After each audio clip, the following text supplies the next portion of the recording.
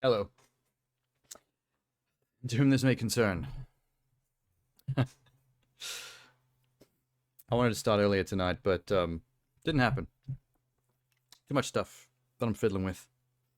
A little bit of cleaning. What is with this? Hang on. Oh my god.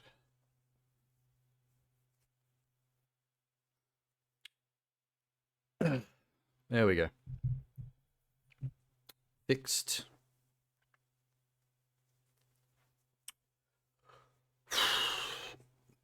Kinda. Wait. Okay, now it's fixed. Don't know what that was about. Oh, hi, Jeannie. This will probably be a shorter one. It's a bit hot here. It's a bit late already. Mute. Oh, that's on your end. I've got bars on my side. If it was mute, I wouldn't be getting a spiking audio meter.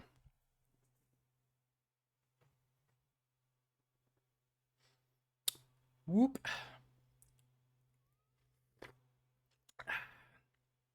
Yep. That's good.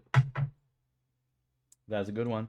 You always have to place the Disney princesses out. Like logo branding. Okay. Headphones. What the shit? Hold up. This one. There we go. All set. Let me do a Doom test. Just to make sure that audio's coming through the computer.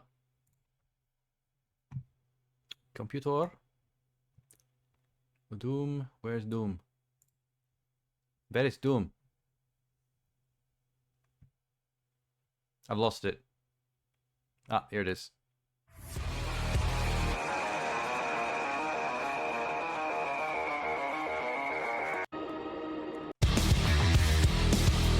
Alright.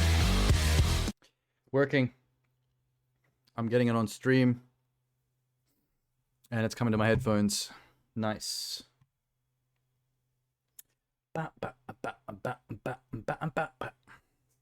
Let's just make sure that there isn't something on Twitch's end that's not fucking up real quick. Let's put the audio on the computer. Yeah, I heard that. It's definitely not muted. Just thought I'd recheck. Cheers.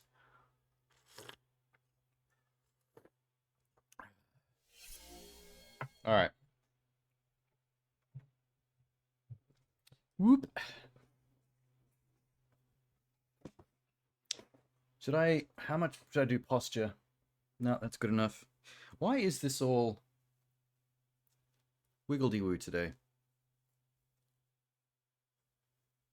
I don't know. I'm not happy with my collar.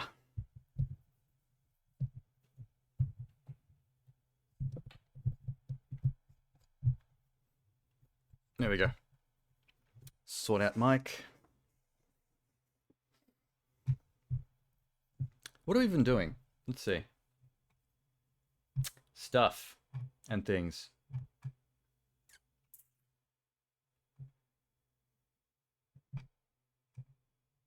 Oh yeah, we've got a couple of stuff. Some things are very random. I got no idea what they are.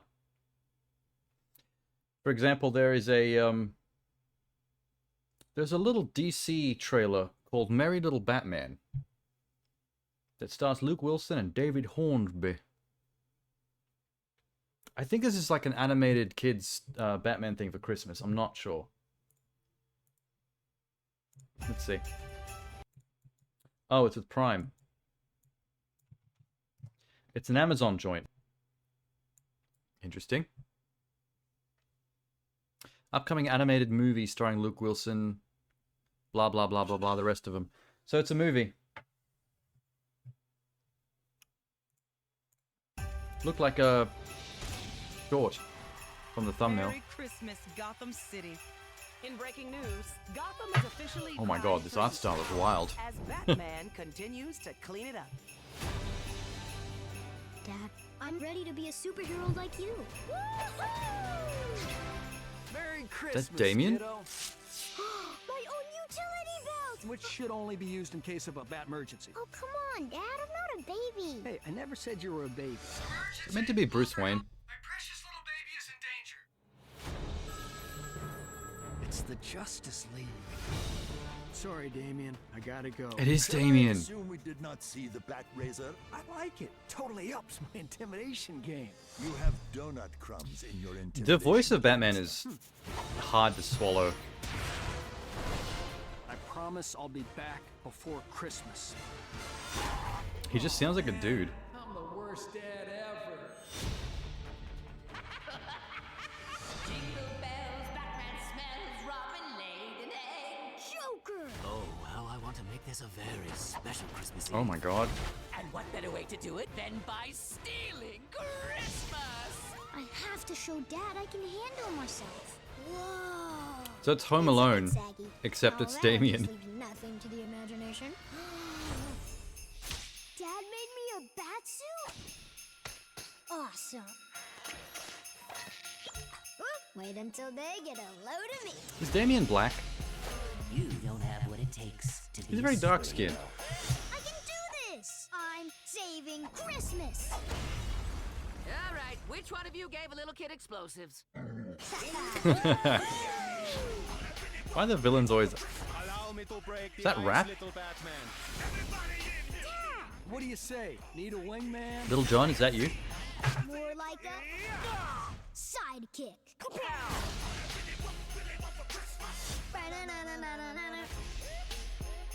Okay, so that's aiming very young.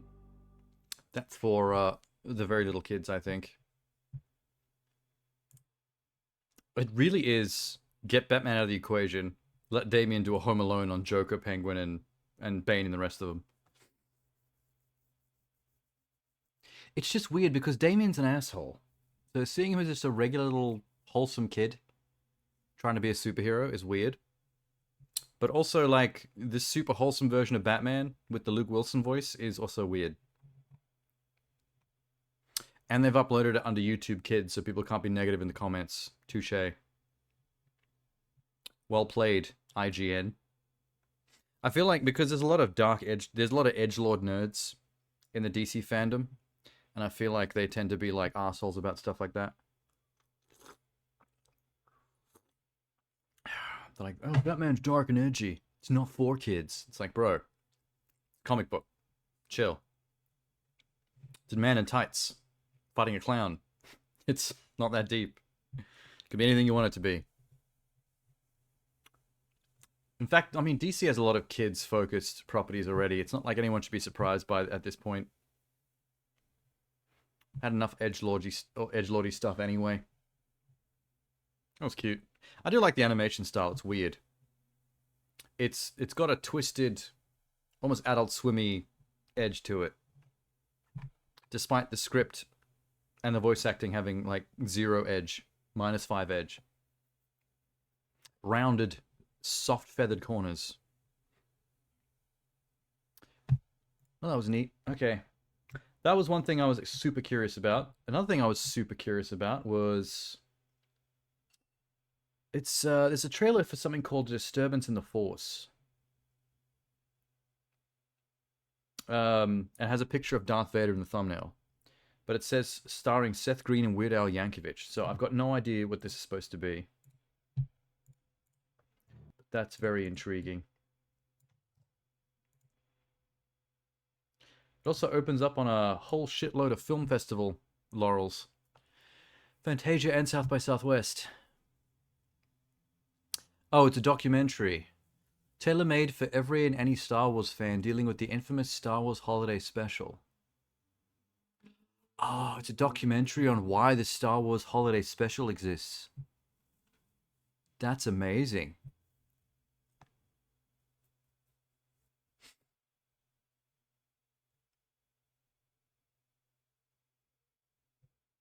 It's interesting that this particular special can be watched on YouTube because no one might want to claim copyright for it. Oh, because it's the Star Wars Holiday Special and no one likes it.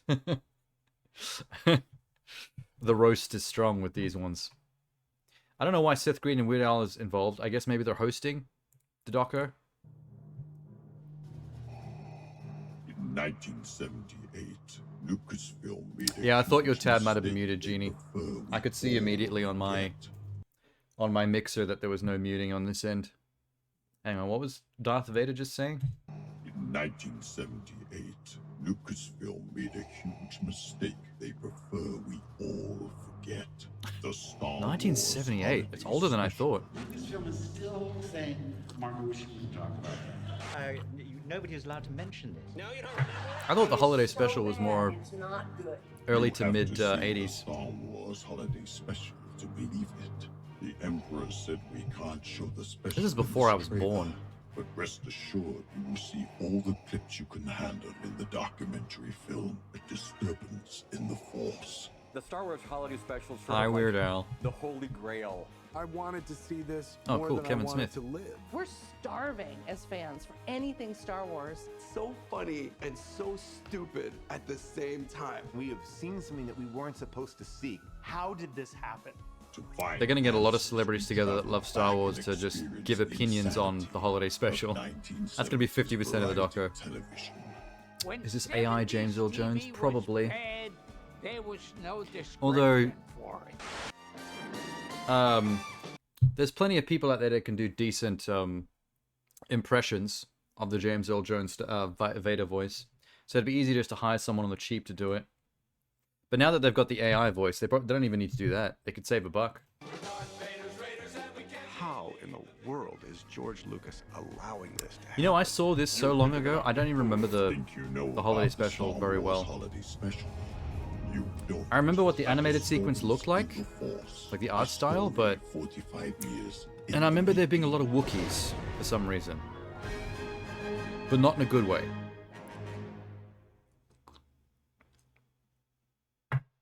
I should rewatch that. Is it free? Could we watch that on stream without getting in trouble? This is a very good question. Imagine doing a Star Wars Holiday Special stream for Christmas. That'd be hilarious. Star Wars Holiday Special. Please don't sue me. I'm just trying to have fun. Let's see. It's uploaded to YouTube. Complete 60 frames per second. Holy shit. This masterpiece was recorded in 60i, meaning it's 60 frames per second if correctly deinterlaced. Okay, I might do some research into that later. If there are any any properties that might be offended by the idea of someone streaming that. But if it's playing for free on YouTube, then usually that's a go-ahead. But Disney can be funny like that. You know, you don't want to test them. Same with Nintendo, you know what I mean?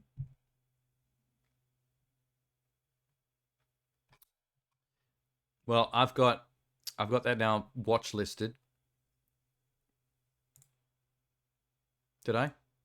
Yes. So if that is something I can do, I might consider doing that. That'd be a great way to spend 90 minutes on a stream one day. You made it to the Harrier fight in MGS2 on Extreme. Is that where your run ends? Is the Harrier 2 Extreme on Extreme? Just John McClane that shit.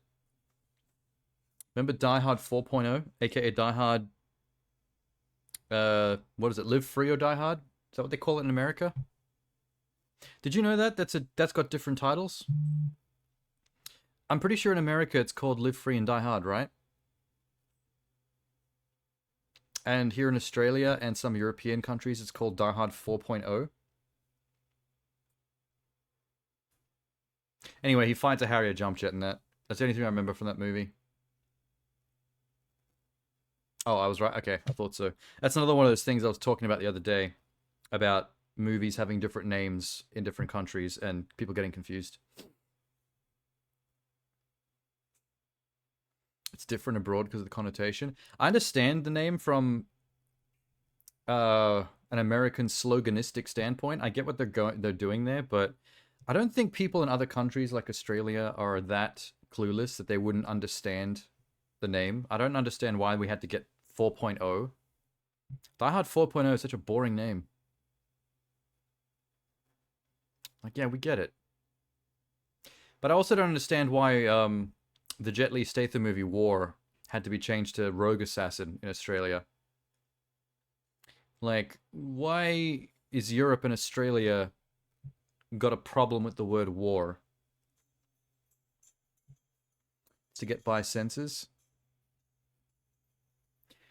I've never heard of like a movie censorship, the ratings board taking the name of a film in consideration. Unless the name actually contains words like fuck. China? Yeah, but then why do we get the Chinese lamer name version? We're Australia. We say the C word over here. As a hello to each other. We can handle the word war, or the word die, or the word... Oh, wait. I see why China would want to block that name now. Live free. Actually, that'd be more of a problem in North Korea, honestly. Oh, their censorship is stupid, though. I love how in China they're so scared of the supernatural that, like, movies with ghosts are banned.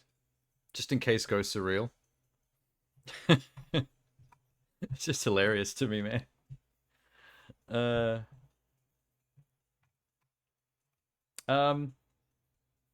Alright. Let's hit some of the big names that I've been missing out on. Like Madam Web. I saw that a Madam Web trailer dropped, and I've been extremely curious because my familiarity with Madam Web comes from the Spider-Man 90s cartoon, a few comics, and the trading cards. So I don't know how that translates into a Sony movie. But given that Sony's track record is kind of bullshit, I'm not going to hold out hope too hard. I haven't really heard anything about this movie since they started making it. Like, they've kept this under wraps pretty well. Like, I haven't heard leaks about actors or plot lines or anything to give me an idea of what this is going to do. Her web connects them all. Madam Web, exclusively in theaters. Of course it is. I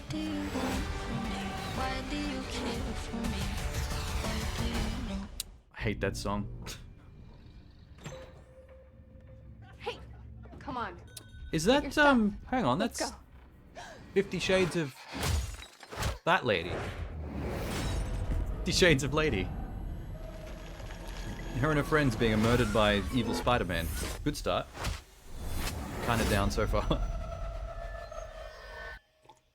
Let's try that again. Oh, it's that Nicolas Cage movie Next, where he sees things before they I happen, spent my life racing against time, and you never know whether you're in a premonition or whether you're in real life. trying to save people who were running out of it. Until one moment changed everything. What is her name? I don't want to keep calling her 50 Shades Girl. That's really rude. She's done more than 50 Shades of Grey. It's just she got a little bit typecast with that movie. Maybe typecast not the right word. It kind of became her thing that she was recognized for. She's also the daughter of another famous actress. 50? It's Dakota something. Dakota Johnson. That's her. I love the... Anastasia's... Oh, yep. I just found a genie. Dakota Johnson. I love the fact that her name in 50 Shades is Anastasia Johnson. Sorry, fuck Johnson. That's her real name. Anastasia Steele. Which is 100% a romance novel name, if I've ever heard one. Tell me you're a hack writer without telling me you're a hack writer. I just want to see one thing she's been in that's not 50 Shades that I recognize. How to Be Single, didn't see it. Come on, man. Hang on. Bloop. She's pretty attractive. Like, I find her pretty, but there's something very monotonous about her. I don't know. I don't know if it's because of 50 Shades' writing just being terrible, but every time I've heard her act, she has this very kind of monotone delivery, both in her facial expressions and her voice, that I don't know if it's a personality thing or if it's just like a bad acting thing, or, oh, she was in Bad Times at the El Royale. Yeah. That was cool. And Suspiria. Okay. I need to apologize to Dakota Johnson. I still think there's something eerily monotone about her in general. But the Suspiria remake and Bad Times at the El Royale are two movies I actually really liked. And she was pretty decent in them. Although her character in Bad Times at El Royale is kind of a bitch. But, you know. She shotguns a character I wish she didn't. Black Mass I've seen, but I don't know who she was in that. That's the Whitey Bulger gangster movie with Johnny Depp. She was in the Need for Speed movie, which I don't remember at all either. I've seen the Need for Speed movie in the theaters, and I remember nothing from that film. It has been scrubbed from my brain. She was in 21 Jump Street, awesome, as a character named Fugazi. Good movie, not sure who she was in that. She's in Social Network. Good movie, but I don't remember who she was in that either. She was in Beastly. Terrible movie. That's that modern Beauty and the Beast modernization bullshit, where the Beast is basically a bald dude with really cool tats. Lame. She also appeared on The Office. Okay. I'm happy with that. Who was her mum? Melanie Griffith. That's it. She's got a little bit of a nepotism connection. Melanie Griffith was her mama. And Melanie Griffith is a good actor. Holy shit. Anyway. I forgot we were watching a trailer. I'm sorry. Come on! Welcome back to the land that we're living. I need to be reminded of Dakota's I don't understand what's resume. happening. I've been having visions. I knew he was gonna die. I think I'm seeing the future. That was kind of a comedy framing, though. Hang on, can we go back? This wide shot, we see the ambulance get hit in the background behind her, right here. That's kind of a comedy shot. New York City's a whole new level. That's when you turn around and go, go. What do you want from me?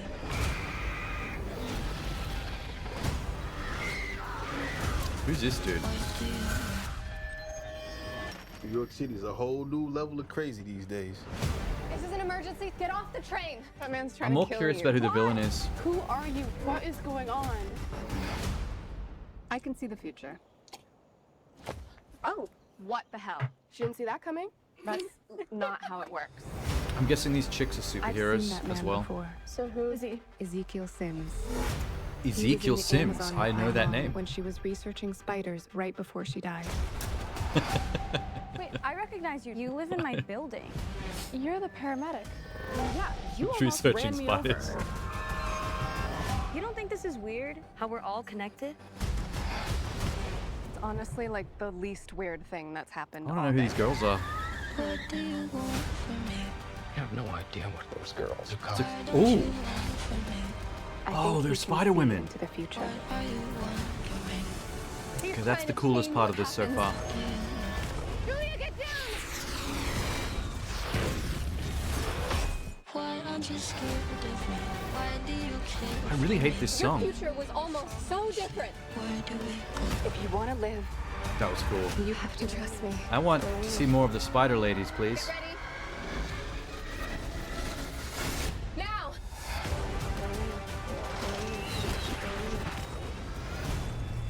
You're showing off. Maybe a little.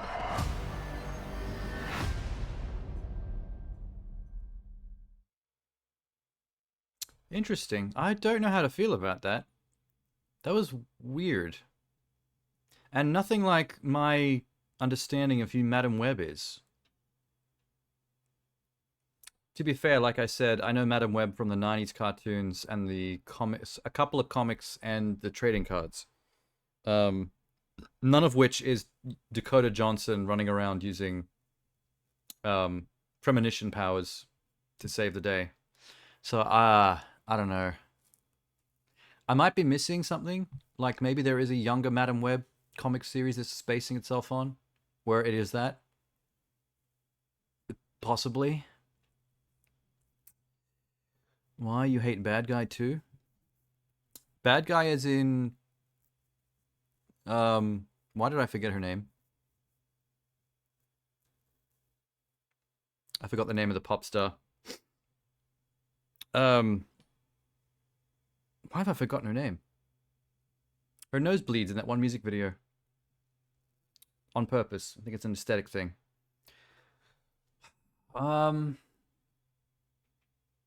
There's a lot of memes and AI generated images of her on the internet, of her with big tits, to confuse people on whether she has big tits or not. I know that's a pretty viral thing. I don't know how that became viral. It's a bit silly.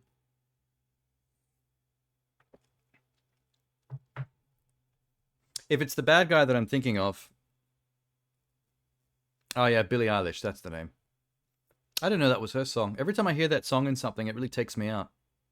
Like, it's a very distracting sound.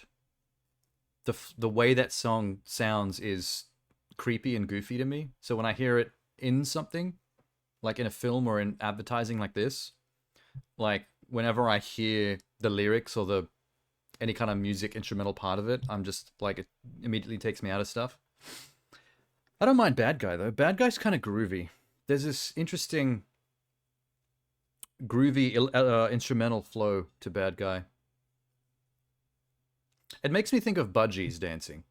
Whenever I hear Bad Guy, when it kicks in, that part, I can always imagine like a flock of budgies like bobbing their heads to it. Don't ask me why that is immediately what I think of.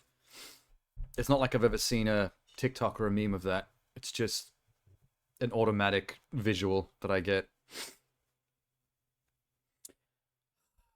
I kind of wish this was the Madame Web that I knew about. That's what intrigues me the most. The Madame Web that I know from the comics and the cartoons is this old lady that lives in this like interdimensional Spider-Verse kind of realm, this void, and she's always sitting in this spider-like throne that has spiders' webs coming out of it, stretching in all directions. And she's kind of like the center point of the Spider-Verse. Like she knows all. Like of the multiverse. So she's constantly, like, when she appears in stories, it's usually to fuck with Spider-Man not in a bad way, but in a like, I've seen threads of the Spider-Verse where you do this and it causes these things to happen, and I need you to follow this timeline for the good of the universe. Like, you need to make sure to do this here and this here and this here to make sure the timeline is correct. So she kind of maintains like that. She's very cool looking. Which I think is what's disappointing about this trailer, is that if you know about that stuff, you go from that cool looking comic stuff to basically like Dakota Johnson just being a regular chick running around with premonition powers. It feels like they took something and they did the version of it that has the least vision or artistry to it. Let's see if I can show you what I'm talking about. Oh, yes. Hang on. See, this is the one. This is from the cartoon. You might remember this from your childhood as well. But I remember this from the 90s Spider-Man cartoon. Old lady with the goggles in the spider throne in some like spider multiverse realm. There she is looking fucking fly as all hell in the comics themselves. Whoa, that's big.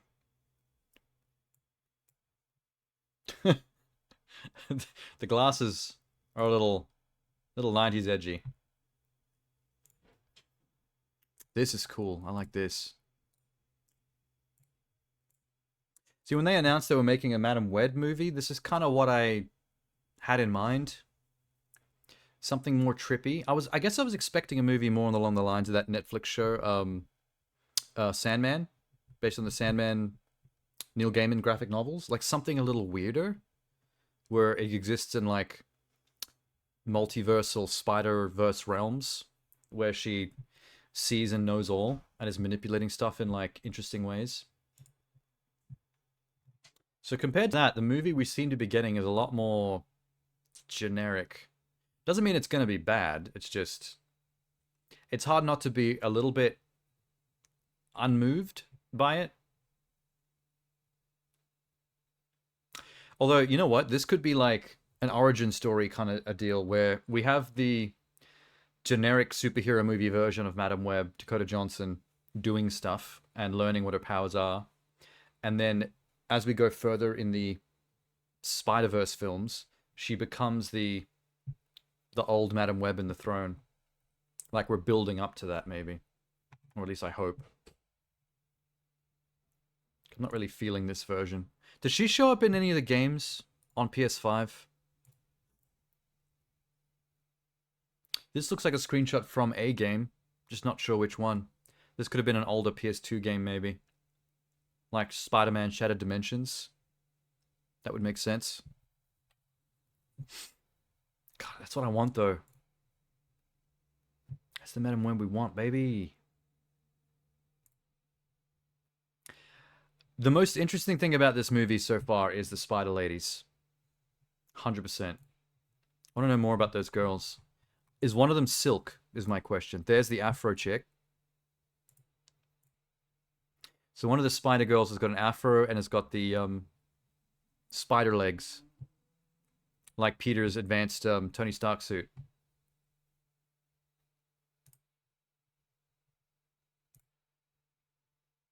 Okay, who's that? Don't know. There was one really cool shot in that trailer of one of the girls that I like a lot.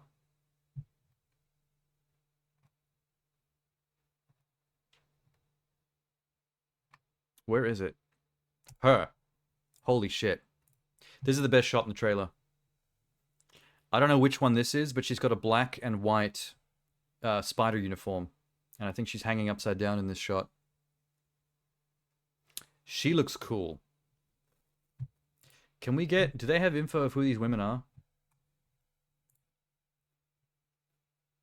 Madam... Wait, did I misspell that? No, I know I didn't. Madam Web, Spider Women.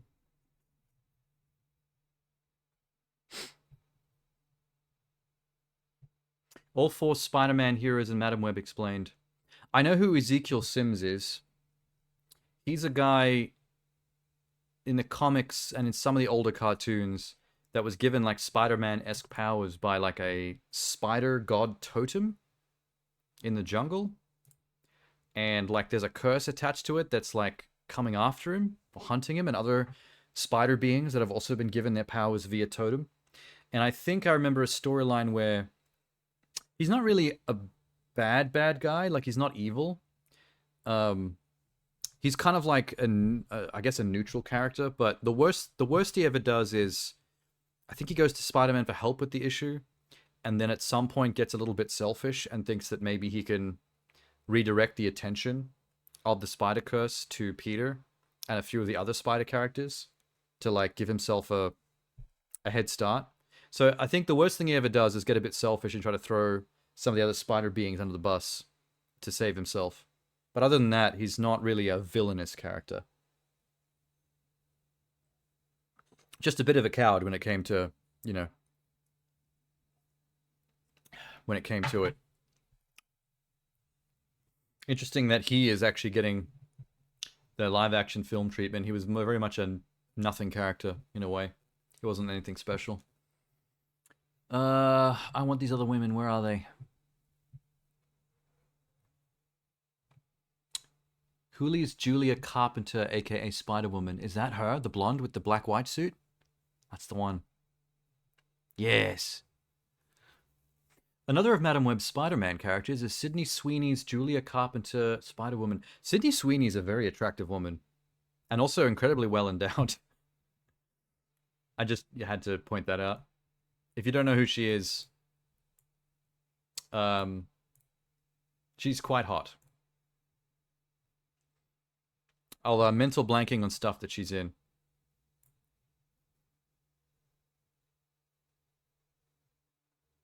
Oh, she's in Euphoria. I don't watch Euphoria, but I guess most people would know her from there. Look, she's very pretty. Oh. This is what I mean by Sydney Sweeney with the booba. Look at the cleave on Sydney. It's fucking epic, dude. Interesting that she got cast as a Spider-Woman though, because that's a lot of booba to fit inside a Spider-Man tights. That is a challenge for the costume department. Was she in Queen of the Damned? I don't think she's old enough to be in Queen of the Damned.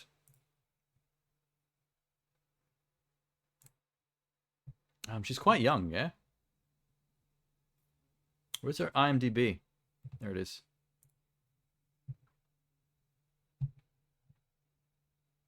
She's in Euphoria and Handmaid's Tale. So, those are pretty big. That's a lot of clout right there. Americana, Robot Chicken, The Voyeurs, Nocturne, Clementine. Her first acting role was... Wait.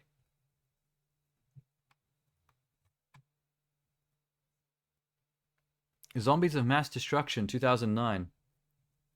Don't know what that is.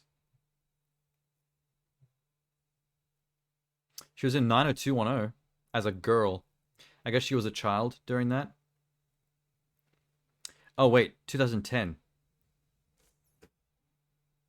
The Bling Ring. She would have been in her preteens then. Spiders 3D. Ew. There's a lot of trashy straight-to-DVD films when she was younger. She reminded you of Nicole Fantle? Is that who was in Queen of the Damned? Man, I don't recognize any of this stuff. She was in Pretty Little Liars. I know a lot of women like that show. Don't know any men that watch that show. In fact, I don't even know what it's about, to be honest. Yeah, the only things I recognize are Euphoria and Handmaid's Tale. And Robot Chicken.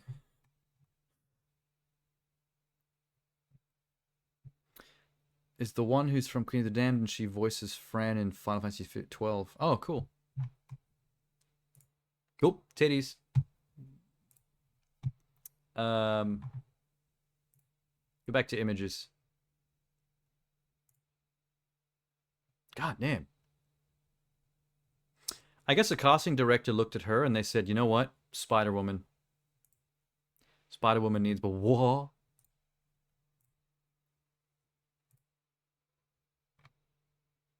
That is... So, okay, wait.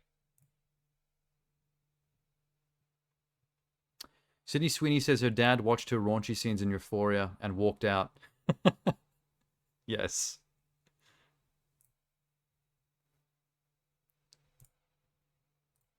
Okay. This must be from Euphoria.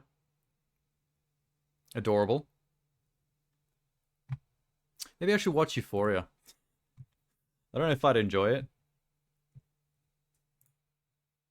Oh, she's the one acting alongside Glenn Powell in that romance movie that I watched the trailer for last weekend. Oh no. She wasn't very good in that trailer. I literally rewatched one of the shots in that trailer where she's delivering a line to the dude right in the middle of the trailer. I rewatched it like 3 times because I was like shocked at how poorly the line was delivered. Ooh. Maybe she's better in Euphoria. Maybe this movie just... Maybe this rom-com just gonna suck. Okay.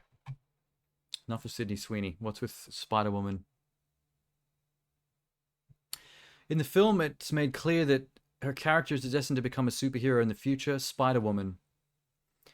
Madam Web and Sims can foresee it, tying the characters together.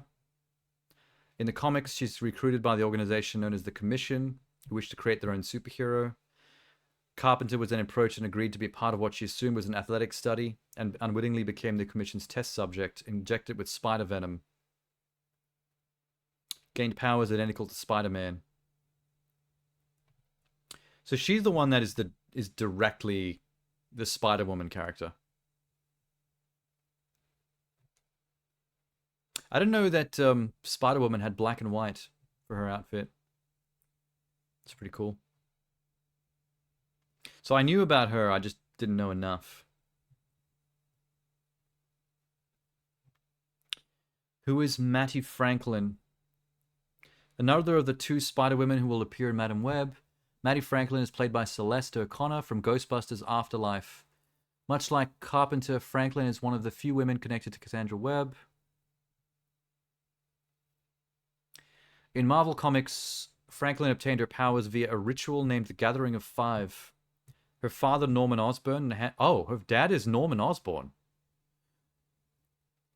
Norman Osborn and some other people, including Madam Web, used the ceremony to receive unknown powers. Mattie received superhuman abilities similar to Spider-Man, began to fight crime.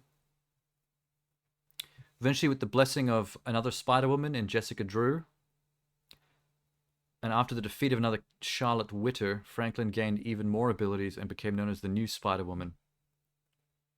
So she was white in the comics, but she did seem to have the spider legs on her back. That's accurate.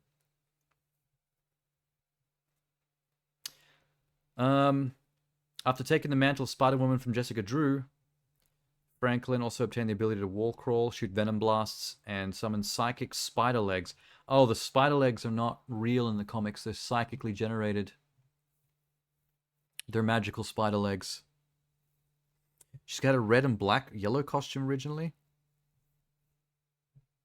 Oh, yeah, I was confused because I didn't... They just call them all Spider-Woman. That's the problem that I'm having right now. Like, every single one of these Spider-Women are just called Spider-Woman.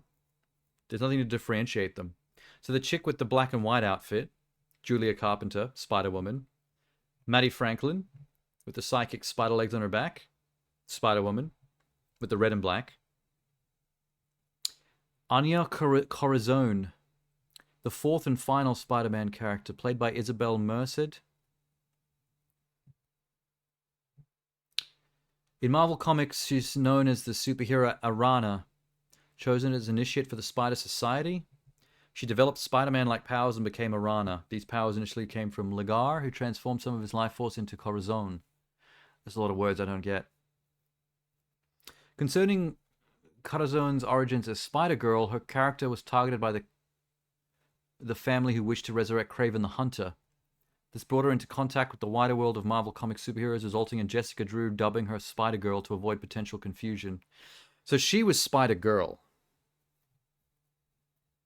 Also a black and white outfit, but she has a ponytail. But she has camouflage and visibility, much like Miles Morales. So Jessica Drew is the one Spider-Woman that is not in this movie. But she keeps coming up in everybody else's origin stories here. Oh, she's the pregnant Spider-Woman with the afro in Spider-Verse. That's why she's not in Madam Web, because they've already used her in Spider-Verse. Although it appears that she's not black or pregnant in the comic. Oh, wait. At one point, I guess she is pregnant in the comics. But she's just another white chick. That's the Spider-Woman that I know, right here. Okay. Bumdeck was correct about the red and yellow and black. This is the image of Spider-Woman that I've had in my head since I was younger. This is what I knew of as Spider-Woman. Which is why I was confused that I kept seeing all these other ones in the black and white. Like, I've seen this one before. I just didn't know who she was meant to be. But I guess she also goes as Spider-Woman. But she seems to psychically generate her web slinging. Which is weird. God, the comic version of her is very hot. I like her. But she's not in the movie. We get these other three. 2 Spider-Women and a 2 knockoff Spider-Women and a Spider-Girl. Running around with Madam Web trying not to get killed by Ezekiel Sims. I guess that's the movie in a nutshell. You can see the future. She can see the future. Why does she get an afro? She doesn't have an afro here. In fact, every time we see her as a normal person, she has that hair. But then when she goes Spider-Woman, she just magically has an afro? Where does Spider-Chick at? Wait.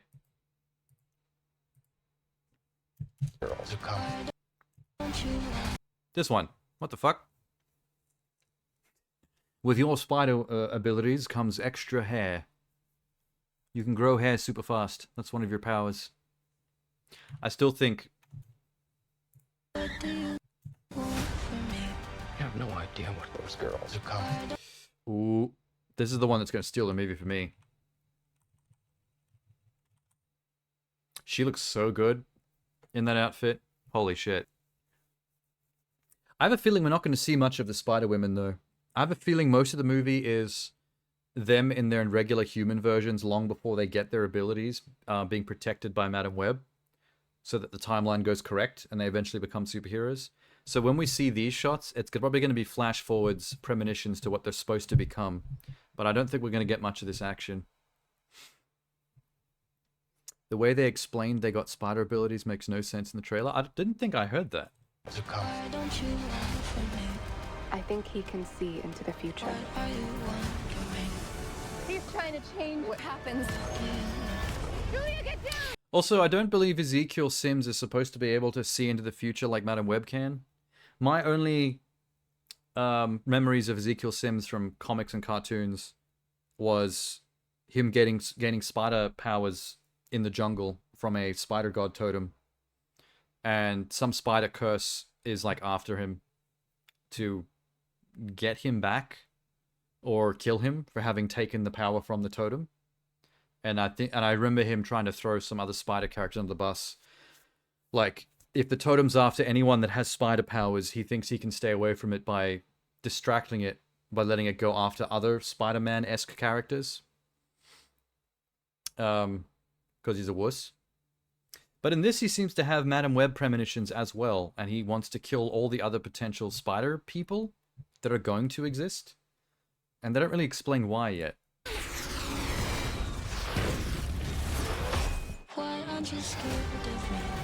Oh, do you mean this part of the trailer? I've seen that man before. So who is he? Ezekiel Sims. He was in the Amazon with my mom when she was researching spiders right before she died. Do you see what I mean by Dakota Johnson's line delivery in movies? She always sounds very flat. I don't know what it is. It's so there's something about her that always sounds so monotonous. Like she's just really like bored while reading like it's like she's reading the script out loud, like holding it in front of her, but as she's reading it, she's just kind of like super bored by what she's doing. I don't know. I think it's a personality thing. I think that's just what she's like, and she's not a good enough actor to like change it up enough. Like some of the best actors can really like not make it sound interesting, but some of the best actors can just be different people. Like you can be a bored, monotonous wooden person in one movie because they're some kind of introvert or whatever, and then the next movie there's some kind of crazy Jack Sparrow sociopath. I don't get that vibe from Dakota. Wait, I recognize you. You live in my... They don't explain in this trailer how the Spider Women are going to get their powers. They suggest the same origins of Ezekiel Sims, because I believe that the totem that gives him his spider powers was in a jungle. So they do say that he was in the jungle researching spiders with her mother. So I'm guessing something similar happens just like the comics with him. But that would have been years ago. And with Dakota Johnson's mum before Dakota Johnson's character was born. So these three girls wouldn't have been born either. Like, that was way back in history. None of them have Florence Pugh charisma for comic book characters. I do think... what's her name looks great in her Spider-Woman costume. Sydney Sweeney. She looks incredible to me. I don't know what to say about her acting though, because I've never watched Euphoria, and she's in that new rom-com that I was just talking about earlier that I watched last Sunday. That I didn't watch it, sorry, the trailer. We watched the trailer on last Sunday's stream. And she has one line delivery in that trailer that was really bad. And I rewatched it and laughed about it for a bit. And I didn't know it was her. So that worries me a little bit because some of her acting from that movie, from that trailer was not great. You can see the costume is CGI. Yeah, but it's not as bad. I think he can see into the future. It's not as bad as some other movies that have done that. He's trying to change what happens. Like, that shot's decent. Into the future. See this shot here, where she's doing that? Looks fine. Very CGI. It's obviously CGI, but I don't mind shots that are obviously CGI as long as the CGI looks cool enough. Like, it doesn't have to fool me so much as just not look shit, if that makes sense. Julia, get down! It's when CGI looks so bad that it makes it funny that is a problem, because that takes you out the movie.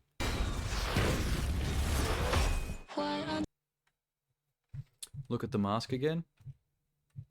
Where? I've lost those shots completely. Where the fuck did they go? It's so hard to find them because they happen so quickly.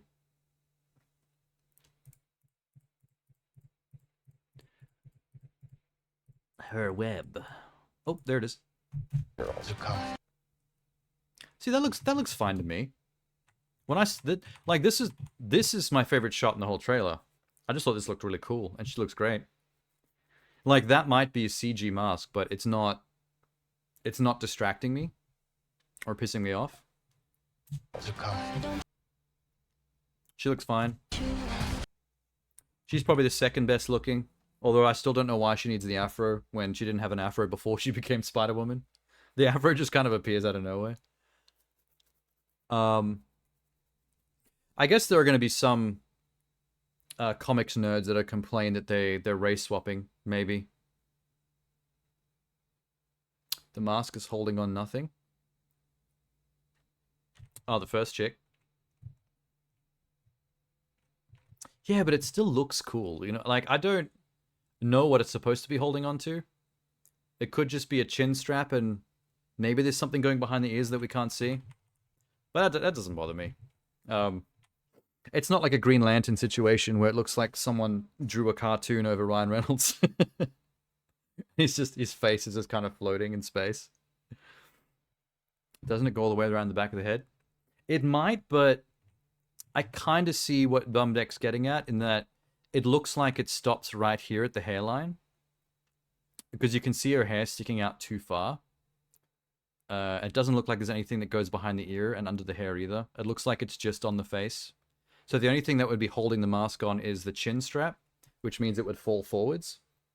But, like, we're just nitpicking and talking about physics now. Like, I don't actually care about this. Like, as long as it looks hot, like, I'm good. That's a sexy ass looking Spider-Woman, so I'm happy regardless. I don't care about the mask physics. It bothers you a lot. I mean, yeah, I mean it's fair. If it's something that isn't 100% logical, then there's always going to be like people that are going to be taken out of it. For example, what I said before about the music, like that Billie Eilish song, I've never been a fan of. So every time I hear the lyrics for that song during this trailer, it kind of irritates me and takes me out of the trailer. Like, that's a me thing. Doesn't bother Jeannie at all, which is why she asked the question. So everyone's going to be tripped up by different things. Like, Bumdeck can't get past the CGI Spider-Woman masks that seem to be defying physics. I mean, well, hers mainly. These other two, probably fine. You can't really see any evidence of them not being attached properly. But like I was saying before, I don't think that this is going to be in the movie much.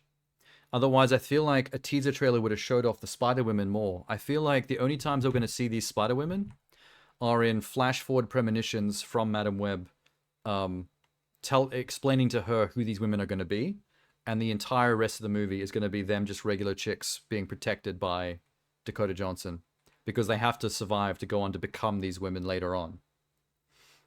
So I don't think you're going to see much of this.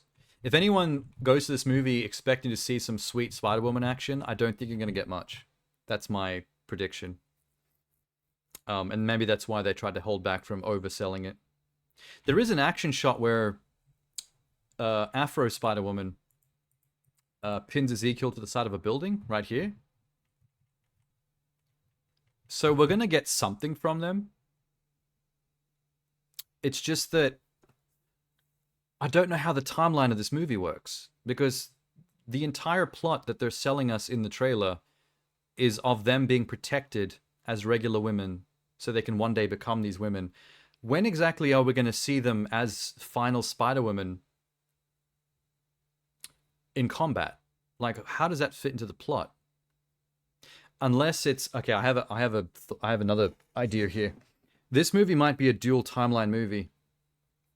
Like, the movie might... This is a bit like what they do in Monarch, Legacy of Monsters, where they have got two separate timelines running concurrently.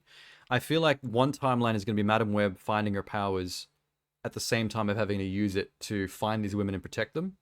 And the other timeline is going to be them in the future with white-haired, older Ezekiel, like in direct combat with them.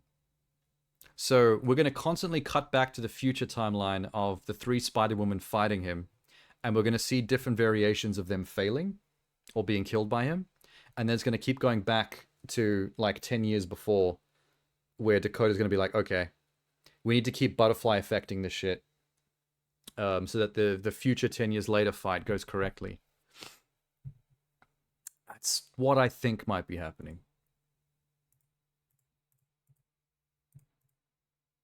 Yeah, alright. I do think Sony is still in that weird space of changing their comics too much from what we expect. Like, Kraven looks like a fine action movie, but it just doesn't look like Kraven the Hunter. It doesn't sound like Kraven the Hunter. The way he gets his powers is not traditional Kraven the Hunter. The way he's described in the script as a vegan animal lover that doesn't hunt and kill animals is not very Kraven the Hunter. You know what I mean? Like, as a movie by itself, the trailer looked like it had cool action, but it was like trying really hard to not be Kraven the Hunter for some reason. And I feel like we keep getting that from Sony. Like, I was expecting Madam Web to be an old lady in a sick Spider-Verse throne, pulling the strings and controlling the lives of various spider people. And it's Dakota Johnson with premonition powers doing superhero shit. Like, it's always something that you don't expect, but is the more generic, boring version of what you were hoping it was going to be. They don't get what comic book stories are. I don't know what Sony's problem is. Maybe they don't get what comic book stories are, but I struggle sometimes because with every movie they make, I feel like every movie is evidence of them having a different issue. Like, from Morbius to what Kraven looks like, to what Madam Web looks like, to the Venom movies, it always seems like there's a different problem with Sony's approach. It's like they keep trying different things or seemingly learning their lesson in one way, but then they fuck up in a totally new way on the next movie. I don't really get it. I still think they have a more interesting track record, a batting average of just attempting stuff than like Fox did. I feel Fox had a lot more fuck-ups, but then again, they did have a lot more movies. There was a lot more attempts under their... Oh, and DC as well. DC's the worst. DC and Warner Brothers have probably got the most movies that I just don't care for. Although their last couple have actually been pretty decent, so I don't know. I haven't seen Flash yet still, though. And I don't know how to feel about the next Aquaman. Ooh, wait. Speaking of the next Aquaman, I haven't seen the new trailer for that yet. We've got very distracted by Madam Web for a while there. Whoops. Kill that. Let's get Aquaman in here. One thing I'm very distracted by when it comes to Aquaman and Jason Momoa is now that I've heard that he's potentially going to be cast in James Gunn's DC universe as Lobo, I just feel like that's the character he always should have played. Like, people used to make fan art of what Jason Momoa would look like as Lobo, and it always looked amazing. And now we're actually going to get that. It just makes his Aquaman like even more like meh. Like, who cares at this point? Have you seen his Rome SNL sketch? No, I haven't. Doesn't ring a bell. Was he on SNL recently? Or was this something from ages ago? Alright, Aquaman, what you got? What you got? What you got? Hi, baby boy. Talking to the fishies? Is that his kid? You and me, son. We're different. Wait, who did Aquaman fuck? He was hosting last week? Oh, cool. That'd be worth looking up. I don't know. I can't actually do that on stream, though, because I know SNL is a show that airs on TV, which means they have mad copyright restrictions. We can actually get the stream pulled. We watch something like that. Who did he have a kid with? Because I remember he had a little bit of a romance with Amber in the last movie, but not in any kind of big show-stopping, it's a major point of the film kind of way.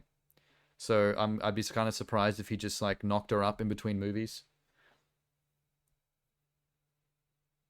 I mean, I can't think of any other character that he would have had a kid with. I'm guessing it must be her. We're special. We're connected to the land and the sea.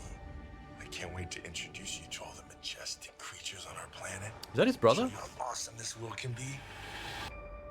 Yeah, you and me. Is he still hanging out with his bro? I thought he was the villain in the last movie. Why would he be chill with his bro now? I love that Manta's still around. With the devil to do it. Free me from my prison, and all my power will be yours. The key to this prison is the royal bloodline itself. You reckon Nicole Kidman's gonna get iced? We're the end of the bloodline. As a stakes building thing? No, we're not. God, the Yaya thing is killing me. Manta took Junior. I'm gonna guess he kills Nicole Kidman and his dad and steals the baby. He must be stopped. If there's one thing you can say about Aquaman movies, they definitely look like they spent a lot of money. But like the whole thing is essentially a cartoon. Everything he holds dear. You want blood? Come get it! Give me more Trident duels. Aquaman and the Lost Kingdom. Tickets on sale now. Rated PG-13. Only in theaters. Like, if you wanted to see this in the theater, regardless of how you feel about this shit, you'd at least get your tickets worth in terms of visuals, you know what I mean? Like, the ticket price would pay for itself in terms of just seeing really cool, over-the-top CGI. I feel like even with some of the worst movies, if they're big and expensive enough, it's still worth going to see, like, as a light show. You know, almost like, you know, if you go to see a fireworks display. There's no story to a fireworks display. There's no depth. It's just you sitting, staring up at the sky, looking at pretty lights. Like, that's sometimes worth the price of admission to a movie theater, if the lights are pretty enough. I just don't have much faith in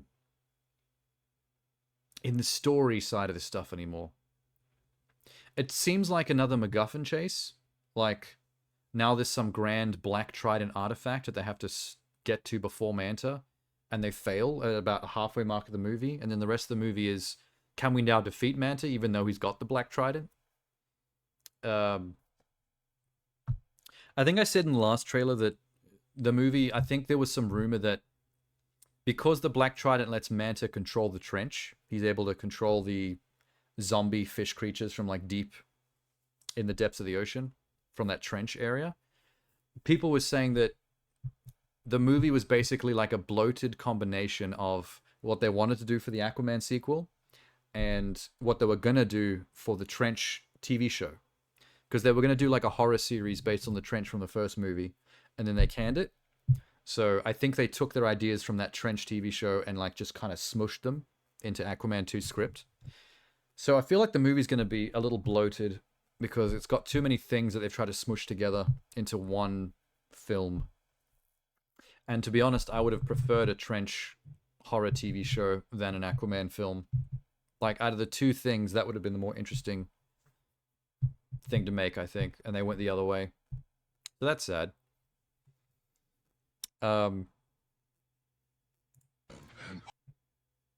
Visually, it's great, but I don't know, man. I'm tired of all the Snyderverse connected stuff. I've been tired with that stuff for a long time. It's just exhausting. I just can't wait to see the first few movies in the new DC universe, the gun version. I want to see Superman Legacy. I want to see that Creature Commandos. Is that what it's called? Which is going to be the first movie out the gate before Superman Legacy.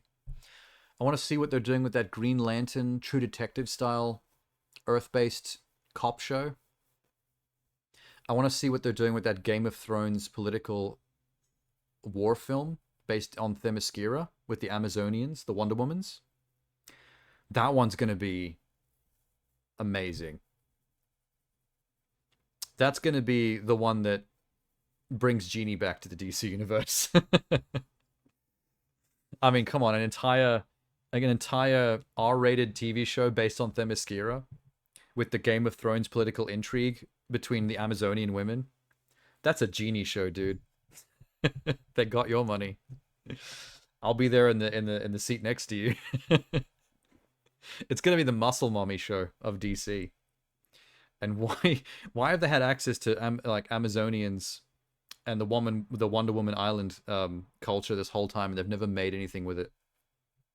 Come on now. It's ridiculous. What else were they doing? Oh yeah, The Brave and the Bold Batman movie that involves the Bat family and his tenuous relationship with Damian. That could be very interesting. The Authority, I'm very intrigued by, because that's the one I know the least about. That's another Justice League style team, The Authority, but they're like anti-heroes. They're like a group of heroes that like go too far to do the things that they want to accomplish. You know, doing heroism, but in a slightly more villainous way, I think.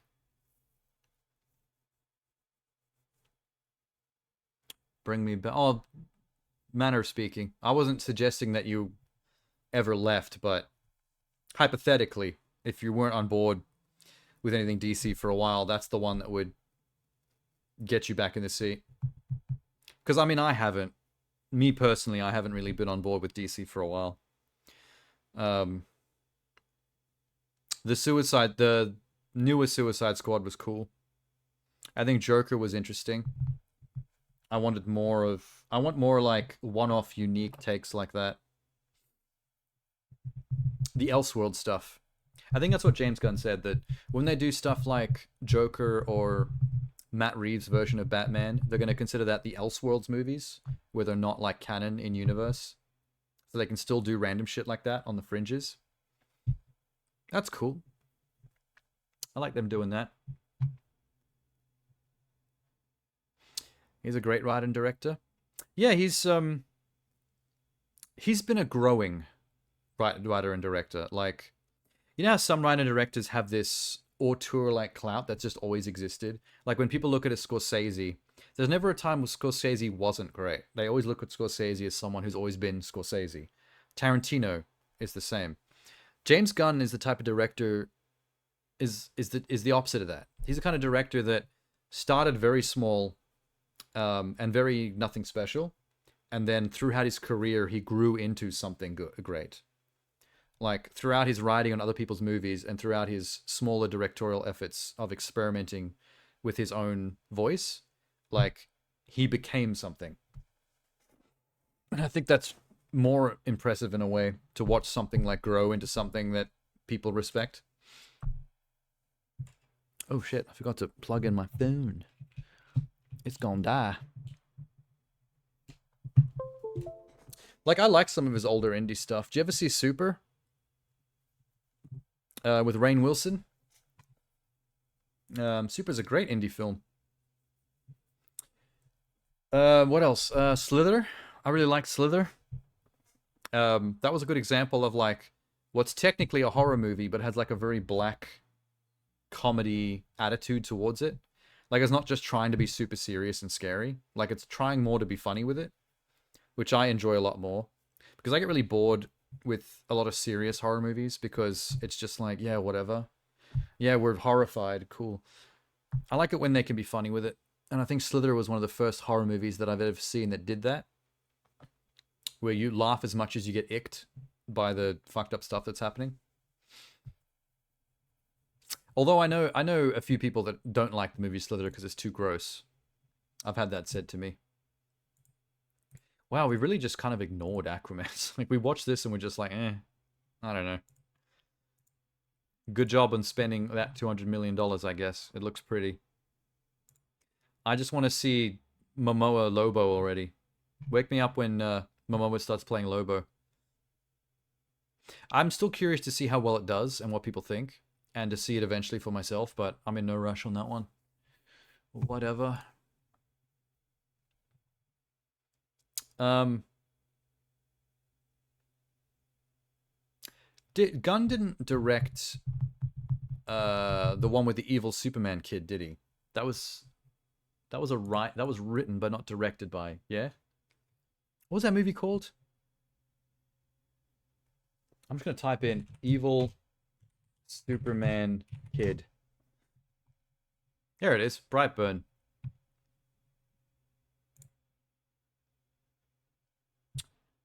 Written by Brian and Mark Gunn, produced by James Gunn, directed by David Yarovesky. Okay, that makes sense. So James Gunn just produced it, but it was written by Brian and Mark Gunn. It was written by his brothers? Okay, that's weird. I didn't realize that. I like Brightburn more as a concept. I don't think the movie, when you actually watch it, is as good as you imagine it's going to be in your head after you see the trailer. Like, I kind of wanted more from it. I kind of wish James Gunn actually did write that one. I would have liked to see how he would have brought more to the script. Elizabeth Banks, oh yeah, doesn't she get picked up in the air at the very end, carried into like the stratosphere and dropped? That movie ends very bleak.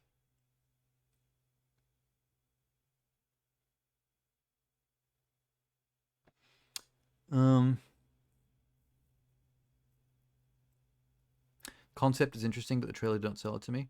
Oh no, the concept is interesting and the trailer did sell it to me, but the actual film I don't think was as good as it should have been. I think the movie is too basic. Like, there's so much more they could have done with the concept of how a child with the capabilities of a Superman, a young Clark, how a child like that would get turned to basically being a superpowered serial killer as opposed to becoming the benevolent, wholesome being that he becomes in, like, the comic books. Because in the comic books, Clark is the amazing person he is because of his upbringing. It's Ma and Pa Kent. It's about the good old, wholesome American upbringing that he went through, where he was taught, you know, empathy and how to be a good person by great parents. That's the important part of that origin. With Brightburn, they could have explored the things that turns a child into a sociopath, that creates an incel, or creates, you know, all the ways that a young male can go bad. They could have explored that more, and then the ramifications of that through like a superpowered being. Like things like bullying in the schoolyard, and, you know, like they touch on a few of those things very, very minutely. Like just barely. But then it just turns into a slasher flick with a kid. That's already in The Boys show. Yeah, see, The Boys as a TV show gets to explore a lot of stuff like that. And I don't know if you can say already in The Boys show, because The Boys came after Brightburn. This was way before that. So there was all the opportunity here to explore some stuff like that more, and have there be more of a point to the movie, like more of a underlying theme, or something that they're actually exploring. But it's really just a setup just to get him to the point where he's a crazy psycho super child, so they can have some like creative kills and stuff. And I feel like they lean too hard into the child serial killer part and not enough into the how that is created part. So we can see the juxtaposition between like the Kal-El growing up in Kansas with Ma and Pa Kent versus if you just change a couple of ingredients, maybe from the parenting point of view, but also from the kind of things he experiences with other kids or in the school, that can completely twist that. They should have really focused on that part more. That would have made it much better. But it's not terrible. Like, as far as like well-made slasher flicks go, if you're just there for a decent gory slasher concept, it's fine. Like, I wouldn't not recommend it. I wouldn't say go out and spend money on it, but if you're gonna have access to it already and you can just throw it on and eat some popcorn and laugh at some of the cool kills that the super child does, I mean, go for it. There's nothing wrong with it. Let's actually do something good, because Madam Web is a big question mark, and Aquaman is just kind of like, I want to see something good. Hang on. Here we go. The Boys' first episode came out 2 months later. You know, I still don't watch The Boys. I didn't watch when it first came out because I was concerned with how I was going to take it as someone who owns all the books and read them all. I was worried that I was gonna hold my actual knowledge of the books against the show if it was changed, or if it's different. But I've heard nothing but good things ever since years ago when it first came out. Like, people definitely talk about it like it's one of the best superhero things anyone's ever made, which is great.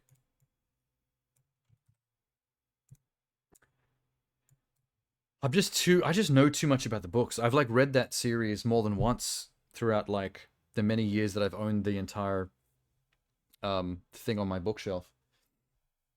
So every time something's different, my brain's gonna be like, "Hey, why is this different? Why'd they change this?" And I just was worried I was gonna get too annoyed by stuff like that, and it was gonna take me out of it. But I'll catch up on it one day. I'll get there. I mean, if it's as good as it sounds. Okay, something good. Marvel Studios' What If Season 2. I still haven't caught up on this yet. I've been hanging on to it just for stream. I can't wait. The first What If is amazing. I really hope they don't drop the ball. Quite a show. Winter Soldier I looks have so eyes on hard. the target. He does not look all that threatening. Looks can be deceiving, Your Highness. Who's this kid? Are you sure you do not want any backup? Nah, I'm great with kids. Beat the shit out of a child. Yeah. You thought the story was over, Oh my god, Hella? but it was only. Oh yes, give us a Hella episode. Fuck yeah. She's such a bad I bitch. don't do sequels normally, but things have gotten a little Shang-Chi Dragon, Scarlet Witch. Yes, please. in the multiverse. Mad Max universe. That's so cool.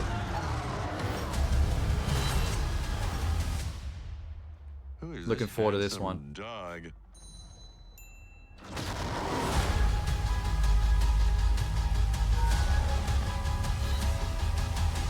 God. Sound design on this trailer is peak.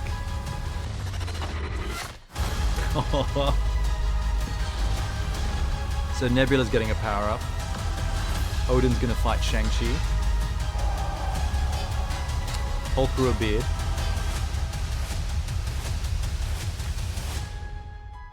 Ooh. I've been looking for you. Sinister Strange is back. Just be careful. I don't think I can bear to narrate what might happen next. Peggy Carter hanging out with the Watcher. Darcy, we gotta That was cool. The Avengers Tower's been overtaken. On Christmas? Oh my What's this god, on what? air? No, wait, Under Siege? No. That's Die not Hard. Hey, John McClane, focus! Unwrap one episode every day for 9 days straight? Oh shit, are they dropping this daily? Leading up to Christmas? That's exhausting. So what's his name? Happy. Happy's getting a Die Hard episode where he's alone in Avengers Tower defending it by himself in the vents. It's pretty good. Sounded like Ashley Johnson? Who? You're not talking about you're not talking about what's her name? The girl in the cell? Oh, no, that's Two Broke Girls. What's her name? She's in WandaVision.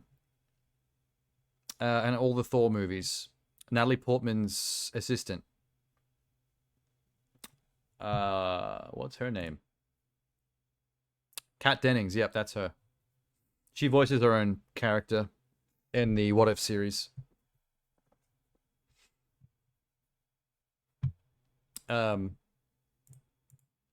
She seems like a team player. Kat Dennings is always game to like show up in any Marvel property as a cameo. Do you think the kid at the start, this child here... Let me switch screens, hang on. You reckon this child is related to the Watcher? Because his eyes are glowing that whitish blue that the Watcher's eyes glow. It's Peter Quill? What the fuck? Really? Why does Peter Quill have superpowers? How did that happen? I thought from the other glowing eyes, I thought that maybe it was a Watcher species child that had gone astray and got left like in the multiverse somewhere, and was just doing whatever it wants. How do we know it's Peter Quill? What do people know about this?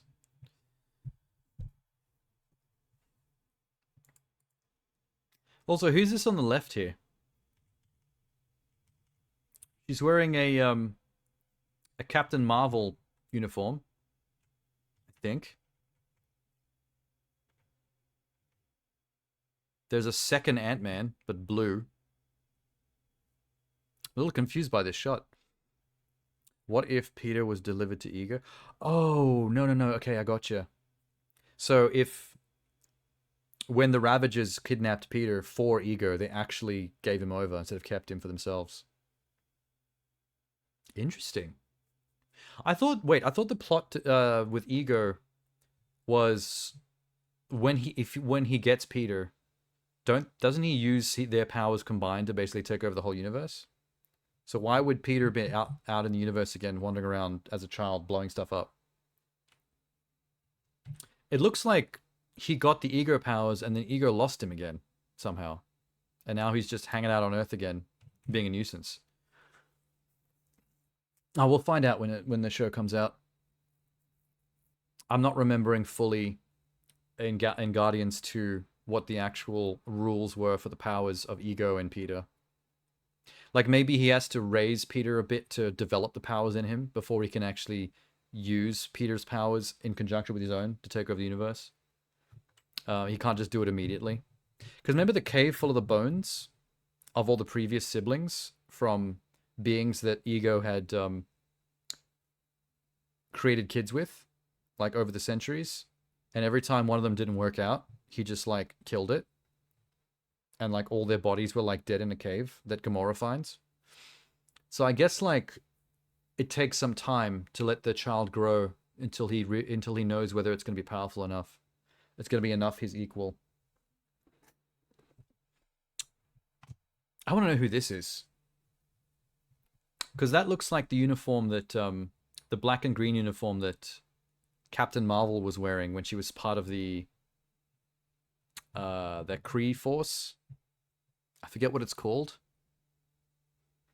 And I also want to know who the blue Ant-Man is in the middle. There's a lot of curious things that happen in this trailer. The Hela stuff looks dope. There's going to be an episode where Nebula does something crazy. She's the mentor of Carol Danvers when they flew the jets. Yeah. I know exactly who you're talking about. I know the actress. She's old now, but that's the young version of her.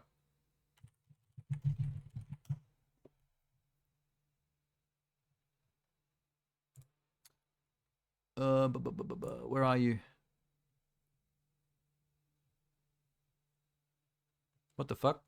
Not the Marvels, you fuckhole. Captain Marvel.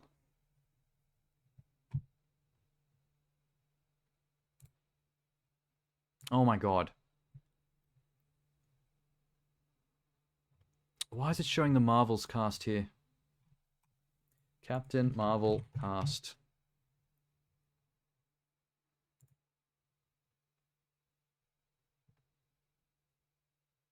You kidding? She should be near the top of this list. Oh, Annette Bening. There she is. From American Beauty. I think that's the first movie I remember her from. That would be a young Annette Bening. If she got the powers instead of Captain Marvel, maybe? Possibly. Okay. So I'm guessing one of the episodes is, what if Nebula betrayed Thanos and kept the Infinity Stones for herself? Because she's always out in the universe trying to help Thanos get the stones and stuff. If I can find them or collect them. So I'm guessing maybe there's one where she becomes ultra powerful. There's the Shang-Chi dragon, Scarlet Witch. We've needed a good Scarlet Witch what if episode. The question is, what is she doing? And who is she with? A bunch of woodland sorcerers. A guy on a horse.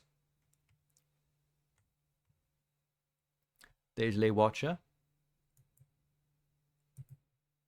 I did hear that this Mad Max vehicle combat episode is the one that was supposed to be in season 1.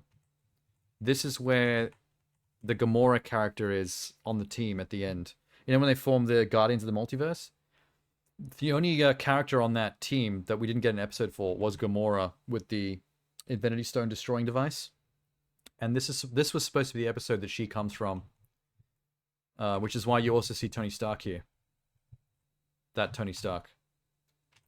Because when you see Watcher go to pick her up, she's hanging out with Tony in this outfit.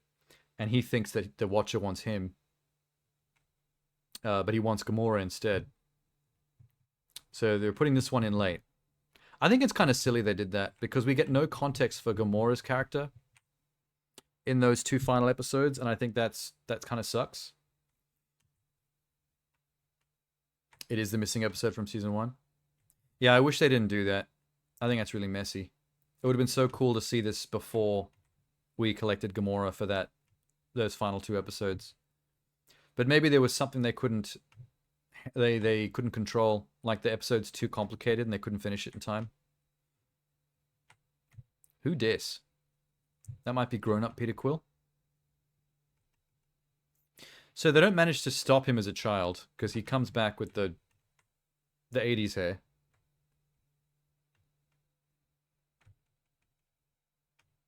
Black Panther.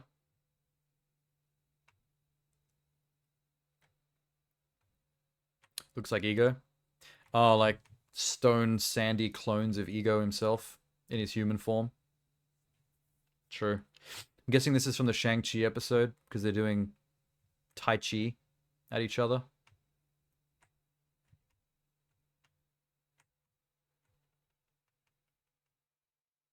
Yeah, see, there's something definitely going on with Gamora being, like, powered up. I want to see what that's about, too. Oh, sweet. So this is if Shang-Chi's mum defeated that warlord guy that have became his wife and actually took the rings for herself. That's interesting.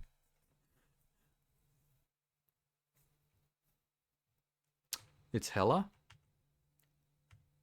What? No, that's not Hela.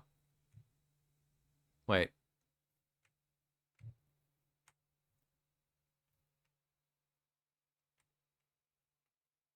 Are you saying it's Hela on the right? Because the one on the left is definitely not Hela. That is an Asian woman. Or man. It's a very masculine face. I can see maybe the one on the right being Hela. She's even got the eyeshadow. So Hela hooks up with Shang-Chi's tribe, I'm guessing. But a version of their tribe where Shang-Chi's mum got the rings and not his dad. And then her and Hela team up against Odin. What the fuck? Oh, yeah. Odin is going up against Hela and the rings. His dad has the rings. Why does it look like a woman? Looks like a masculine woman. I just assumed that the mum killed him and took the rings for herself, and that might be the what if. Who knows? We'll find out. This is the end of Infinity War.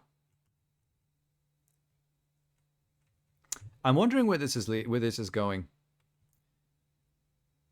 Do you think this might be a what if Steve Rogers actually stopped Thanos here and got the gauntlet off him in this fight? The names of the episodes are out. Oh, are they? Where the hell's that window? Bleep. What if season 2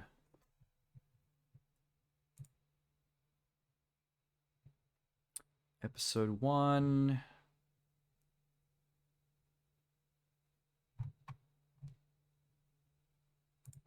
come on. What if Captain Carter fought the Hydro Stomper?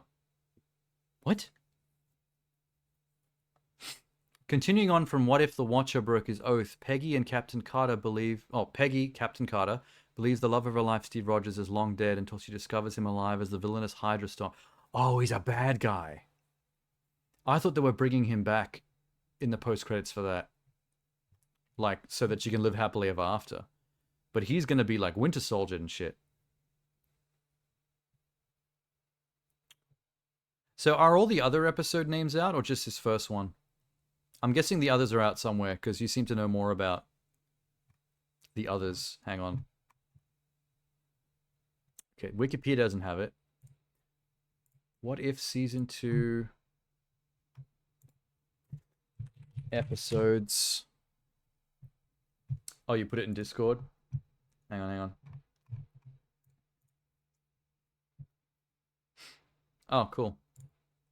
Hold up. I'll bring it up on this screen. Hey, Elizabeth.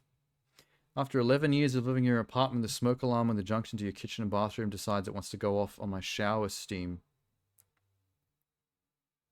Oh, it went off because of the steam from your shower. I thought that was a typo and you were saying shower stream.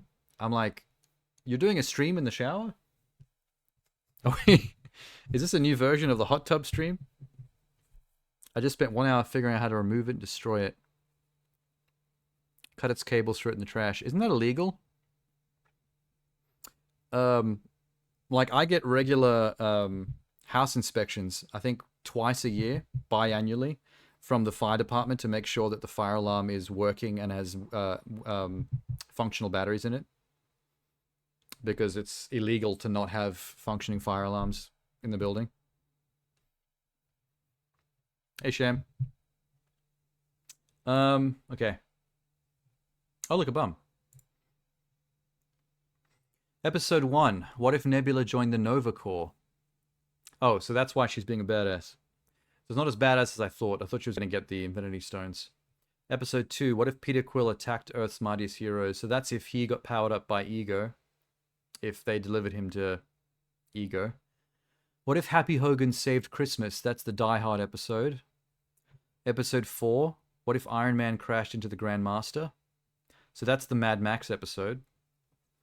Episode 5. What if Captain Carter fought the Hydra Stomper? So that's Steve Rogers as Winter Soldier, basically. What if the Episode 6. What if the Avengers assembled in 1602? Okay, I like that one. The 1600s Avengers.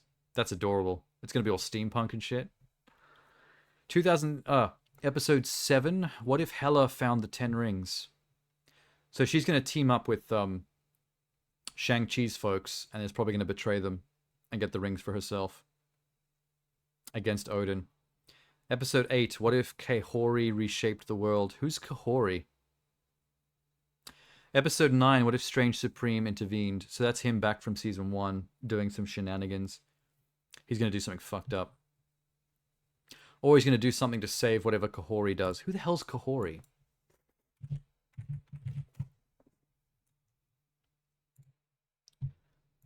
A young Mohawk... Wait. A young Mohawked woman who No, not Mohawked. Mohawk, as in the tribe. Woman who discovers the Tesseract, transforming a lake in the Haudenosaunee Confederacy into a gateway to the stars, leading her on a quest to discover her power. Okay, so the Tesseract is discovered by a native Indian woman, and she opens up portals in a lake to the entire universe. I thought she was like a older, or the mum of America Chavez or something. Because America Chavez, I think, is native Indian in descent. Or maybe she still is. Maybe that's how America Chavez gets her powers. Could be anything. Alright. That's why I never had one. Wink, wink. Been very busy. Eating chocolate bread. The hell is chocolate bread? Did you see a movie called Jumper?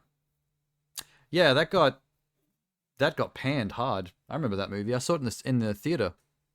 Hayden Christensen and Jamie Bell doing the teleportants, doing the Nightcrawlers. I do feel like that movie's biggest problem, despite having an interesting concept and pretty good action based around teleporting, I think the problem is they tried to focus too much on world building to make a franchise instead of just making a good single film that deserved sequels. Because I feel like the screenplay for the first movie is a little bit messy. It's trying a bit too hard to world build lore. Did you play the game?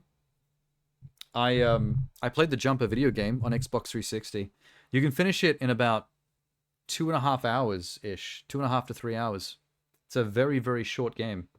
And that was with all achievements unlocked. I pretty much picked it up from the store played it for 2 hours, unlocked everything, and then like took it back to the store for a refund because it wasn't worth keeping. It reminds me of that movie about the headshotting sniper that was a chef, but it was critically planned. Headshotting sniper that was a chef. You talking about the movie Chef with by the guy who directed Iron Man, Jon Favreau? I don't remember the sniping, but I remember the chefing.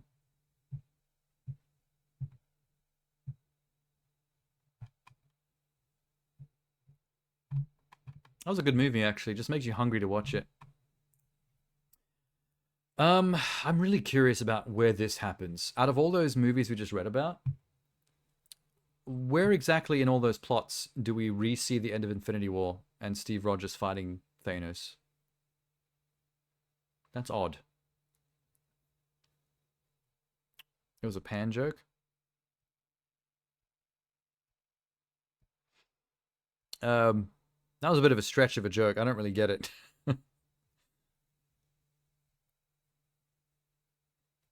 Were you trying to say critically panned as in killed with a frying pan because he's a chef and also an assassin? And critically as in like critically wounded? I see where you're going with there, but I think you fucked the joke up. You should have called him a chef assassin. The headshotting sniper thing didn't really work. Headshots are critical hits. If you just said assassin, the joke would have worked a lot better. You really confused me with that one. Love and War. Oh, that's right. You were you had dates lined up with somebody. Pay me and I'll make some good jokes. Pay me and I'll let you. Counted. Okay, what else have we got? Don't understand what's happening between Steve Rogers and Thanos. Hulk has a beard for... That should be a whole episode. What if Hulk had facial hair? That's an entire episode in itself. Ant-Man and who are fencing? That might be Steve Rogers. Don't know why they're fencing though. Oh, this might be the 1600s one. What if the Avengers were formed in the 1600s? So they've all just got like really basic weapons. You did not read the last episode? Yeah, I did. What if Strange Supreme intervened?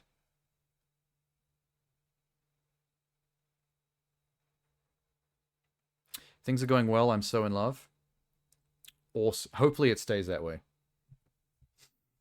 You know, let's not jinx it by hyping it up too much. Oh, God. Why am I being paranoid about your relationship?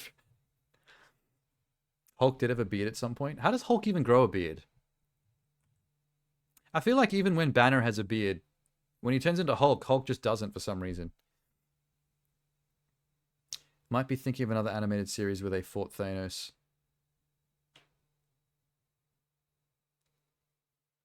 That could be with that. Oh, do you mean the Supreme intervene might be intervening in the Infinity War ending? See, that's not what I was getting from it. You know how the 2 final episodes in the first season are kind of tied together? Like it brings all the episodes together? I thought that the second last episode with the Indian girl ripping open portals in the entire space-time multiverse and becoming essentially the first America Chavez, I feel like whatever that causes is what Strange Supreme is going to intervene with. The same way that the final 2 episodes are tied together in season 1. If it doesn't stay that way, it's been a good run. 29 years ain't bad. Well, that was ominous. Your relationship didn't go well. Now you just have Stardew Valley mug. You should play Stardew Valley, Sham. There's a bunch of girls in Stardew Valley you can romance. One of them's a goth girl.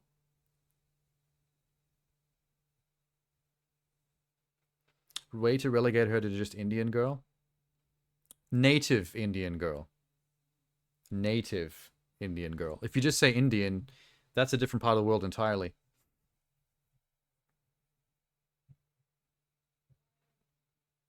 In fairness, you're extremely dislikable. Oh, Sham, you've already opened yourself to roasts. Roast time with Sham. You did romance the goth girl. In Stardew, I called it.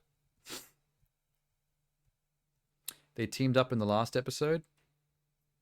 No, but the last 2 episodes are tied together because the Ultron thing starts in the second last episode and then it culminates in the last episode. So I feel like season 2 is going to be the same thing. Whatever that girl causes is going to be a multiverse threat, and it's Doctor Strange's intervening is going to be tied to that in the final episode. That's my theory for that anyway.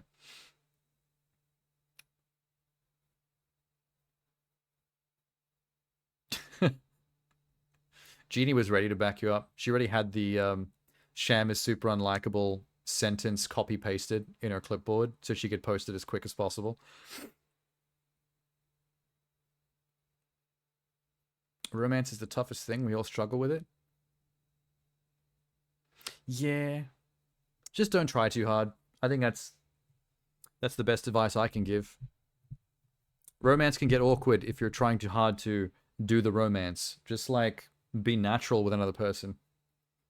Don't overdo it and make it weird. You're going to slit the wrist with the Frostmourne you bought with your brother? It's a pretty epic way to go out, though.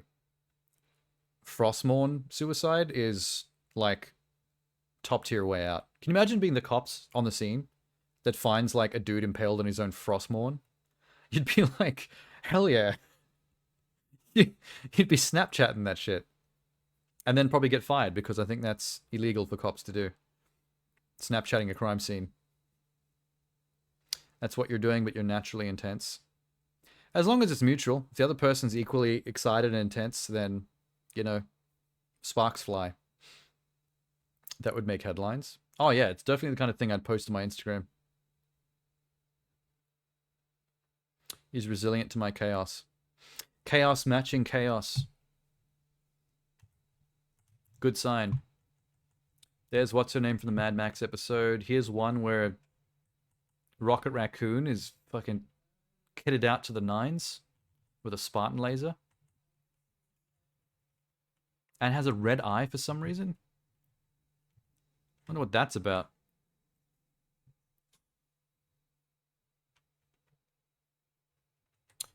There's Strange intervening. Let's see where he's coming from. I can't make heads or tails of what the background is the background is doing. It's too generic. Like even in the trailer, they even kind of give away my theory, because look. I've been looking for you. He's speaking directly. Well, I know trailers can lie. They do that all the time with like editing, but he appears to be speaking about the Native Indian girl that found the Tesseract. For a long time. And like this seems to have something to do with the fact that she's caused some like pretty big problem and is overpowered. Just be careful. Like there's some crazy shit going on here. She's dropping main characters out of multiversal portals. Yeah, I think she causes some huge problem, some multiversal issue. And that's probably why the Watcher needs to bring together the Guardians of the Multiverse again. And it's somehow Strange Supreme's intervention is somehow the key to it.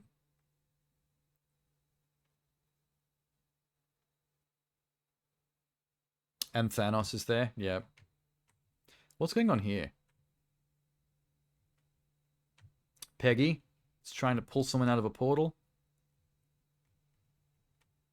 And failing.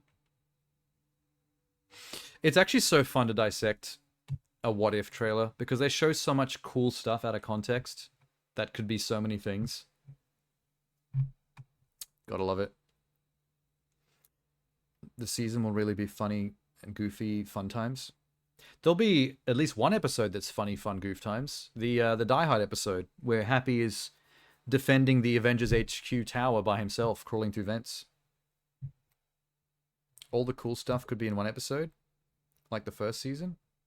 That is not what happened in the first season. Most of the first season was cool. I mean, you can actually see evidence of almost every single episode that we've read the titles for throughout this trailer. You can tell that this is from every single episode. The final episode was batshit crazy. Yeah, it was, but it wasn't the most interesting part of the show. Like, I liked the show more when we were just going from, like, unconnected what if to unconnected what if. Like, I do think it's pretty cool how they tied it together at the end. But if I had to pick an aspect of what if that I liked the most, it was when we were just doing the standalone what ifing.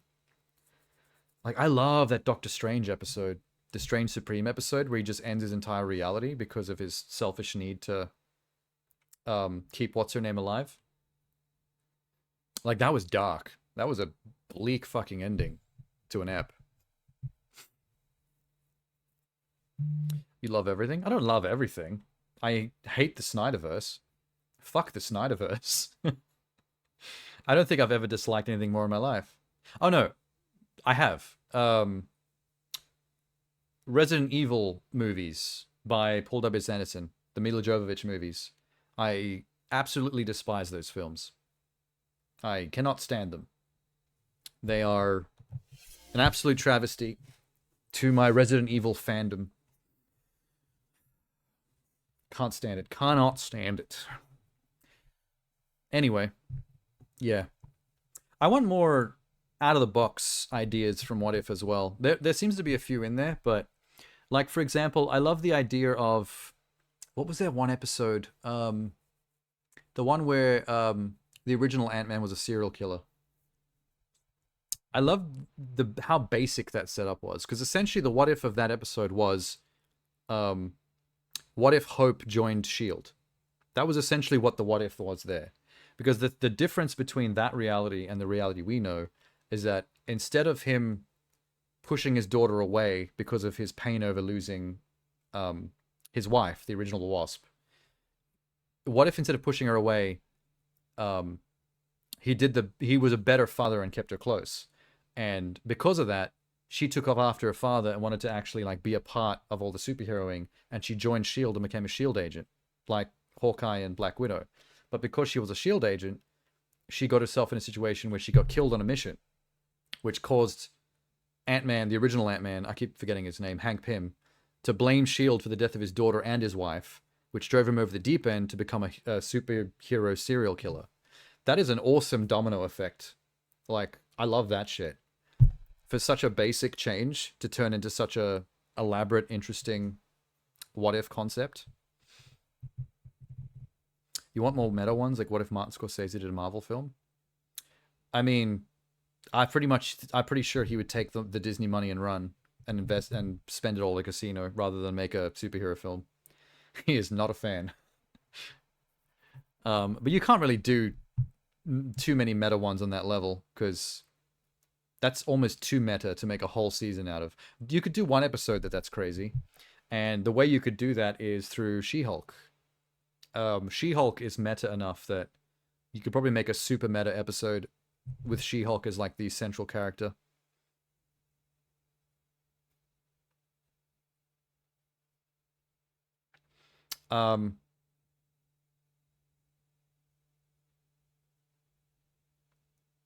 He would cast Al Pacino and Leonardo DiCaprio. He loves those two, and De Niro. Those three. His top three actors. Actually, you know what I just realized? That's where they're dropping the ball a bit here. There is no She-Hulk in the entirety of that season trailer. There was not one trace of She-Hulk. I feel like you could do an awesome what if episode with She-Hulk. I don't have a good idea on standby, but there is some pretty creative shit you could do with that. With her fourth wall breaking. I mean, in her actual live action show, she literally broke out of her own show and climbed into the behind the scenes and explored the Marvel Studios lot. Like, that is the kind of crazy shit you do in a what if, but they did that in her actual show. So where do you actually take her what if? You have to be more creative than that. No She-Hulk, fucking sexist trash, bigotry personified. You know that's what people would say, though. For sure. There'd be a lot of people saying stuff like that. if they saw her pop up in the trailer. Maybe that's why they're not touching on some of the more recent, more controversial stuff. They're being a little cowardly, I think. Oh, we'll see more of her, though.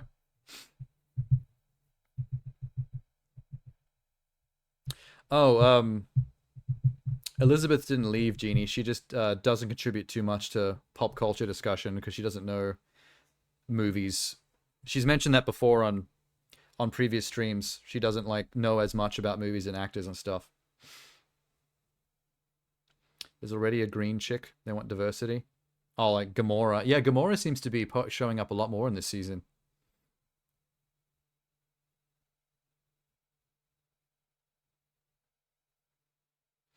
I'm over all the superhero stuff.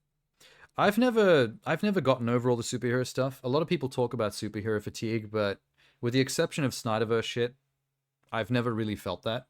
Like, I've always been an easy sell because I grew up with comic books and comic book shows. I used to watch the X-Men cartoon. I used to watch the Spider-Man cartoon. I used to collect the trading cards. I had a bunch of the comics. Like, you can't turn off childhood me. You know what I mean? Like, from a nostalgia point of view, child me would be mind blown by how much comic book shit we get nowadays. Like, we are spoiled.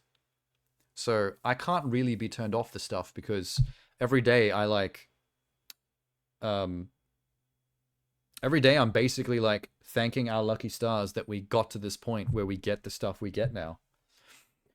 Like, there's no reason why the timeline had to go this way, but somehow comic books became the thing. Superhero movies became the thing. And I'm like, that's my childhood, man. It's now the popular thing. That's great. I'm there for it. I'm a lot like Kevin Smith in that way. Like, Kevin Smith's an easy sell because he also grew up on the comic stuff. So he loves everything that comes out because it's his childhood writ large. Like, if he went back in time and told childhood Kevin what we're getting now, he'd be like, his mind would explode. His head would literally erupt, would implode in a shower of juicy Kevin Smith Gibbs. All the MCU stuff I've been craving, that more gritty crud superhero stuff. I want both, but in equal measure. The problem with gritty crud superhero stuff is that when that's all you're getting, it gets a bit cringe because a lot of it gets too edgelordy. Like, The Boys does pretty well. Like, everyone loves that show. I haven't watched it, but I do love the books. There's been some James Gunn stuff, like the Suicide Squad one that he did. It was nice and gritty. We got more violence out of that show than we've seen in most DC or Marvel shows. The problem is the dark edgelord stuff tends to take over. Like, Fox, Sony, and DC Warner Brothers have always been obsessed with trying to steer the boat back into crudland. And every time they try to do that, we get the shittest movies. And it's like, yeah, we get it. Just, it's a comic book. These things are initially meant to be for kids. And we've grown up with them. And we're adults now. So we expect a bit more adult content. But it's still some childish shit, you know what I mean? So, like, I'm not really taking Batman very seriously because he's a rich dweeb running around in leather daddy clothes who can't get over the death of his parents like a pussy. And we all act like he's some kind of badass. It's like, fuck Bruce Wayne. He's kind of lame, to be honest. That's why it's easy to relate to characters like Deadpool that don't take themselves seriously at all. Because they're not like perching on a fucking gargoyle somewhere brooding with their cape billowing in the wind thinking they're the hardest cunt. Because if I saw that in real life, I'd laugh at him. I'd be like, look at you, you fucking nerd. Get down off there. No one cares. You stalker. I'm not over superheroes, I'm over bad movies. Yeah, I mean, that's a side effect of getting so many. The more quantity you get, the more varying quality you're going to get. The more swings you take at the bat, the more misses and hits you're going to get cumulatively. So the fact that we get so many means we do get a lot of good ones, more than we would get otherwise. But it also means we have to offset that with failures. And I just feel like comic book fans and movie nerds and stuff, they're hurt too much by the shit. Like, the shit has to exist for the good stuff to be good. So when a movie comes out and it's kind of average or it's kind of shitty, it's kind of like, yeah, okay, that wasn't great. But it doesn't hurt me, and I don't go off about it online or make a big deal out of it, because it's like, well, that was a fail. That's fine. Like, you got to take that swing and sometimes miss the swing for the hits to actually hit. It's just, I think we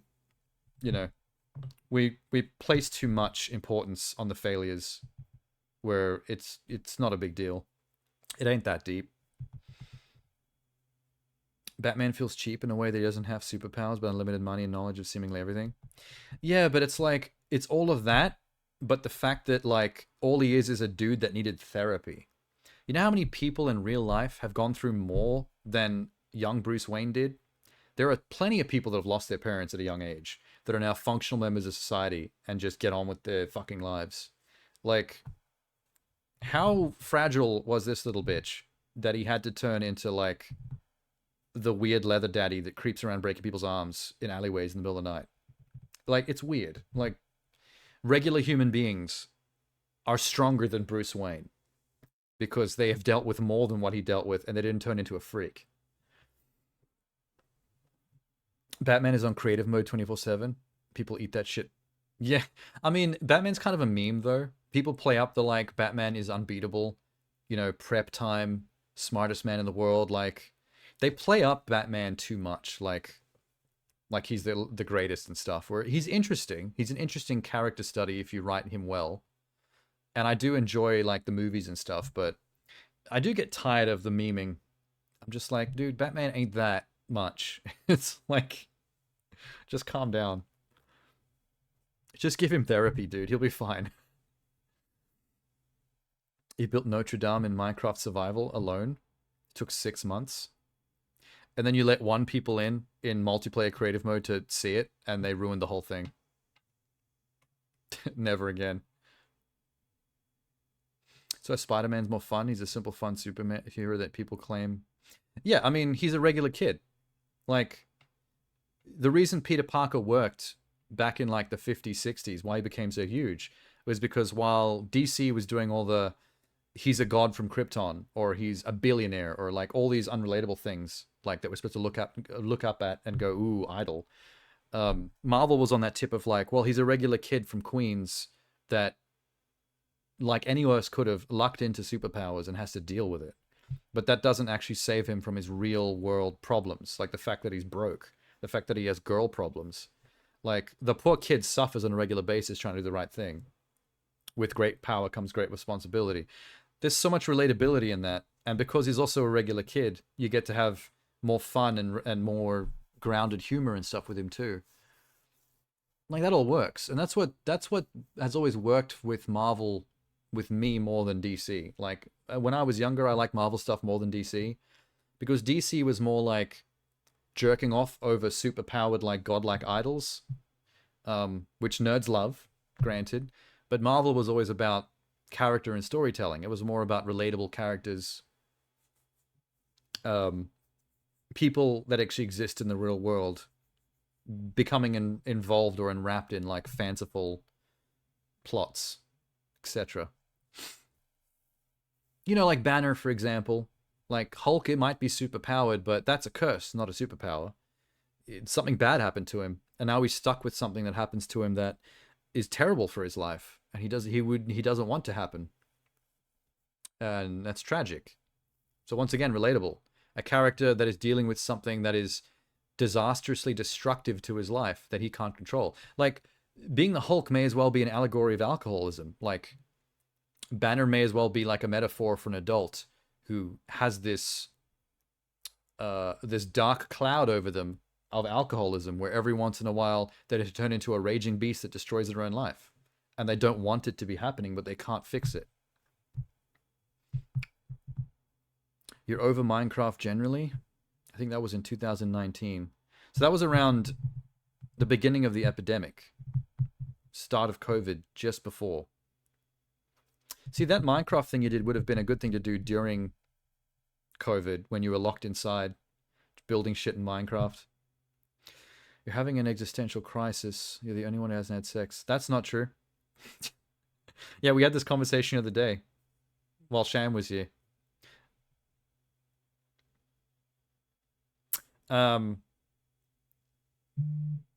Also, there have been other people in my chat that could make that claim. Like that guy from Sudan that kept showing up and didn't like the fact that I was playing Lawn Mowing Simulator, and I don't think it's shown up ever since. Yeah, Sham, you've admitted to that more than once on stream before. That was never a secret. In fact, the first time that Jeannie ever admitted that on stream, it was the exact same night that you were here and admitted it too. In solidarity. I'm pretty sure that's how we first found out that information. No, you knew that, Elizabeth, because I'm pretty sure you were in the stream about a week ago where we had a similar conversation and we mentioned that, like, Sham was...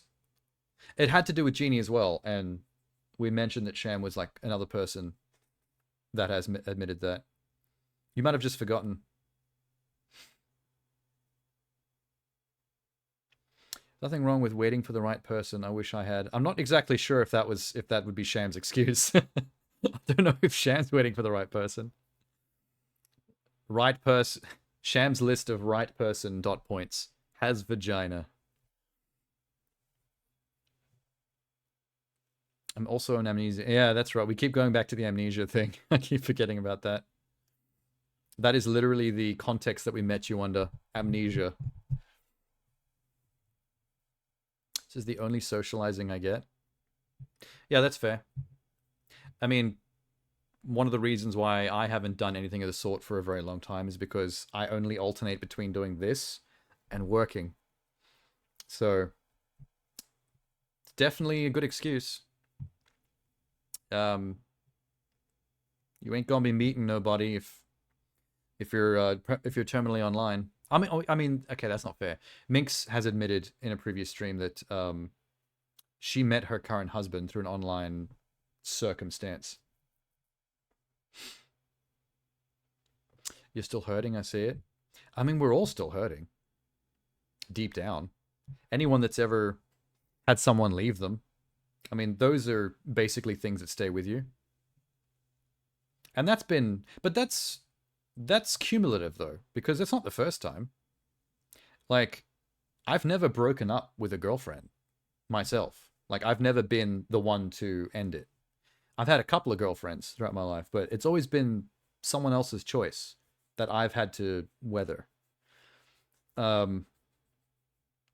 Which is something you have to manage on a self-esteem level, because one of the reasons why sometimes couples that are having problems, sometimes there's a race to whoever breaks up first, because being broken up with is detrimental to self-esteem. It does hurt quite a bit. And so there's this kind of like mentality of, if you're the one breaking it up, you're the one who kind of maintains the power in a sense, because you're the one making the decision. Which is why the person that gets broken up with sometimes, if you lack the self-awareness or the emotional control, can often turn angry. Doesn't matter if you're male or female. A lot of people, when they're getting broken up with, they get very angry and they do the whole like, oh, how could you do this to me, you bitch, you fucking old whatever. Or if you're a female, it's like, I gave you this many years of my life, you're an asshole. Like, you villainize. The person that has it done to them has a tendency to villainize, because it's the only way they can retain some semblance of esteem. The person that's hurting you has to be a bad guy, which is never the case. The person that you loved that has broken your heart is not the bad guy. They just, what are they supposed to do? They've fallen out of love, or something's changed in the relationship they're not happy with anymore. Like, there's no point in keeping that going if one of the people's not happy anymore. Like, like, if that's going on, like, you kind of have to walk away. So you have no choice but to be the bad guy in the situation, which sucks because no one wants to hurt another person's feelings. But I feel like as a person being broken up with, you got to have more empathy with the person that's hurting you. I know that's a crazy thing to say. That might be controversial, but in the middle of you having your heart torn out, you have to somehow find a way to understand that this is the same person that you still love, but, they have to go. something about the relationship or the love that they had for you has changed, and there is no reason to stick around, and you can't expect them to do that for your sake, because that is just going to lead to a toxic relationship or a one-sided, it doesn't make sense. You have to accept the fact that if something's not working for them anymore, you have to let them walk away, and you can't turn them into a bad guy or think that you can scream and cry and have them feel sorry for you and stick around, because then that's not going to work. You know what I mean?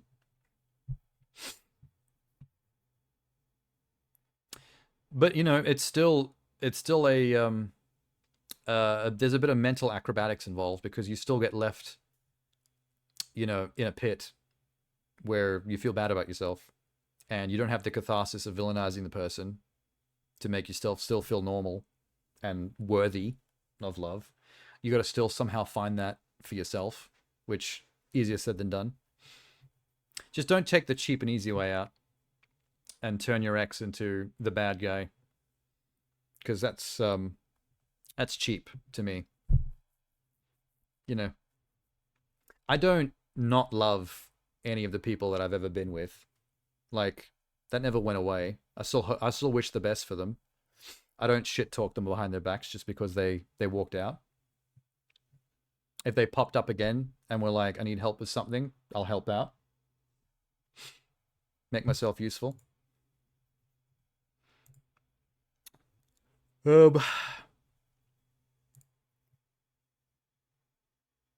Maybe you have too many brain cells. Is that ever a problem? That's the strat. We need to desensitize ourselves to the sad feels and we'll be all good.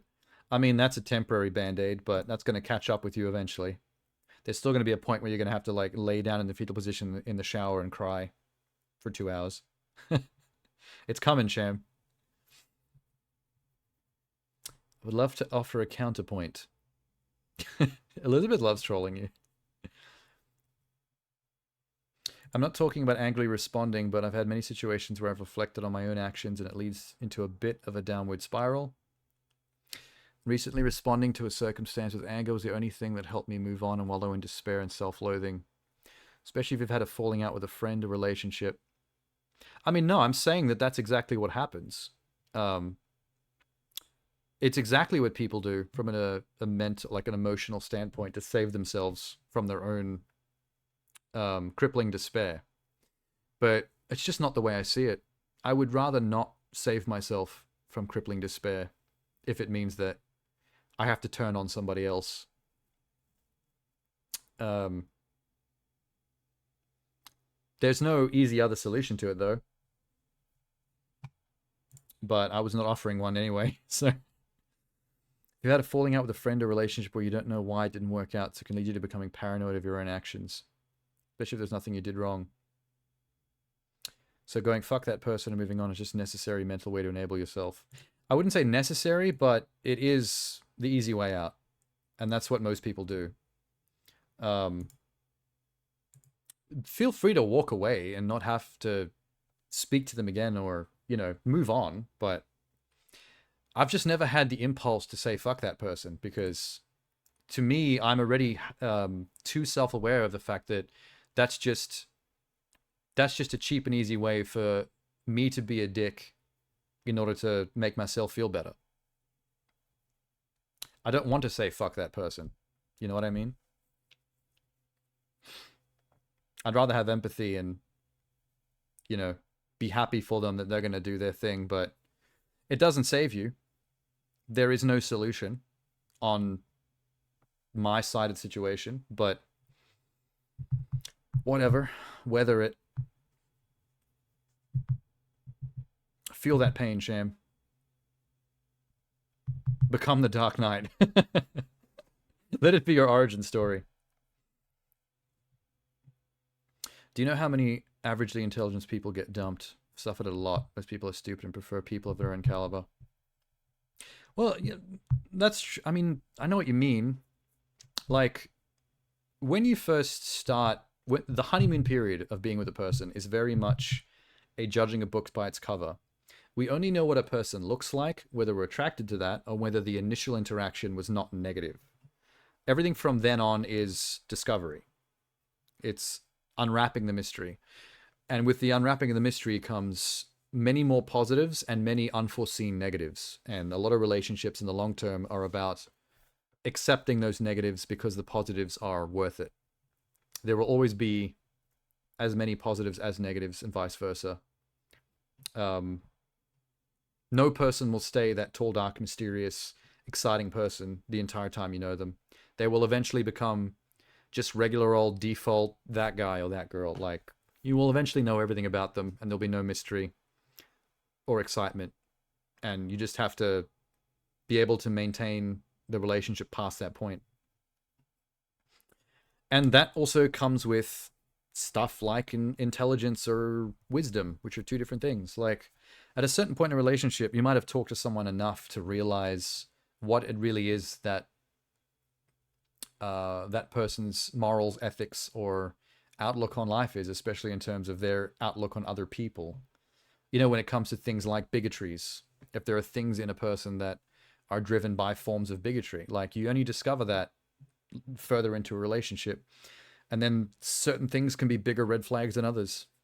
And that's sometimes where the intelligence thing becomes a problem. Because more intelligent people will often be better at empathy. Because less intelligent people lack self-awareness to know how they're being a dick or an arsehole and how they view others. They only see how things impact them in society. So they tend to be aggressive towards the ideas of people, things they don't understand, like trans issues or other ethnic groups or other LGBT stuff, because they see them as doing things that are impacting them in a negative way, as opposed to them just trying to better their situation. It's not about you. That's an intelligence issue. And when that comes out in your partner, then it's going to be a big enough problem that it's probably not going to work out. You can be smart and have poor emotional intelligence. Yeah, you can be mechanically smart. Like, there are people with various kinds of autisms that can do massive number maths and algebra in their head, but don't know how to speak to a human being. That's a thing. Sham is not intelligent. I think Sham's got a fair amount of empathy, which is good, but probably can't do big numbers in his head. So it's a good trade-off.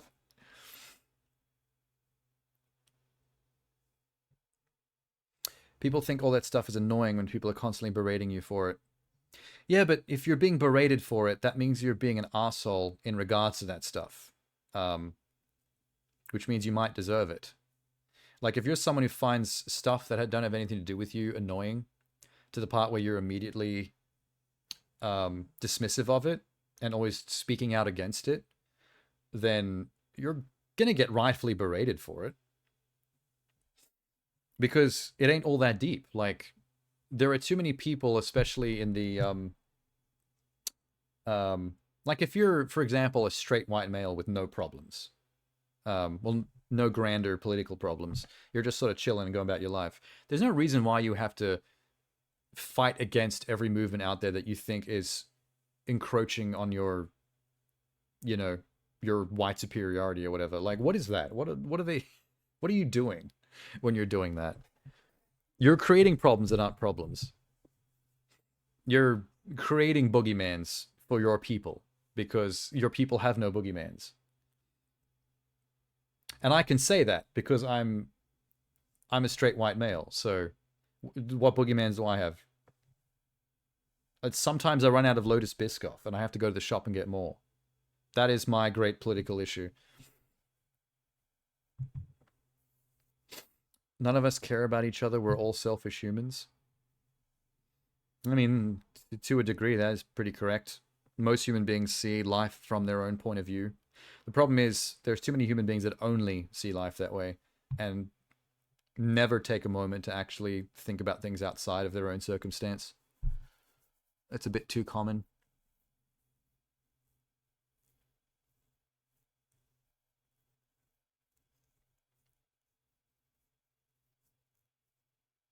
That is what streamers do. Generalize. I mean, we're talking pretty broad terms. It's hard not to generalize. Someone's yelling at me about playing Hogwarts Legacy. Does that make me an arsehole? No, I mean, that's a fringe issue. Like, I would play Hogwarts Legacy just because I don't have any particular issues with Harry Potter, or like I don't care about Harry Potter. I've never been a Harry Potter fan because I'm too old to have grown up with it. I just watched all the movies at some point after the fact and I was like, yeah, these are cool. These are fine. I'm not big on it, but they're decent films. I think J.K. Rowling is a piece of shit. But I'm not the kind of person that's going to be out in the street with a picketing sign trying to change an issue either. So it's like, as much as I can't stand J.K. Rowling and think she's a cunt, I got nothing against playing a stupid Harry Potter video game just out of curiosity because I happen to like open world third person action games. There are people that wouldn't like me for it. That would, you know, like if I had done that back in the day, which I wouldn't have because I can't afford Hogwarts Legacy. But if I had done it, there'd be people in my chat that would be calling me a piece of shit and a transphobe for playing the game. I'm not. I'm not a transphobe. Quite the opposite. And it would make me kind of sad to be labeled that way just because I was playing some video game, but doesn't mean I wouldn't play the game, and doesn't mean that I would hate the trans community for, or some parts of the trans community for hating on me for it. I would still be on their side, even if they hate me. I love the movies, but they have a million plot holes. That tends to happen with movies based on magic because, you know, magic's kind of bullshit. Go picketing IRL stream. Do you think I can afford one of those IRL stream backpacks to run a Twitch stream from? You know how expensive those are? You have a conspiracy that a theory she never wrote the books? That she's a think tank? Yeah, but if there was a think tank, why would they be okay with her taking all the credit for it? Because she's a millionaire for having invented Harry Potter. And now she has to write under pseudonyms because of like all the political bullshit that she's caused. But yeah, there's always minor political things always going on in the fringes. Like there are some people that got shit for playing Atomic Heart on stream when that first came out because that was seen as allying with the Russians again on the Ukrainian issue because that was a Russian developed game. A Russian dev made Atomic Heart, and that was right on the tail end of the Ukraine drama. So, you know, I would play, I'm still going to play, I've always planned to play Atomic Heart because it's on Game Pass. But I am pro-Ukraine. I'm not trying to support Russia or anything if I played that. But you got to take the L's where there's no point in fighting. Like, someone calls me a transphobe playing Hogwarts Legacy. Like, I can't do anything about that. I'm just playing a video game. Like, I have to accept the fact that a bunch of people hate me now. But I'm not going to hate them in return. I'm still going to be a trans ally regardless.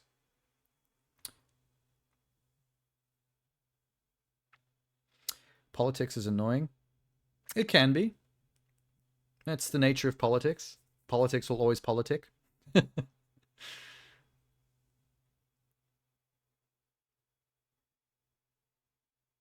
They want people to respect her push for bullshit transphobic shit, but it backfired and didn't work. Okay, fair. Why can't we just talk about butts? Butts is a very good topic. Or boobs. Jeannie's a boob woman. Sham is a butt man. We've got boobs and butts in the chat. I don't know if we've got any feet people, though. Definitely not me. Probably why I didn't get any nominations for the Game Awards. Yeah, there's always, like, a little mysterious background political things like that going on. There's no point in being conspiracy theorist about it. Like, I don't really care whether it got a nomination or not. But if you told me that the reason it didn't is because of that stuff, I'd believe you. Like, sounds likely. But it's not a big deal.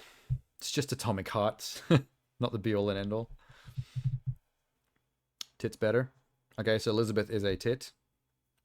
We have... Oh, wow. Sham, you're getting outvoted here. We've got 3 tits versus 1 bum. Elizabeth, Jeannie, and me are all on the titty vote. Sham's on the bum vote. Should have said boobs. I'm an Opie defender after all. You like both. Sham, all men like both. I like both too. That goes without saying. It's more the hypothetical of like, if you had to pick one. Like, if in the question of if you're a boob man or a bum man, you got to lean one way or the other. Who's a small boobs person? Handful of perfection. I feel like if you're a boobs person, it's not specific to whether they're small or big. It's just boobs in general. Like, I got nothing against small boobs over big boobs. And also, it is possible for them to be too big. If you can do the pendulum thing and crush a beer can, you might be crossing the line slightly. Bumdeck is a legs person, which is not what I would have picked going by his username. You literally have bum in your name, Bumdeck. Changes on the specimen. Boob man, damn it. You're 70% legs. Yeah, I know I have a blonde friend who's pretty much 70% legs. You just wanted to say butts? You made it political? I wouldn't call that... Well, everything's political. The thing you got to be careful of with the term political, Sham, is that technically speaking, everything is political. It's not specific things. Anytime anyone's opinions are being weighed against any other existing opinions, it's technically defined as politics. You don't have to wear a suit and be talking about, like, government or social issues for it to be technically a political matter. You take the fun out of everything. Yeah, I technically just did again when I described politics to you. I mansplained the definition of politics to you. My name's not English. But I love the fact that bum is in your name regardless.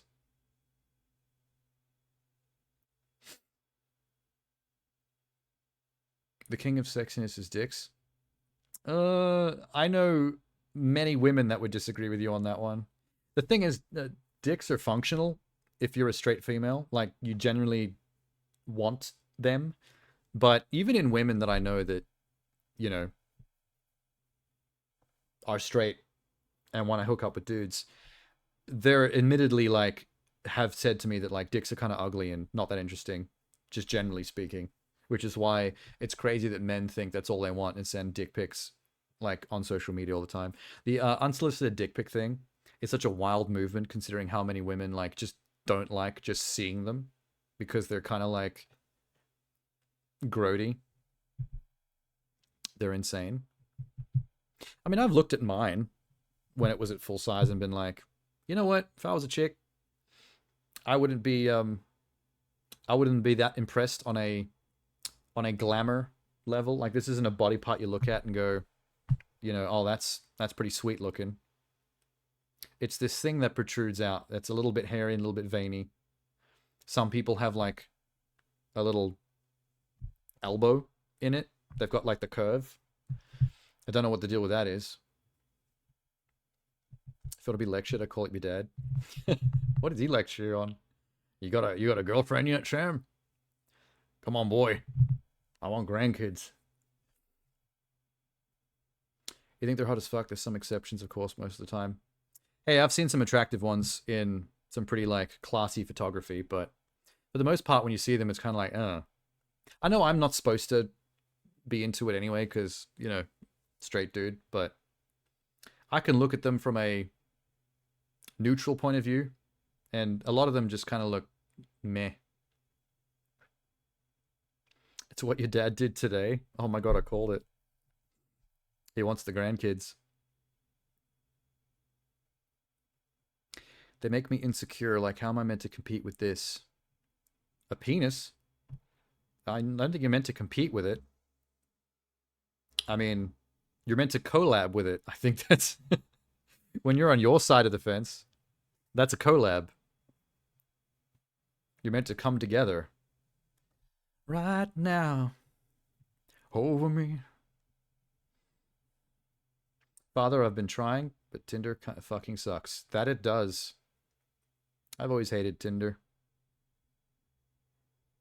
Fight the penis for supremacy. Are we talking about penis envy? Because I've heard about that as a concept in psychology. I always thought it was kind of bullshit sounding though. The idea of penis envy in women, like being like a driving psychological force for like non-sexual related things in male-female interaction.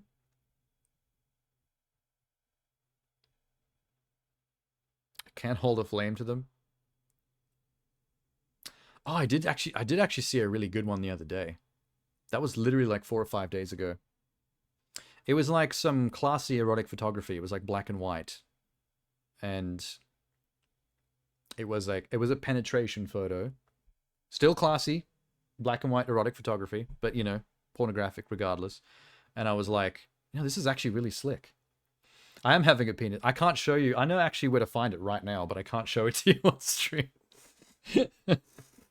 But it was a very it was a very attractive photo. Everyone in the photo looked very clean and smooth. I have a feeling that it might have been photoshopped to death. You know how when people do those, like when people take erotic photography, they tend to do those photoshops where they get rid of all the blemishes, the hairs, any birthmarks, and then everyone looks like a fucking Ken doll. Hey, Kieran. Probably have it saved already. What, you've got like all the porn on the internet? Oh, it's not really porn. It was just, I don't know. That didn't really class as porn. It was on something where they were showing off like actual like art, erotic, like adult photos. And I was like, yeah, okay. I bet most people who look at this stuff scratch their chin and consider the artistry rather than beat off. That's the point of it, I suppose. You're in the minority of penis lovers. I actually do think she is, because I've spoken to so many female friends that generally don't think dicks are that hot. Like, they still want them, because that's how they get off, but they don't just want to look at it, because it's like, kind of like looking at a flesh-colored turd with a one big vein across the middle. They're not the most attractive body part, no matter whether you're gay or straight. Like, most women I know want to see male nudity of other parts of the body. Like, they like seeing good abs.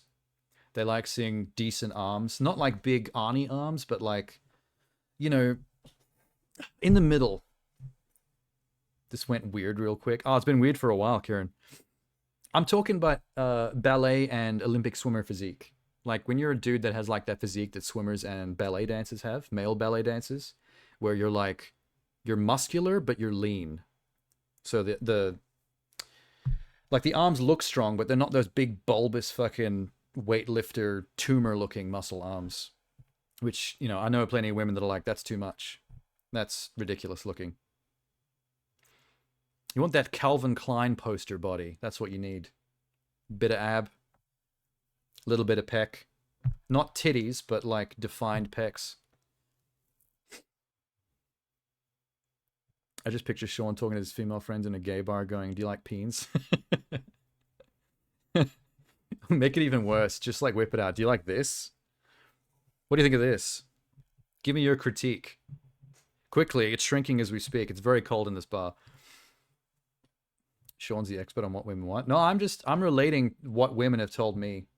Like, because I've got plenty of female friends and they have told me what their tastes are in the past.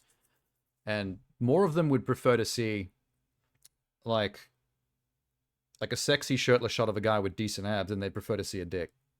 Which is why there's so many that get fed up with the unsolicited dick pic stuff on Instagram and that. It's like, I don't know who you are. You sent me a dick and it's ugly. Like, fuck that. Show me a flex, you know?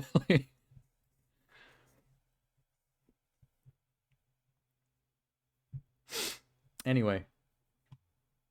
I like how Jeannie's been missing from chat for a while now. Because I know for a fact that penises are one of Jeannie's like least favorite topics. One of the biggest differences between Elizabeth and Jeannie. I'd prefer the same for a woman. Don't want to see a vag. I agree with you on that, to be honest. Like, can you imagine? I mean, we're dudes, so we wouldn't really complain. But, like, you don't particularly want someone just to send you, like, some fucking, like, leg spread twat shot. Like, just boom, right there. Like, the clam right in your face. just leaking taco meat all over your keyboard. Like, yeah, I'll take a titty. Like, a titty pic is fine, but you don't want. I don't think a leg spread shot is really that great. You're just kind of like, okay, I'm not going to complain, but sure. Why is the cheese looking moldy? Do you remember when you were younger, seeing one in a porno mag for the first time? I mean, I do remember that, but I think by the time I saw that, I already knew what it was, so I wasn't like, what the fuck is that? It was more like just, oh, cool. It was more like intrigue than it was getting turned on by it. It's when you get a little bit older that you start getting more turned on by it. When you're younger, it's more just like, cool, it's a thing. Everyone's crowding around it, being like, dope, man. We're seeing what it looks like. And it looks like the Sarlacc pit from Star Wars that they tried to throw Luke Skywalker in. With less teeth. Although I've seen some with more teeth. Not fun. Wait. Let's get a good Sarlacc shot. Hang on. Is this TOS if I bring up the Sarlacc pit in the context of this conversation? It's the Sarlacc pit. Actually, now that I bring it up, the Sarlacc pit looks more like a butthole. With teeth. Look like the Predator's face? It does. Hopefully without the fang part. Oh, that's right. In the special edition, they added a beak. That was stupid. Yeah, there's the beak coming out the middle. Yeah, I hate that they did that. The Sarlacc pit was scary because it was mysterious. It was basically a hole, and apparently it digested you if you fell in there. When they added the tentacles and the beak in the special edition, I was like, you made it less scary. Why have you done this? And then they like changed the whole Boba Fett thing by having all the extended storyline stuff with him escaping from it. Is that what it looks like in a cross section? What the fuck? I've never seen this before. Wait. Why is it so small? Have you seen the movie Teeth? Yes. Would not recommend. Wow, I've never seen this before. This is what the Sarlacc apparently looks like underground. So we only ever see the pit part at the top, the funnel.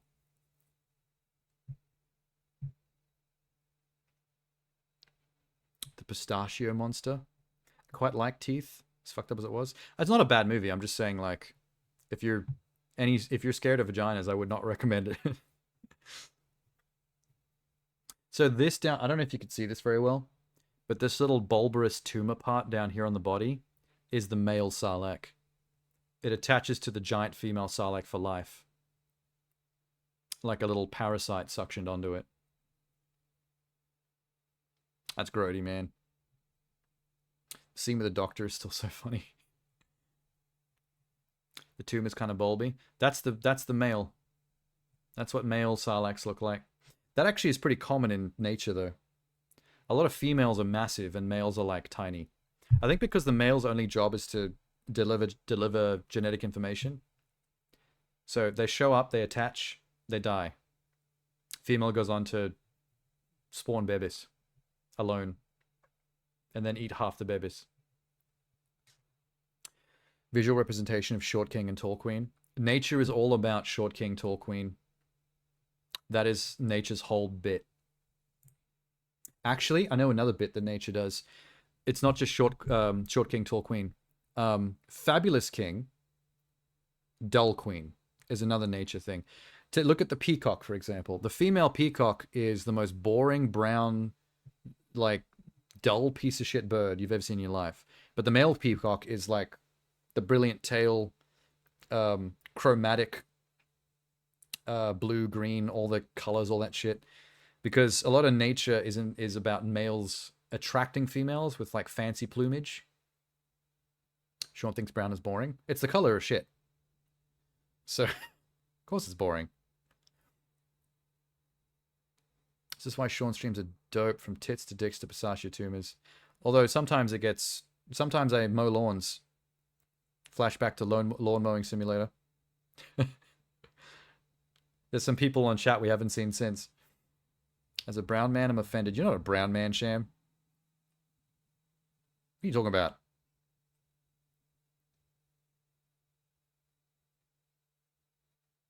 I feel like Sham is trying to culturally appropriate. I'm going to close that before I get distracted again. But yeah, that is pretty common in bird culture. Did I just say bird culture? Species. A lot of females are boring looking and just brown and ick. And a lot of the males are fancy because they have to attract them with their little bird dance.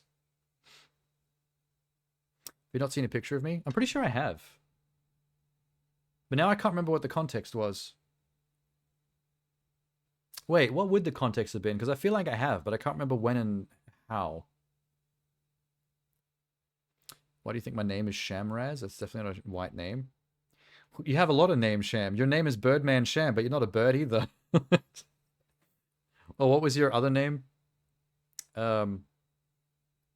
Wait, what was the name before Birdman Sham? I can't remember now. Before you changed it. Oh yeah, Brother Sham. Are you a brother? Do you have siblings? Maybe his spirit animal is a bird? No, it's because he's a skateboarder to rival Tony Hawk. He can pop 720s on flatland. You're a sister? You're a black woman. One of those really annoying birds that never shuts up. Most of those birds come from Australia, so I know exactly what you're talking about. If I stay awake till about 4 a.m., I'll hear quite a bit of magpie bullshit coming from outside the window. I know about Sham's bird. I've seen your bird on Instagram. Is it, you know how in gendered slang, you know how there's an old school slang term where men refer to women as birds? You know, oh, she's an attractive bird. I was told once that the origins of women in like since the 50s, 60s being called bird had to do with legs. Remember how we were talking before about Elizabeth having 70% leg? Like back in the day with like femme fatales, and when you used to call women dames, at some point after that, I think the slang term bird for referring to a female came from the fact that women always had like very elongated, sexy legs. Skinny legs. And I don't know if that's true or not, if I was being fucked with. Or if the person who told me that's just stupid. Yeah, the peach bird. I remember him. I've seen pics of him. She's one giant leg. I know what she means by the 70% leg. Let me show you an example of the friend of mine that is 70% leg, so you can get a good visual here. Because I remember this one photo of her where you can see it really well. Where are you at?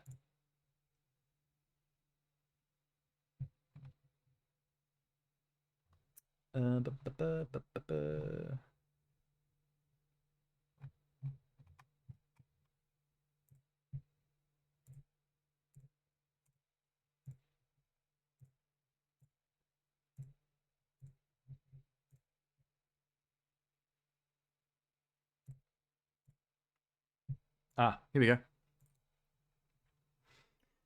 There's 70% leg. I actually, when she put these photos up initially, that's exactly like the joke I made. I was like, this is more leg than Clara. And she was like, agreed. There's actually, I don't know where the rest of these photos are. There's a better one from the same photo shoot, which is more from the side, where it makes the leg look even more leg. Just a knee. I'm 5'9", medically measured, can't round up or down because it's exactly 9.5. You allowed to show this on stream? Yeah, this is on Instagram. This is TOS friendly. Instagram and Facebook are notorious TOS hounds. You can't get away with anything on there. I feel like the heels contribute. Oh, they always do. It's one of the secrets of women. Yeah, that's me. This is 100% Elizabeth. Basically her clone, her doppelganger. Bloop. The 70% legs, they're out there. They're called stems. If you're a woman that has that much leg going on, if you're mostly leg, you got to refer to them as stems. I learned that from Clueless. I still remember that one scene where the dude bends down next to Alicia Silverstone's desk to pick up her pencil, and he looks at her leg and goes, "Nice stems." She's all like, "Thanks." And then she later finds out that he's gay. You're Bonia? You're a spooky, scary skeleton. Sends shivers down my spine.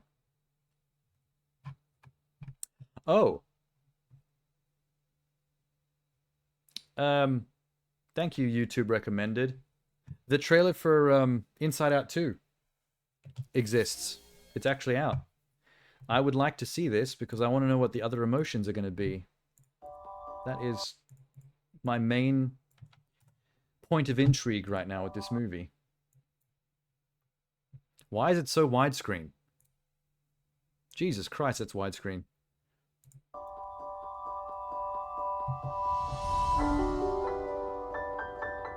The music in this movie is really good. This one piano song is like giving me flashbacks. Our little girl's growing up so fast. And things couldn't be better. I want to know what the puberty emotions are. I'm ready to judge.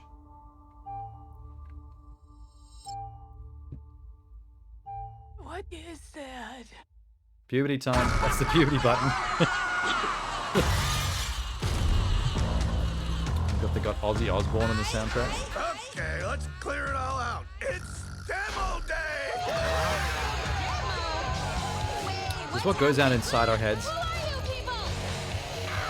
All of us, when we go through puberty. Wait, you can't move! Hey, what are you doing? All right, she's all set. Set with what? Orange? Who made the console orange? Do I look orange? Oh my god, yes. Orange is not my color. Not me. Uh-huh. Hello? Oh my gosh, I'm anxiety. Where can Anxiety? I put A new emotion. Wow. Oh, I'm sorry. We wanted to make such a good first impression. What do you mean we? Oh, don't. Oh, you teasing bastards. Okay, they showed off one new emotion, and they teased the rest that are coming. Inside Out 3 could easily be a 5-part series. They could keep Inside Out going. I think it's a good concept to make more stories out of. I think they've overdone Toy Story a little bit, but I could use more Inside Out. Imagine after teenage puberty years, what new emotions would grow in adulthood. There's another story you could do there. So the only puberty emotion we know so far is anxiety. I'm guessing they're going to add 5 to match the original 5. So there's 10 total. Fuck, what else? I don't know how you do this without it getting weird. Because to be honest, if it's puberty, surely one of the emotions should be lust, right? Because puberty is like your sexual awakening.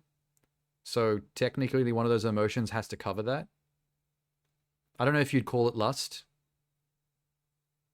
Sexuality is too broad. You can't just call it sexuality. The horn? Hi, I'm the horn. I'm your horny. Every time you see a poster of some boy band, things are going to get moist. Just warning you now. Anxiety is a puberty emotion? I think it is. Because I don't think children suffer from anxiety. Children emotions are much simpler than that. They get very sad, they get very angry. They very like the big main emotion, surely, but anxiety comes from age. When you get old enough to start caring about what others think about you. And that is teenage years. Once you start freaking out over whether people think that you're interesting, cool, smart, whether you're wearing something that is embarrassing, or whether that everyone's going to think is cool, that starts with puberty, right? So anxiety makes sense to me. And then stays with you for the rest of your life. But what would the other 4 be? Sad that they'll never tap into mature themes because they love pandering at the zoo. It's not about pandering, it's a family movie, so you can't really touch on aggressively sexual concepts. But the problem with that is one of the strongest emotions that will start at puberty is like essentially lust. Like that's where that begins, just like anxiety. So I don't know how they cover that stuff in this story and keep it PG. You've never had my fashion style? You mean Space Jam? But I can't think of any others. Why am I mental blanking? They pander to the masses. Everyone does. That's how stuff works. If you open up a kiosk on the side of the road selling burritos, you want to sell the burritos that people like, that want to eat. So that is essentially is you're pandering to flavor. I don't. You're not an entity. You're a person. I mean, there are probably moments in your life where you might pander towards a particular person for a particular reason, but if you're a company or a business or anything really that requires you to make money based on a service or a product, then you have to pander because people need to want to give you money for your thing. Ghibli has a movie coming out this year about dying and existentialism. Is that what the Heron movie's about?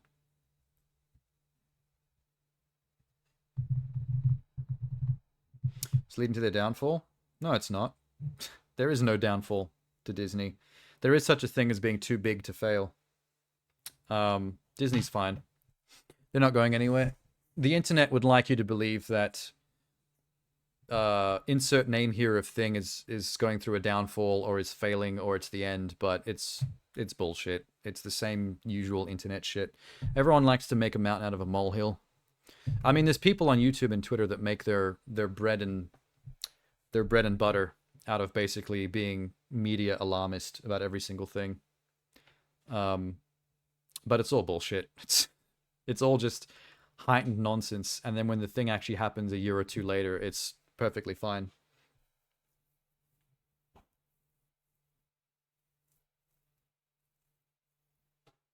I don't know how people pretend to be something other than themselves. Well, it's pretty easy. A lot of entrepreneurial types essentially live their lives talking the talk and walking the walk, which is essentially not being yourself. You put on that kind of used car salesman personality to try and make it, and most of them do. A lot of fake people in positions of power because of that. MCU, Star Wars, and countless Disney remakes would say otherwise. Oh, they're going through all kinds of turmoil, but they don't need to go anywhere. Like, Disney's rich, and even when they fail, they stay rich. Their biggest failures still made them money. So even if Star Wars was shit with every single movie and TV show from here on out, they can still keep making them if they feel like it. And they will still make enough money despite being like 1 out of 10 terrible shows. I think Disney's pretty safe. I mean, if you do make too much of a loss on a couple of the nerd properties, just release something that's completely targeted at kids and you will make another billion. It's pretty easy math. Every roleplay scenario you found yourself in, you're just yourself. I like playing role-playing games like that, though. I like to create my own self in a role-playing scenario. I find that fun. They're rich but creatively bankrupt.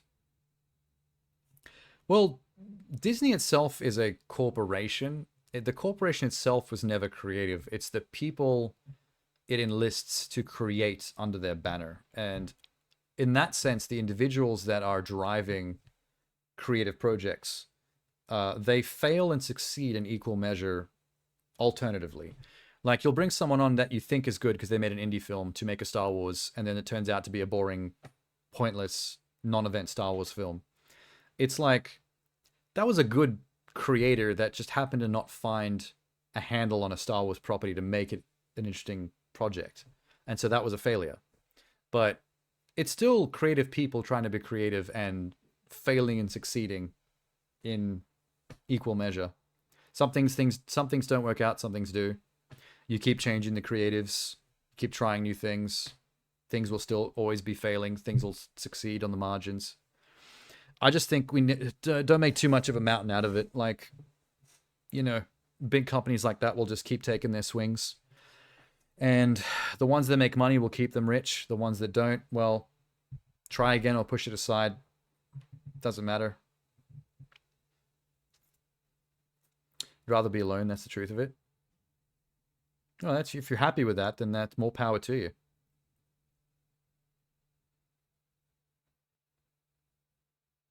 I should start getting ready. Too many comments I want to make around. You got to go out? You got another date? Ooh, you know what? Maybe we can find out what the extra emotions are if I scrub through this. Wait. There's sad. There's angry. There's afraid. We know these. There's disgusted. There's anxious. That's the new one. Wait. Envious. Ennui. Embarrassed. Good. Oh, that's the yellow one. Okay, I think I found it. We've got it.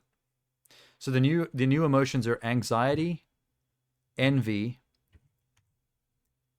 ennui. How do you pronounce that? It's French.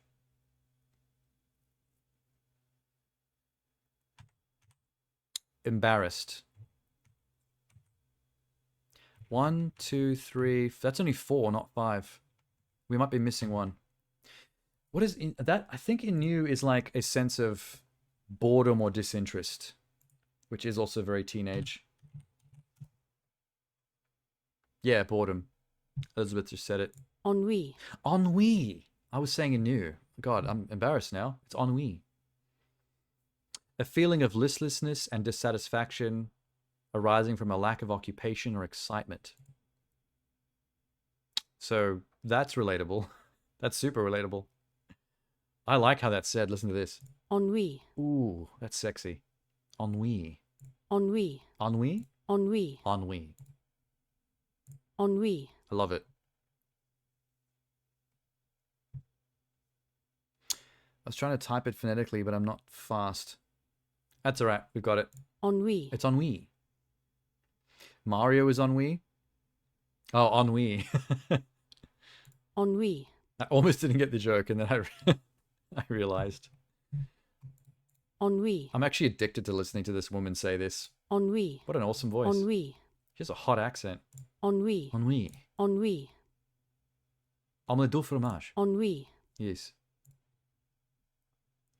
Well, I got out of that what I wanted. I'm disappointed that lust is not there. How do they explain the teenage horn? Embarrassed makes sense. Anxiety is going to lead to a lot of embarrassment. In fact, anxiety exists to try to avoid embarrassment. So those two are going to be a pair. I think this thumbnail seems to suggest that Billie Eilish is voicing anxiety. I didn't know she was a voice actor. Have you heard of When Evil Lurks? Cringe is also missing. I mean, that kind of fits under embarrassment, isn't it? That's kind of like a sub-genre beneath embarrassment. I'm sure the embarrassment emotion will be doing a lot of cringing. Why is boredom in French, though? Because the French are a particularly bored and ennui suffering people. I mean, it's essentially the stereotype, isn't it?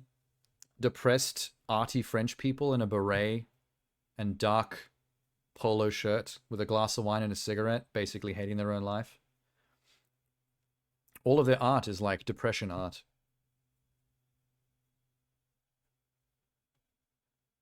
Puberty horn is mostly from boys? No, no. Oh no. The ladies are suffering it too. Possibly worse. Boys are just worse at hiding it. You know, boys are more explicit, more running around in the halls going, "Look at my boner." Whereas I feel like women are almost more horny, but better at hiding it, and they also seem to start suffering from it earlier. Boys are still playing with Transformers and He-Man figurines when the girls start taking an interest. French mimes seem bored. I mean, yeah. That's also the mime stereotype. Oh yeah, I almost forgot Elizabeth was French. We drink wine, fuck in the streets, and have bread parties. One of those is more alarming than the other two. Who the fuck has a bread party? I'm sorry. That's too obvious a joke.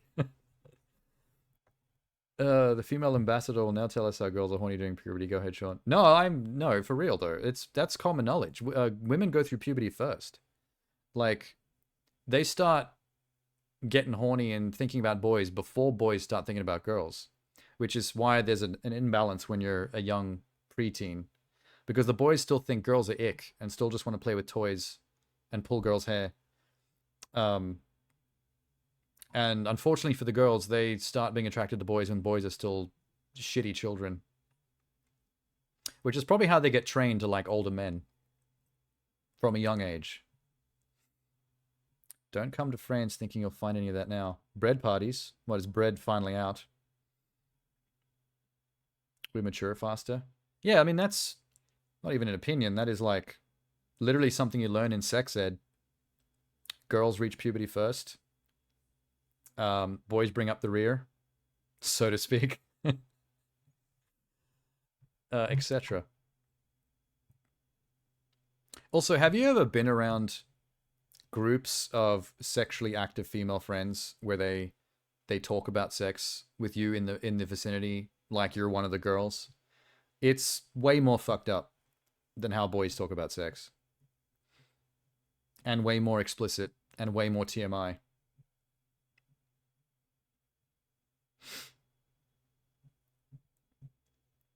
Good theory about preferring older men. Yeah, it sounds like it makes sense, doesn't it? I don't know if there's any merit to it, but it seems like it would check out.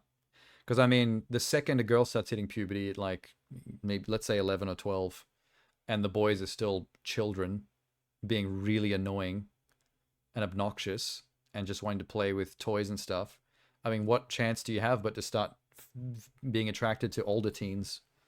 You know, like One Dimension. Like, the girls that are crushing on One Dimension, which are like 18, 19-year-old boys, are like 11, 12-year-olds. They're the ones with the posters on their walls. So I imagine that would continue on through life for a lot of women, like, just the ages shift. Like, by the time you're 20, you're looking at, like, daddies and stuff and finding them hot rather than other 20-year-old dudes. I mean, my ex found older guys hot. Like, you'd see a young dude in his early to mid 20s, like, ripped from the gym, flexing with, like, nice hair and stuff, and she'd be like, meh, boring. But then she sees, like, George Clooney with his gray and white salt and pepper hair, and she's like, that's a fucking daddy. You saw a box of Beyblades the other day and wanted to buy it so badly. What, a whole box?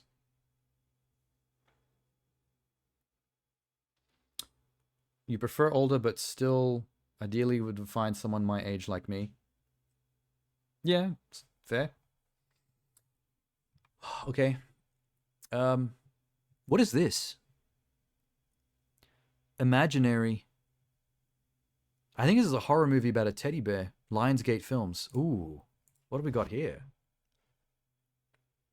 Imaginary, starring DeWanda Wise, Tom Payne, Tegan Burns, Piper Braun. I have no idea who any of these people are. That's not a good sign. It's a Blumhouse film. From the genre-defining masterminds behind Five Nights at Freddy's and Megan. Oh, they're going in. Megan and Five Nights at Freddy's have done such good business, we've already got a teddy bear horror movie. Out of nowhere. Set for next year. Oh, is the request thing closed, is it? I didn't actually realize. Wait, where is it? I actually thought that was on.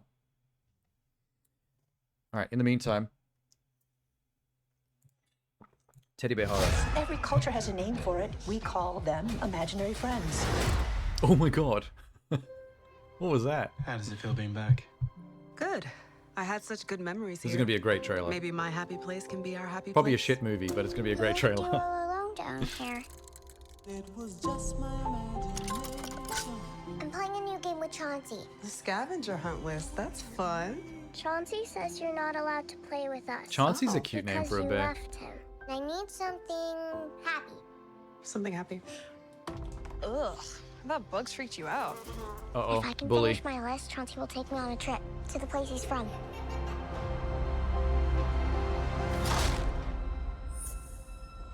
Oh shit. Something that hurts.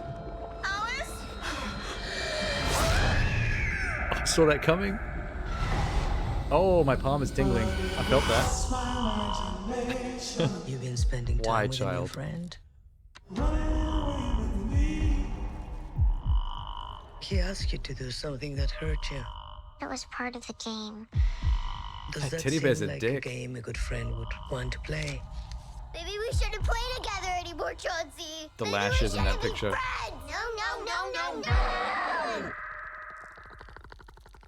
Oh no.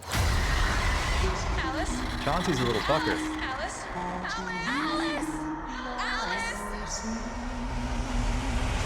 She's lost. They've got the doorway from Beetlejuice. Every culture has entities that tether to the young. We call them imaginary friends. Boogeyman. It's a boogeyman. You are always playing with your was imaginary that? friend. When the connection is severed, the entity becomes enraged. Ew. He says he's right behind you. Just some dude. Can I hang out with your imaginary friend? This guy's gonna get He's fucked not up. imaginary. He's not your friend.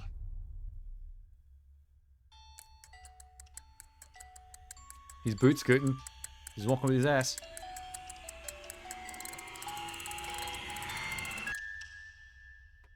Jump scare. T-minus. Awesome.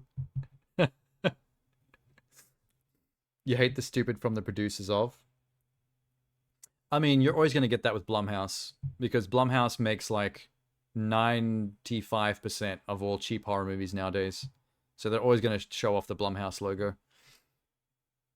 They've got really good and really bad films. Yeah, well, they go for the quantity thing. If they keep swinging the bat, they're always going to like occasionally get a winner. Looks trash. Oh, the best kind of trash. Hey, Zenith. The Teddy has Riz. You telling me. Look at this. You ready for Teddy Riz? Teddy Rizpin? Wait, where is he? Where is he? Where is he? Ooh! Look at that fucking Teddy.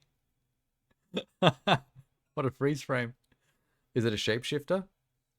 Oh, it is a shapeshifter. Maybe. I mean, the Teddy went from little Teddy to big ass, bear ass motherfucker in a split second.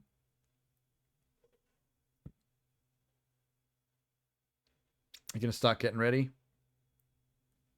He's asleep. Just gonna visit your mother and their partner. Fair. Wait, there was something else creepy that I missed earlier. What was it? I barely caught a glimpse of it. It was in the corner. The fuck? That's where he lifts his head. Creepy Teddy. At least he does more than Annabelle.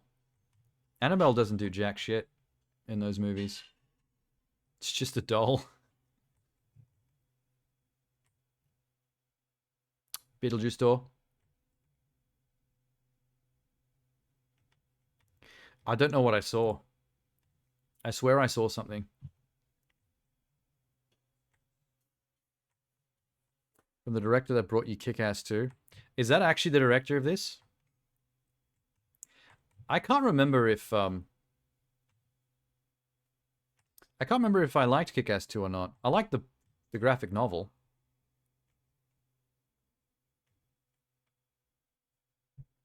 He did Truth or Dare as well. Truth or Dare definitely looks like trash when you see the trailer, but I did hear that it's not as bad as some other stuff.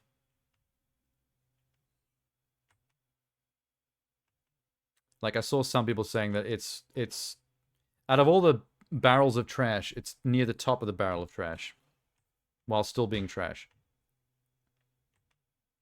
What was the one with the smiling, where the people do that giant smile and then they die? I heard that's way better than people expected. Am I dreaming? You've been spending. What the fuck?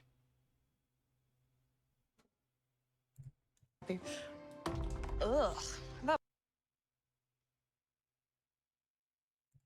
You all alone down here. It was just my imagination. I'm playing a new I swear to God, I saw something.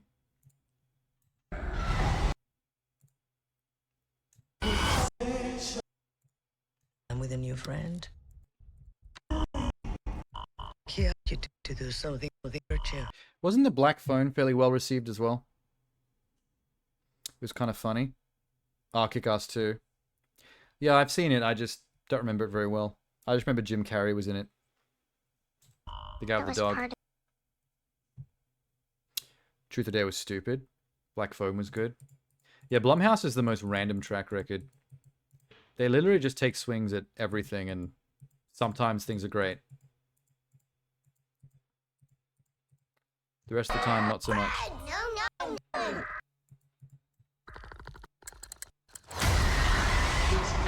Was it there?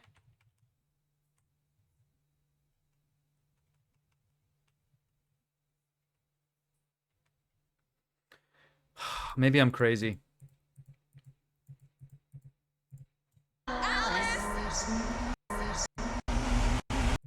But we're gonna fight.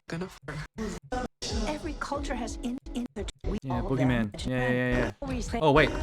Is that it? Oh. Ooh. What the fuck is that? That's a Spider-Man. But, like, actually.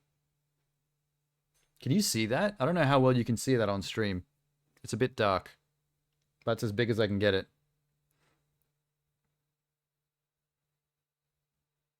Get Out was also Blumhouse. Yeah, Get Out's great.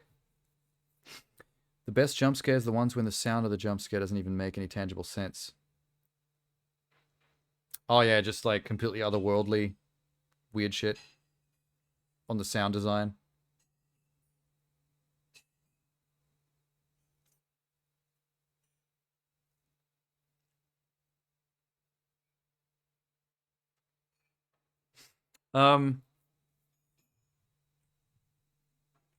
I'm guessing this is probably from the end of the movie.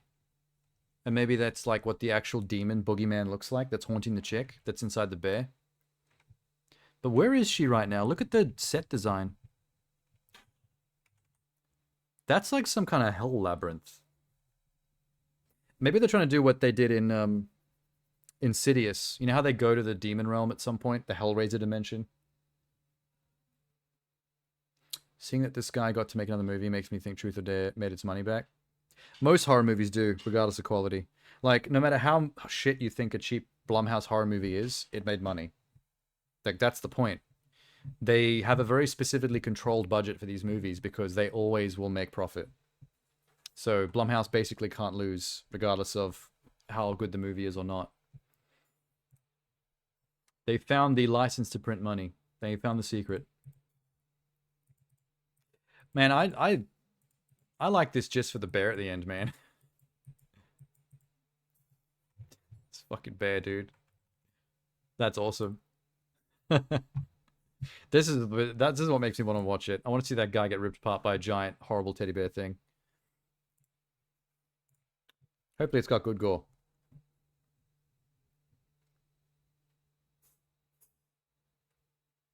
15% on Rotten Tomatoes, but it made 90 million. Yeah, and it probably cost like 15 million. What's more scary, the bear or Megan?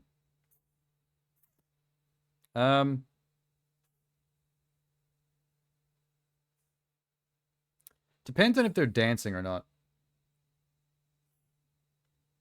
The bear, generally. Megan if she's dancing.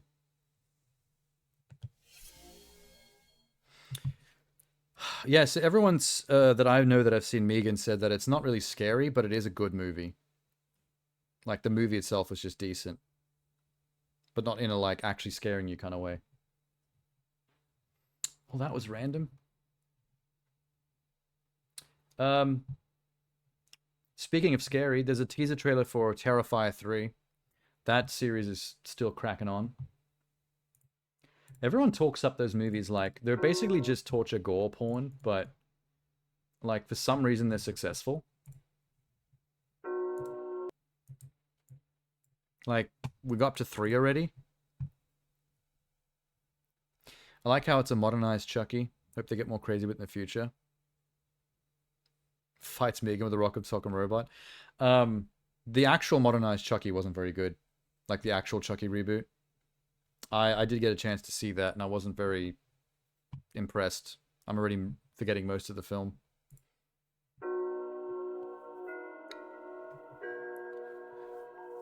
I feel like because this is a teaser, we're not really going to get to see much. Aside from the fact that it's going to be Christmas themed.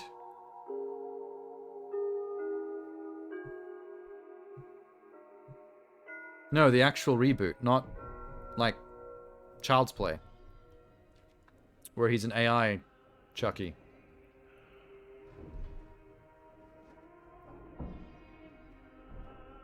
See, it was such a non-event that you even forgot it existed for a second, Sham. Yeah, the Mark Hamill voiced one, yeah.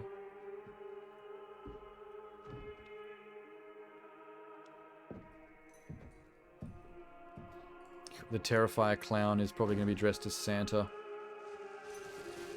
And this kid's going to get eviscerated.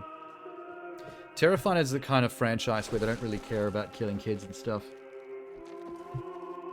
It's a pretty fucked up series.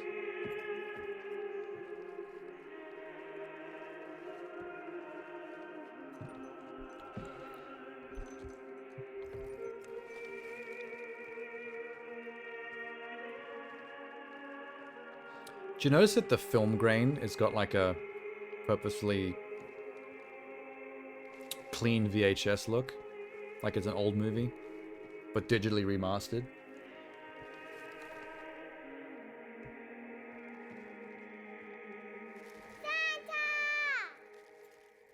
Oh no.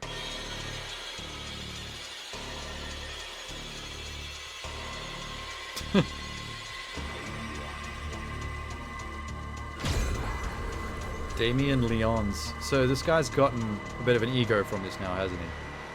He's now slapping his name on the title.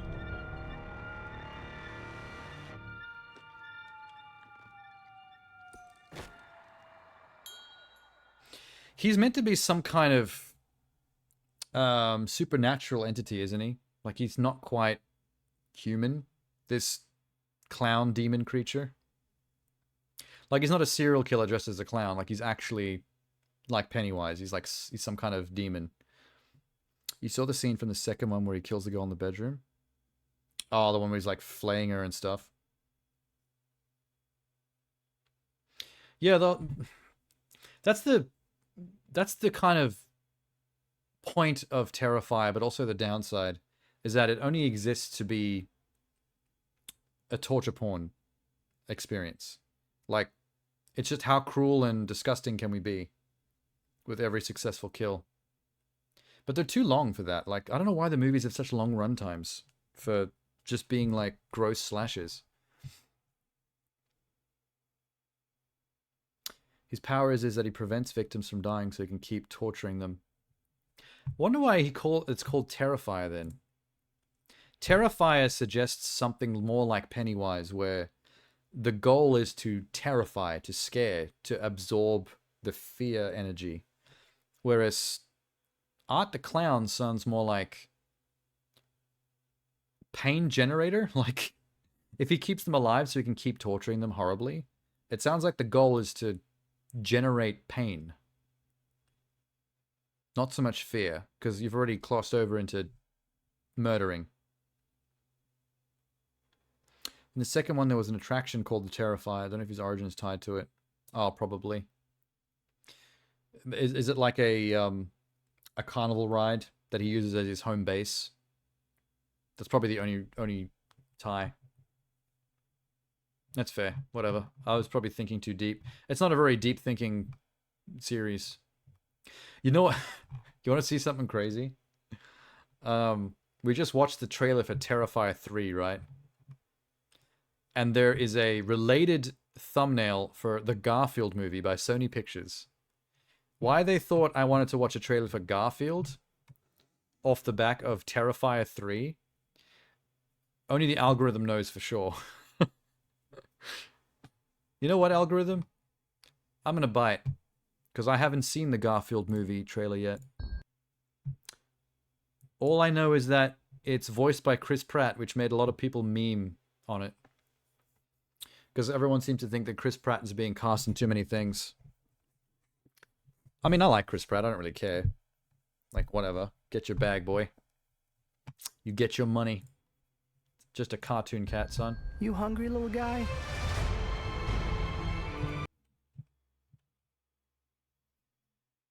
I don't know about the art style. The 3D looks fine, but why are we doing John with the single connected eye like Sonic the Hedgehog? That's not really the art style of the original source material.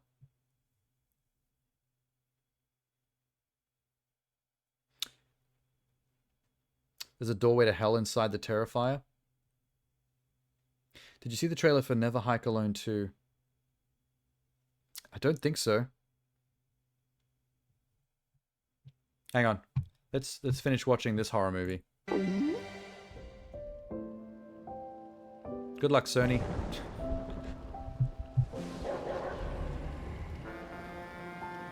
Okay, I'm on board. Showing me sad, tragic kitten Garfield. I didn't expect a Garfield origin story, but now my heart's broken.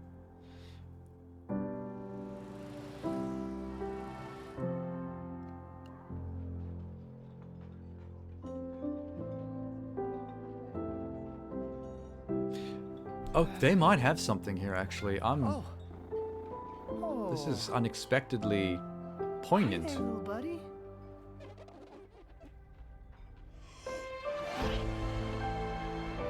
Don't feed your cat pizza. FYI.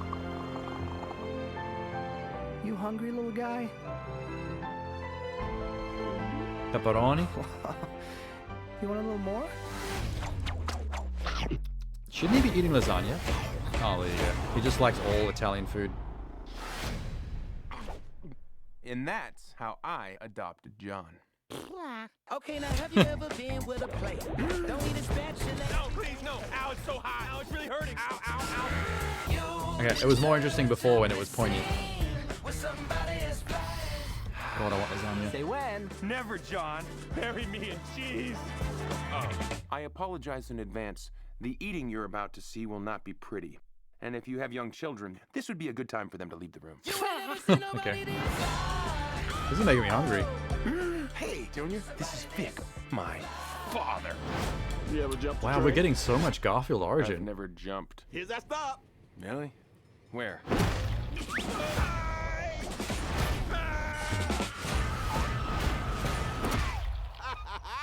Ooh, Oodie, you think he'd see that coming? Let's get it. Visually, it looks fine. I like the CG.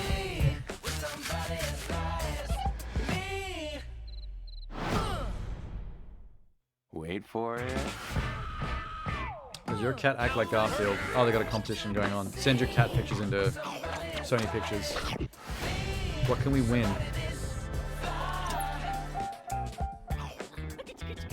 What? Submit your video to be part of the Garfield movie campaign. You can get your cat put into the Garfield film? Color me intrigued. Oh. I might send this to my ex, so maybe we can get our cats in the movie. We have some pretty cool pictures and videos of them.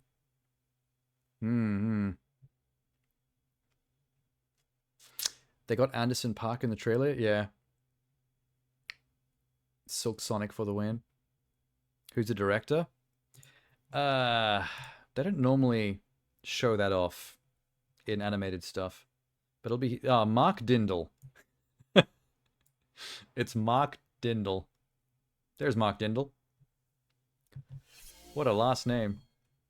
The Emperor's New Groove, Chicken Little, Kronk's New Groove, Cats Don't Dance. Hey, this man's got a resume. Visual effects. Oh, wait.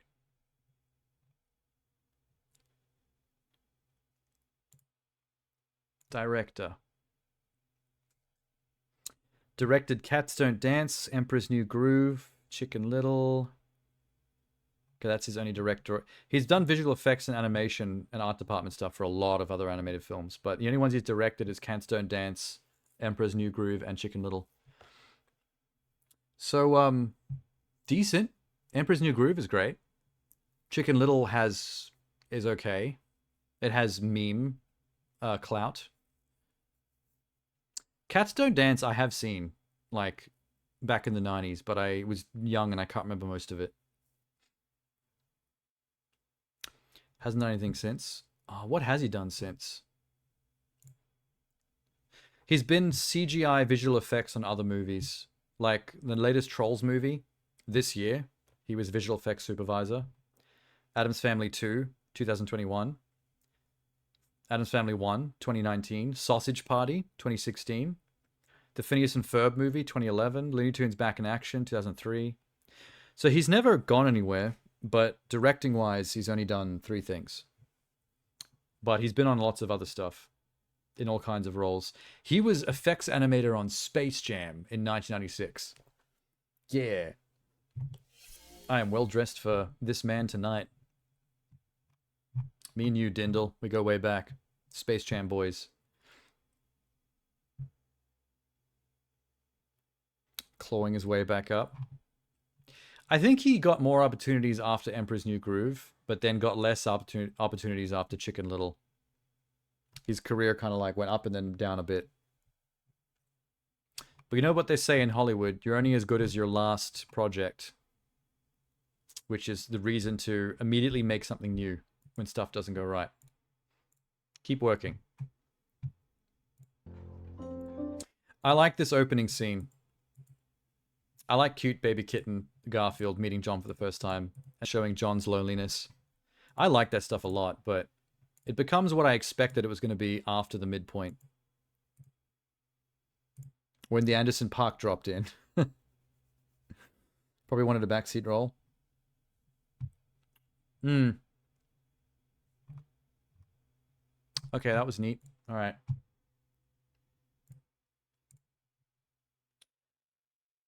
Should I watch the new trailer for Rebel Moon? Wait, let's watch your trailer. Rebel Moon just came up, and I'm not sure if I want to bother. But everyone seems to love the shit out of it.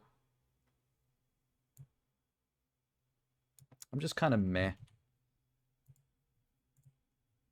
Hang on, let me grab your link.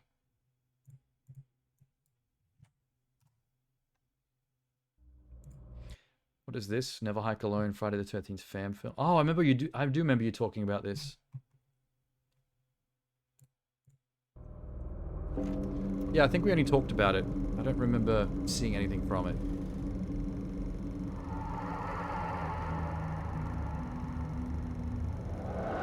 Womp Stomp Films.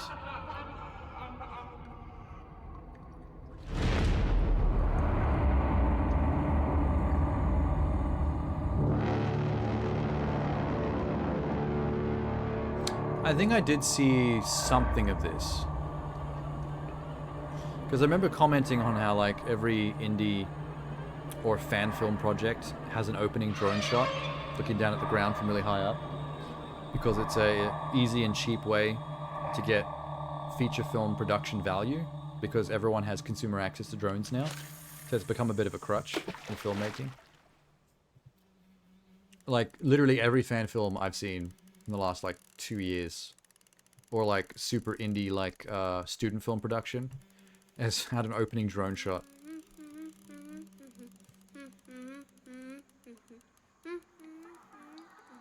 Oh yeah, we did see this. I remember commenting on the opening shot.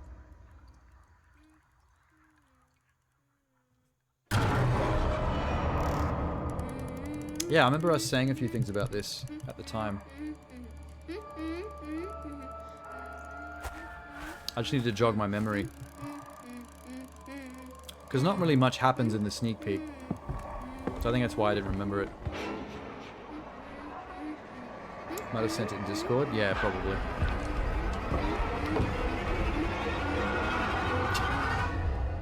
What did I tell you about coming out here alone? Oh no, it's an old man! I just wanted to go fishing. That's Okay, even but scarier than Jason. it's not safe for you to be out here by yourself. I know. I'm sorry. Okay.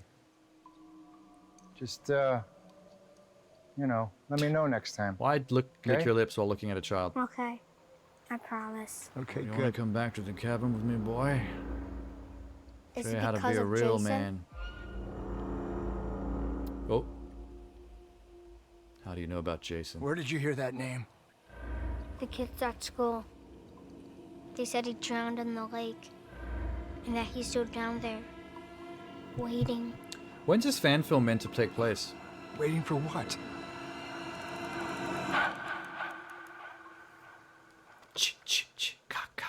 To pull me down with him. Do it.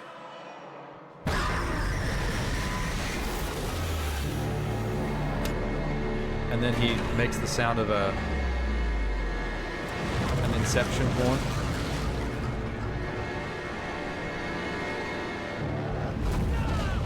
Yeah, I remember that shot. That was a good shot.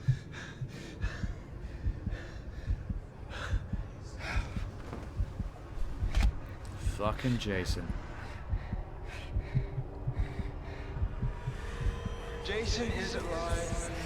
We dug up his body. Because they've kind of ruined the Friday the 13th lore a little bit. Like, if you watch all those movies, the chronology doesn't make sense. They keep retconning it and basically creating plot holes to the point where it just breaks the entire mythology.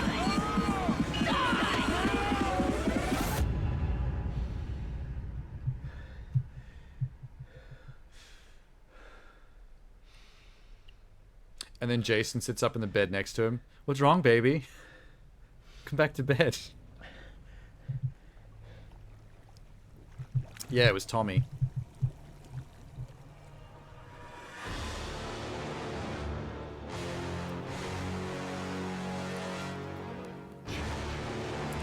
Why'd you gotta bring the lake in here with you? Now I gotta mop that shit up.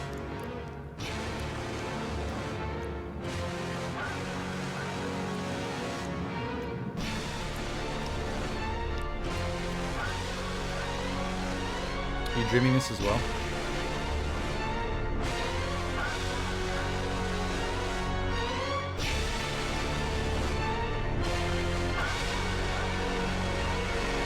Does the hockey mask look weird to you?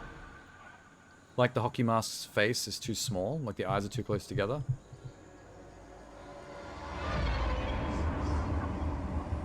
So what happened in Never Hike Alone 1? Did he fight Jason and then cliffhanger, and now he has to fight Jason again?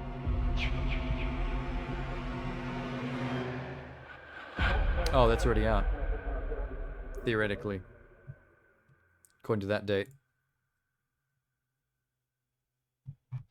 They got decent production value, though. I was a different dude and he was hiking. Elizabeth's going on her parents' date. Yeah, Sham. Oh, he was an influencer making hiking YouTube videos. Well, then he deserved to get killed by Jason. Fucking influencers. Okay. What time is it? It's midnight.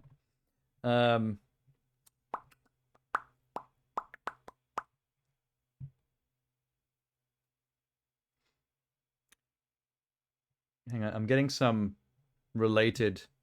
We keep watching horror stuff, so I'm getting a lot of relateds for that. But this one seems interesting from the thumbnail. It's called A Creature Was Stirring, with Chrissy Metz and Annalise Basso. Also people I've never heard of. So this might be some straight to DVD shit, but the name is cool, and the thumbnail is slick.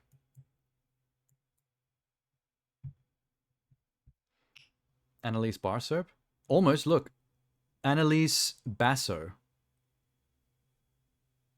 Chrissy Metz, Scott Taylor Compton, Connor Paolo, and this, I don't know any of these people.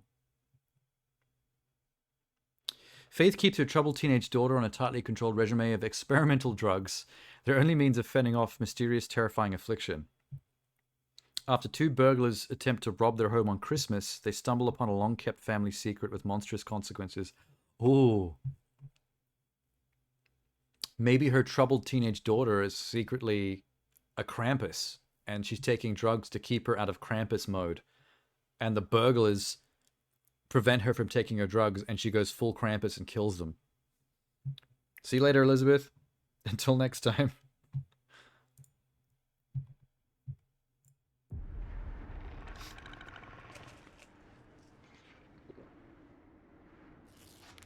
Oh, her mom's a little thick. Why is her house lit like a strip club?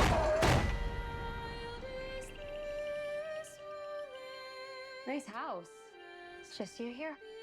I have a daughter. She looks... The actress playing the mom looks like as if somebody just forgot to stop feeding Melissa McCarthy. I feel really mean for saying that. I'm so sorry. But I'm sure there's a reason for it. A character reason. I'll let the trailer play. She's prone to psychotic episodes. Something is wrong here. Which ones are the burglars? Is it her? Are you burgling? Oh no.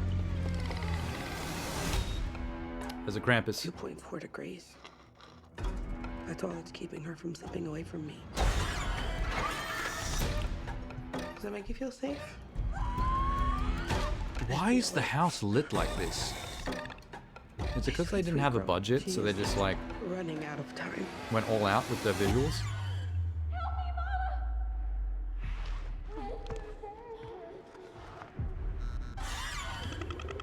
Oh my god. Whatever's happening in this house, you cannot pray it away.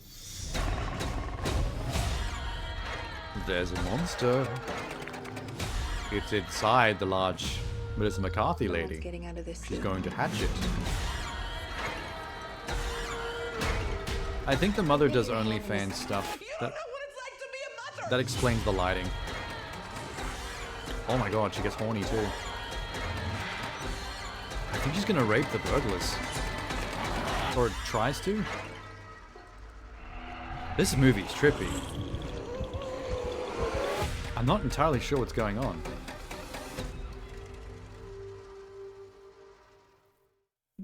At least the trailer did its job. I'm intrigued.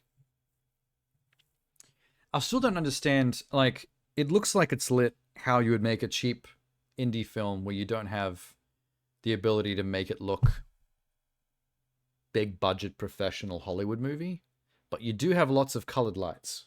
So you just like, you make it look creative instead of like legit. You know what I mean?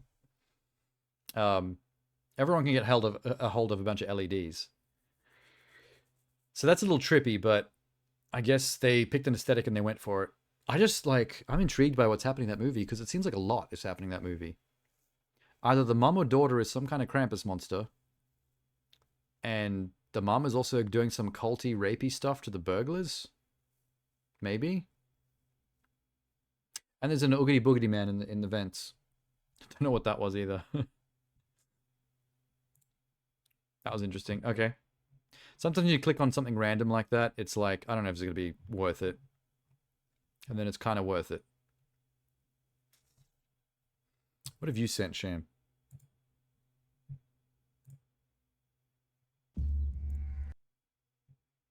Oh, more horror. Hang on.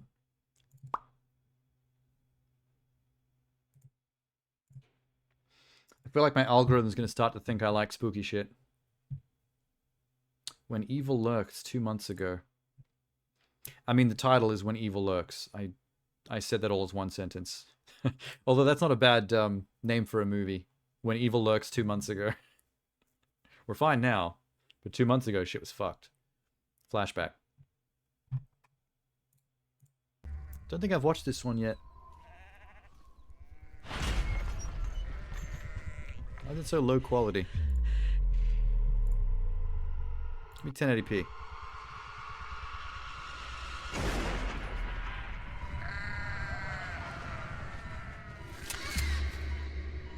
Oh.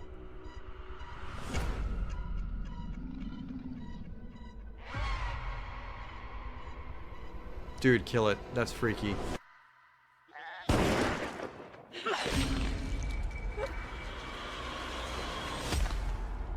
What is happening?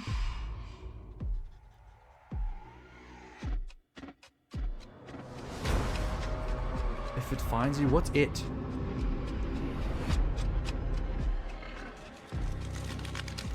Is it Satan? Is Satan in the goats?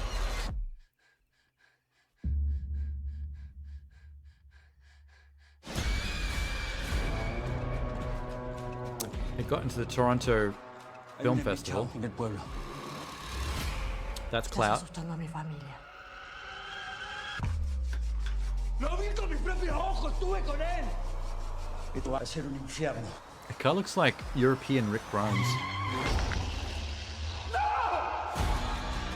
The demon you can't stop. It's alcoholism. It's a metaphor for alcoholism. Or it's a metaphor for Satan is riding inside your goat. Tenemos que encontrar a la bestia. Antes de que nazcan más. Ick, run her over. No, you fucked up. Los tiempos de la fe. That decaying fat guy is probably the grossest thing in this trailer.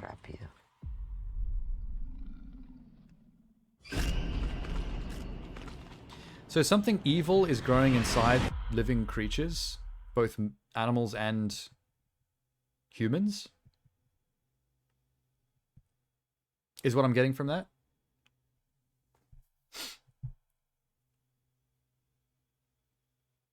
Like something was growing inside that goat, which is why it wasn't acting like a goat. But why did his daughter kill him when he killed the goat? Unless something was already growing inside her as well. So it got revenge for killing the goat. I'm just spitballing now. It's a possession movie. Satan's in your goat, bro. That's what they should have called the name of the movie, not When Evil Lurks. Generic. It's been done. I would have called the movie Satan's in Your Goat, Bro. Or The Thing. You know how many Satan's in Your Goat, Bro movies there are, though? Like, The Witch is technically one of them. Black Phillip. There's another one that I'm mental blanking on right now. Fuck. There's another one. Similar to The Witch. Might even be A24 as well. A24 loves the Satan in Your Goat Bro movies. Should I... Hey, Sham. If I ever get the chance to, like, make merch for my channel, we should do a Satan's in Your Goat Bro t-shirt. With an A24 logo on the back of it. Although that might get me sued. At least the first half of that is hilarious. Yeah. Not bad. Pretty cool. I heard Dead Meat talking about Evil Lurks on their podcast, and there's a scene where a dog kills this kid. I like the fact that specifically horror movies, but movies in general, are getting more okay with killing kids off. Because kids always used to have like this weird plot armor in movies because people found it distasteful for kids to die in stories. I feel like that's changing. Which is awesome. Okay. For the sake of argument, just to say I did it, I'm going to do Rebel Moon. It was only 13 days ago. It was an actual proper official trailer release. I've seen the teaser, I think. Why did I tab it? Hang on. Chill, Zach. I'm coming. When I found you in the wreckage of that ship, I considered leaving you. I was afraid you could bring trouble to us. Is it Star Wars? Well, basically, it's Zack Snyder's version of how he would do a Star Wars movie. That's mostly how this movie's been pitched. Because he was going to direct a Star Wars for Disney, and then that fell through, and then he started making this for Netflix. It's got some, from the teaser that I've seen, it's got some alright visuals, but then again, his movies always do. He likes his green screens and CGI. They won't just kill us, will they?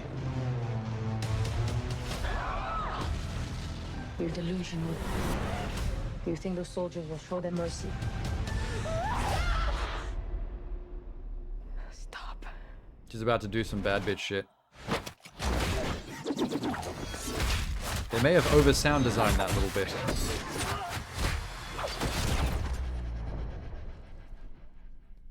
From the director that brought you visually good-looking films. Yeah, and that's all. He should have been a cinematographer or a VFX supervisor. I find warriors to fight with us. I don't vibe with Zack Snyder when he's writing or directing, or both. We're searching for soldiers for a fight against the Mother World. I could help you. But edgelord Twitter loves him. For a small fee, obviously. You may want to hold on. 301 awards based on visuals alone. Yeah, 300's pretty good. Because it's a visual piece. The graphic novel is a visual piece as well. And all he did was translate it perfectly to screen. What about revenge? This isn't just oh, this is that song. The children of the revolution, know you won't. The children of the the most wanted fugitive in the revolution. known universe. Decent song.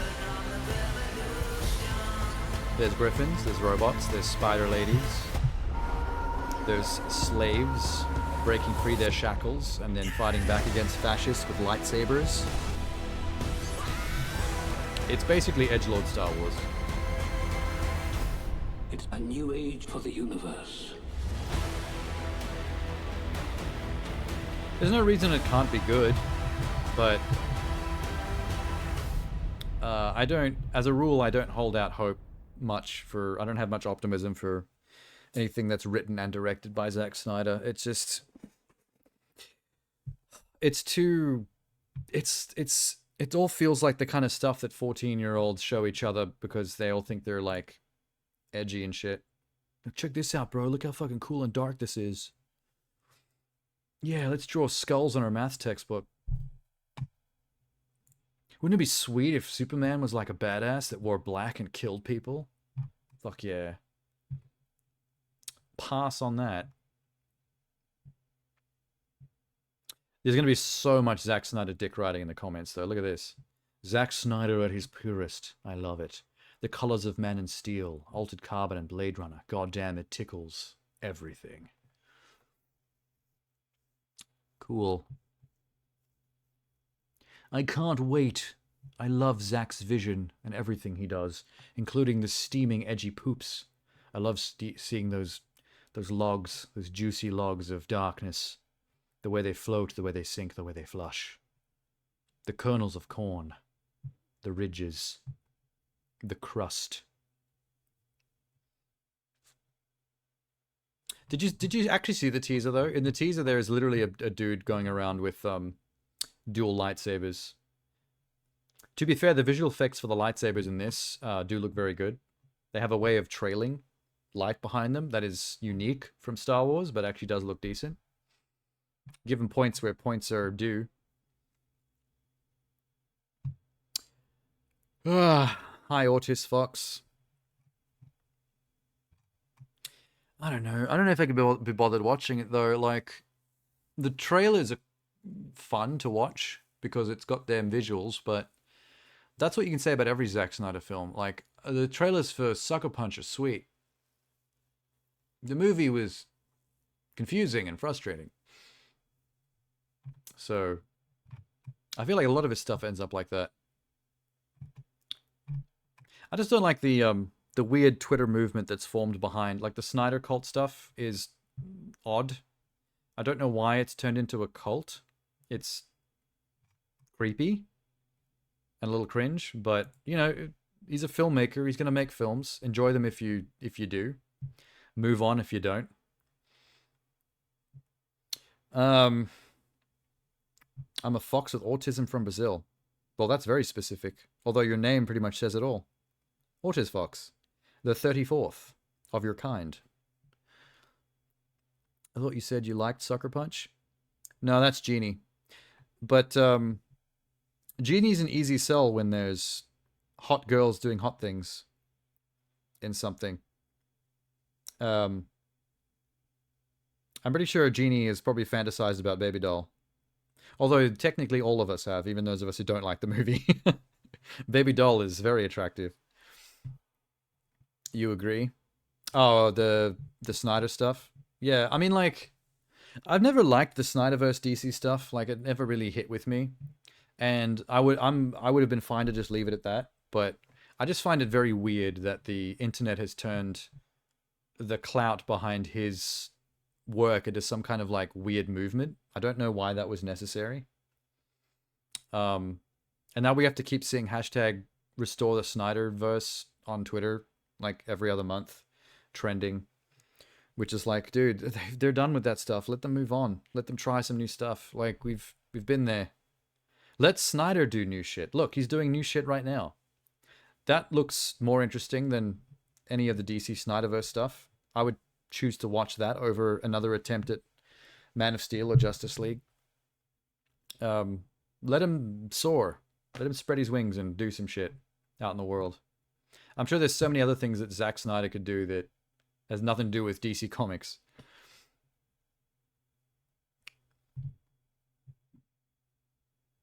Justice for Snyderverse of shit. Yeah, his take on the DC Comics characters never made sense to me.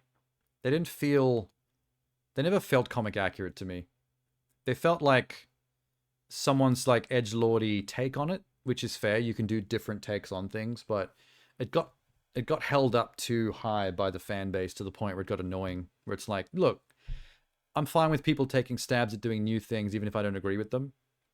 Taking new swings at established IP, but like, don't be insufferable and obnoxious with it.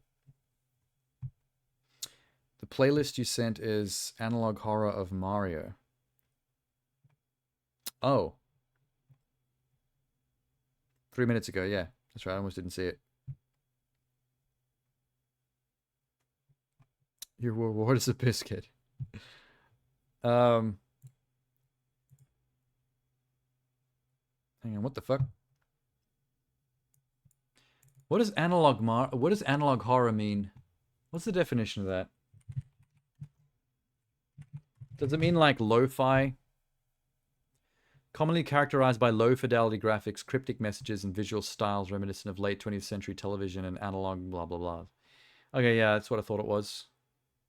Like, a lot of the backrooms type stuff on Steam is very analog horror. Yeah, Skinamarink. That type of stuff too. Anything that's meant to be like old school technology take on horror. Why Mario though?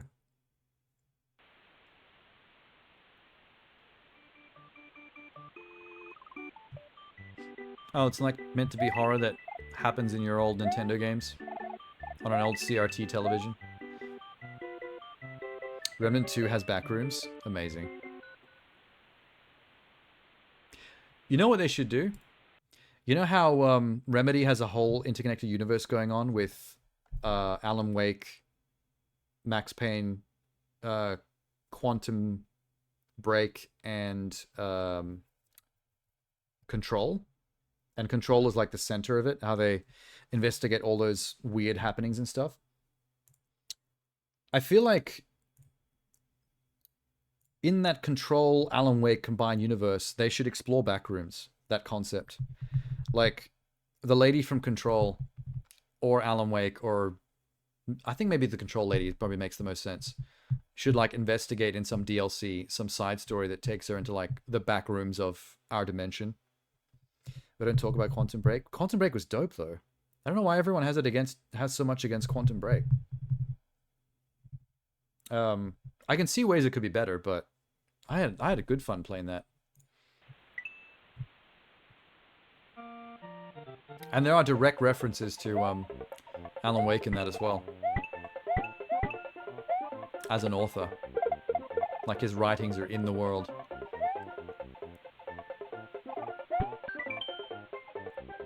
Why are we playing as Wario?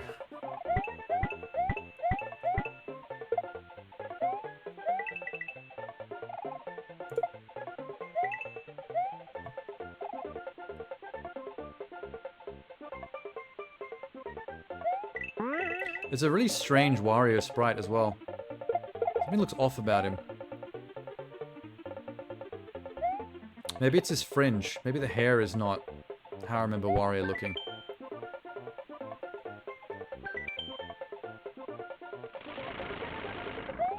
It's a Let's Play. This game definitely doesn't exist, I don't think. I don't recall this Wario sprite. And also, this is playing too much like a normal Mario game, whereas Wario games are quite different. They're a bit more crazy.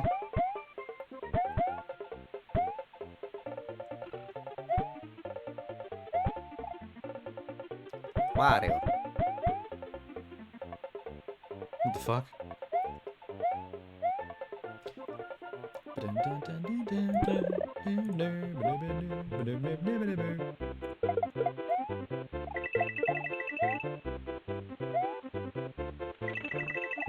Yo, yo, yo, yo, yo, yo, yo.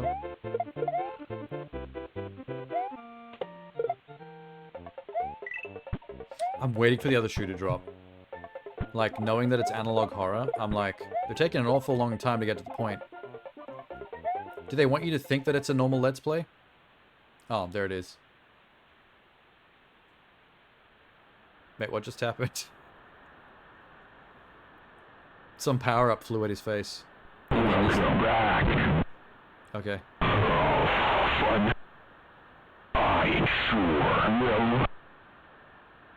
Cool.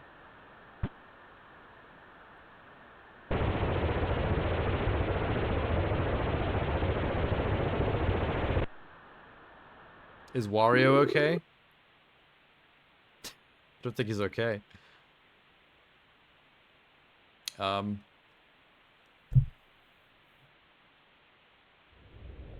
This is the part where you pull your cartridge out and blow in it.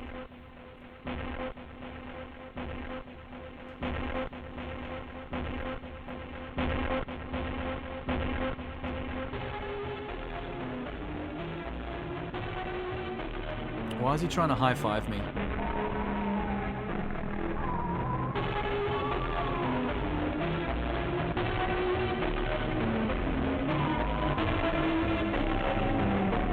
Admittedly, the sounds that Wario is making right now are kind of creepy.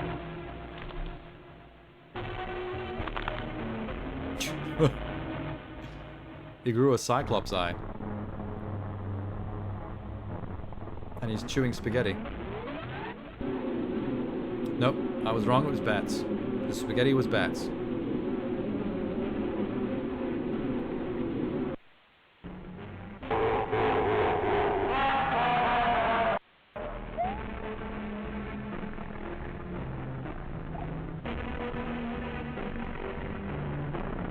What the hell's going on with that sprite? I think his eyeball's missing.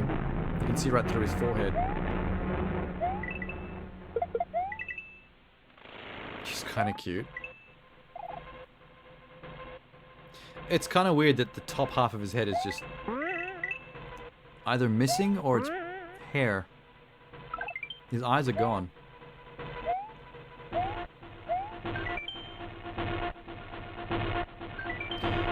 Is this something that's playable? Like, is this something you can download and actually play it? Or is this just like and edit.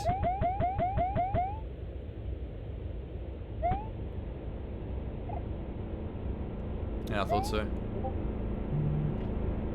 I could technically animate something like this, because it's all mostly compositing of like sprite work. So I could do this if I put some time into it.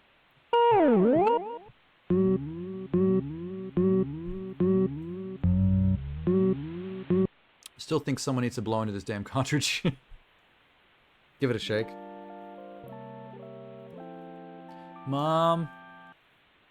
My game's shit. Mario's eyes are gone. Can we get McDonald's? You're gonna have weird Wario nightmares. Oh yeah, it's Sunday now too. You probably got work in the morning. Your boss is gonna be like, "What's wrong with you, Sham?" Like, Wario didn't have an eyeball. He didn't have an eyeball, and the spaghetti in his mouth was actually bats. Oh god. What is happening?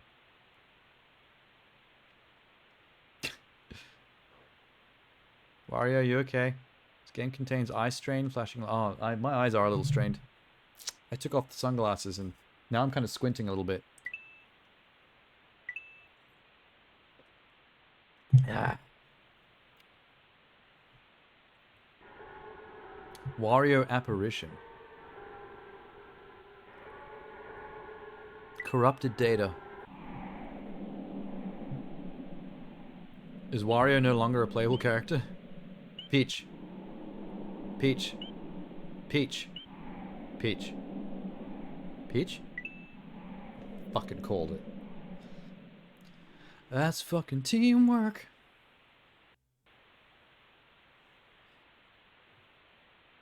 Peach, Peach, Peach. Oh, that one was very short. Some of these are like 1 minute long.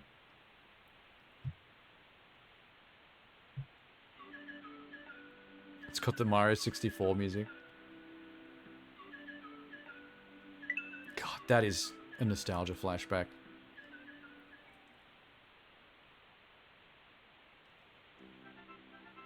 To be in my preteens again and to play Mario 64 for the first time, dude. Mario went missing. You gotta help find him. I'm Luigi. I'm not standing on any ground. I'm just floating above these cliffs. That's a different game. That's, ever play Mario is Missing? That old one where you have to play as Luigi actually looking for Mario around the world. And you have to answer questions in different towns. That was a weird game. It was trying to be a little educational, but it was just nonsensical, kinda.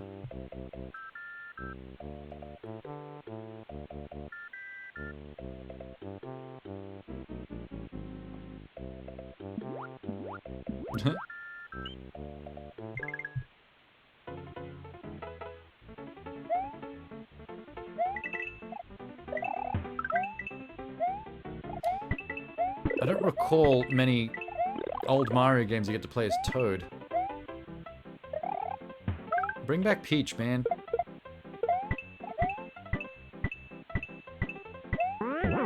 Blip.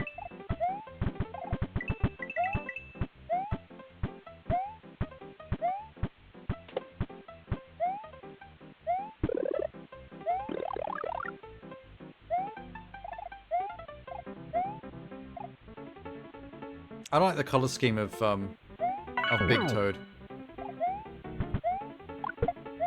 The blue and the red makes him look like a gross poisonous mushroom.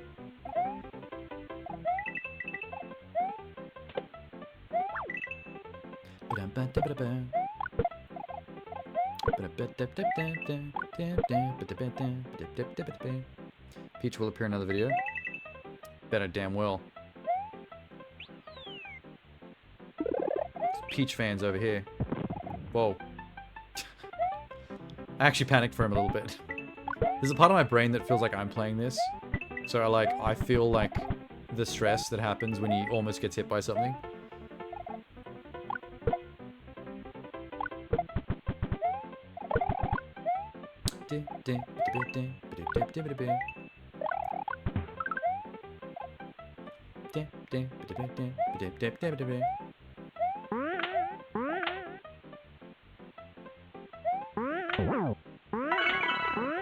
Ah, eat shit.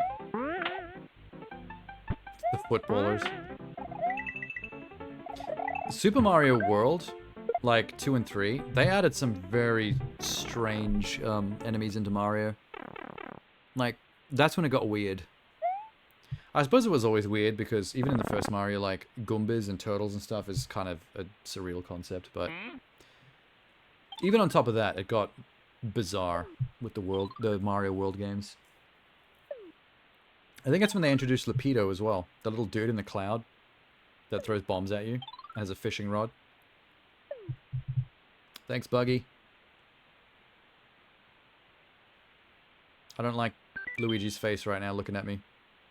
Don't be afraid I'm not your enemy. I don't believe you.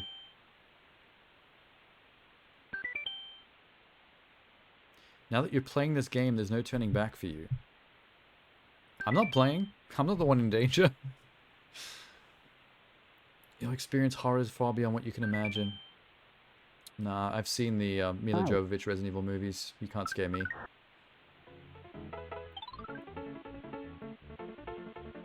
Luigi's eyes are gone, just like what happened to Wario. Every time one of those, like, analog horror glitch scenes happens, someone loses their eyeballs.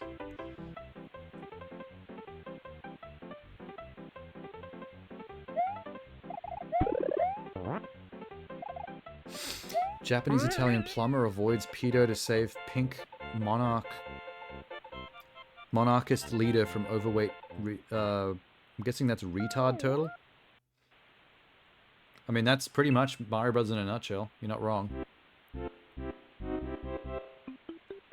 People sometimes ask me why I was a Sonic kid, not a Mario kid. Like, I had Nintendo and Sega, and I played both Mario and Sonic.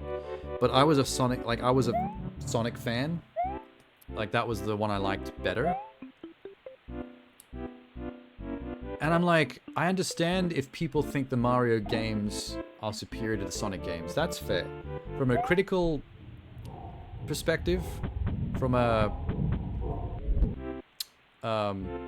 objective perspective, I'm willing to admit that the Mario games are probably the better of the two games. But I was more of a fan of the Sonic character. I've had Sonic keychains, I've had Sonic posters, I've had Sonic bed sheets. I've always had Sonic stuff throughout my life. And I think the reason is that as inspired as the Sonic games were as games, the character was never inspired. The character is an Italian plumber in overalls. That's weird. I don't really relate to that as a child.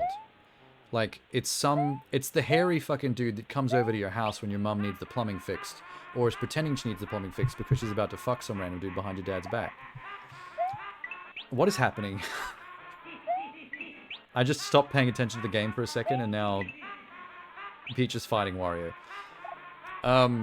Sonic, when you're a kid, is a lot cooler a character, a lot more interesting a character. It's a super speed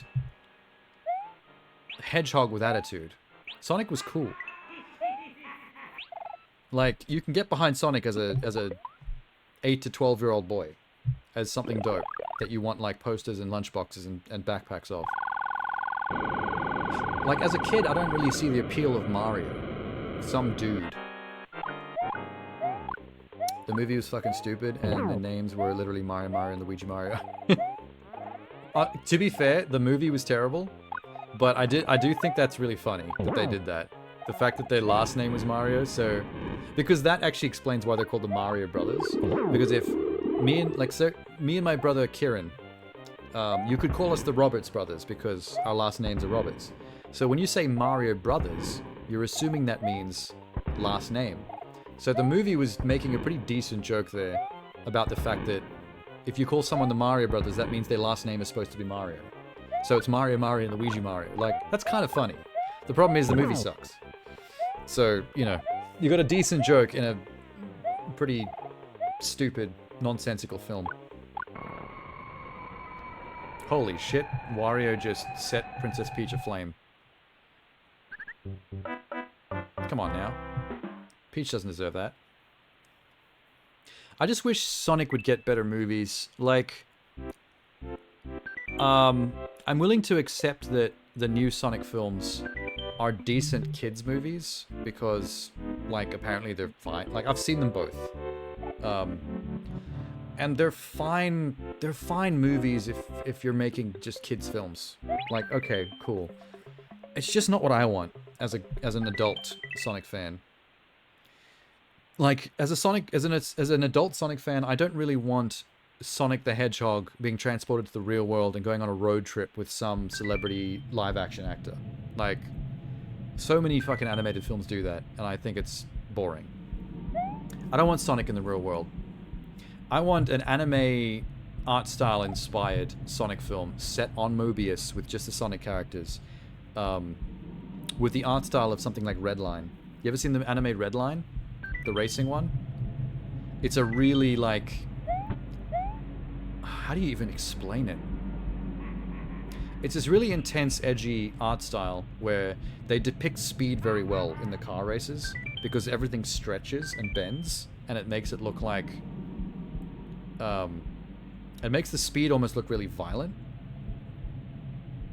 Like going that fast is literally going to kill you. I feel like that would be so dope.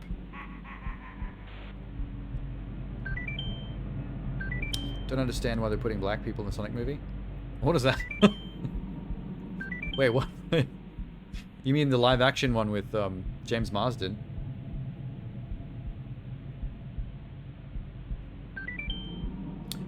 Which Sonic movie are you talking about? You talking about the new ones with James Marsden, the live action ones?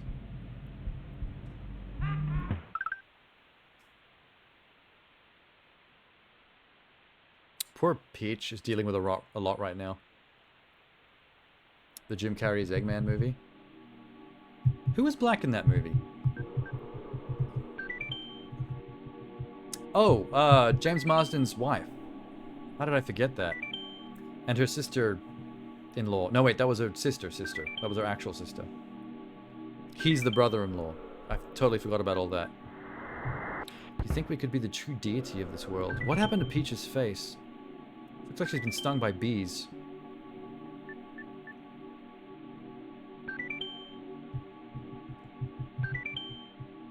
How deep does the analog horror Mario lore go?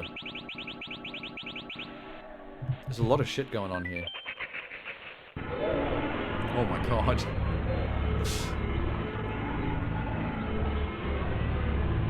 Okay, Demon Peach is probably the spookiest thing they've done so far. That was pretty cool.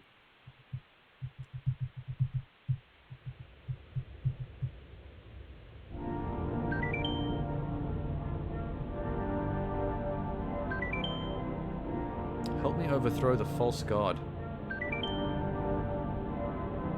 Look at her hands, man. That's a cool design. And the spiky legs that look like black stockings. It's pretty sick.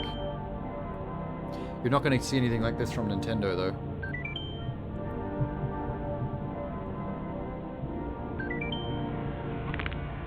It's actually got pretty cool. What did her face just do? I think I just heard a jaw break.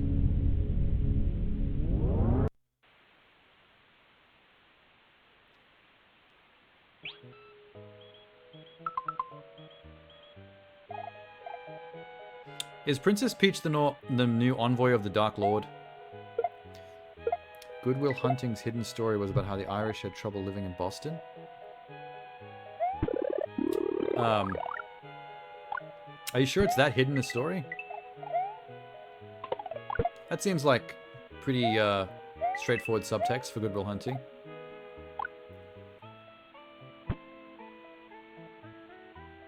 I mean, America's got so much good storytelling wrapped around both the Italians and the Irish immigrants to New York.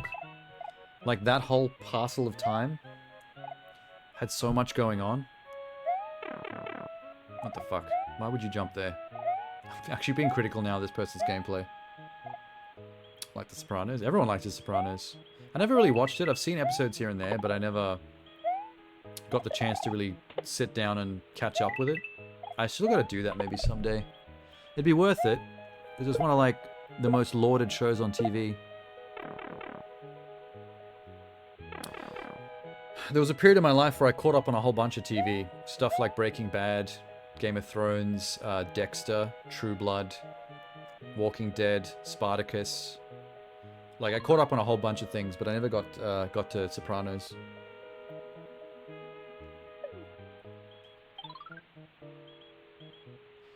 Luigi, I wanted to say that you've made a really good first impression. Perhaps you could go on different adventures after Mario gets found. Luigi? I kind of want to play stuff like this, I'm not gonna lie. Like, the funky things they're doing with all this little horror lore here is interesting, but it just makes me think about, like, how much more fun it would be to actually play this.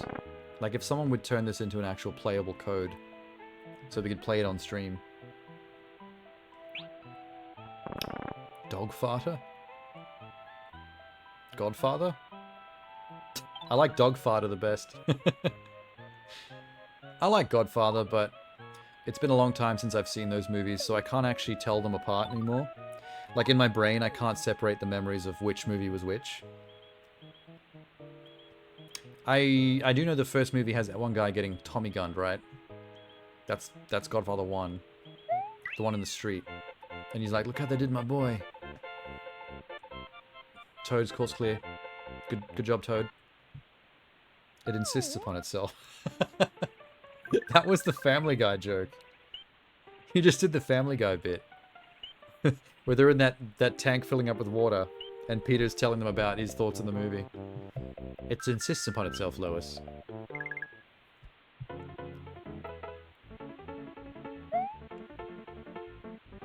Brian was so mad about that.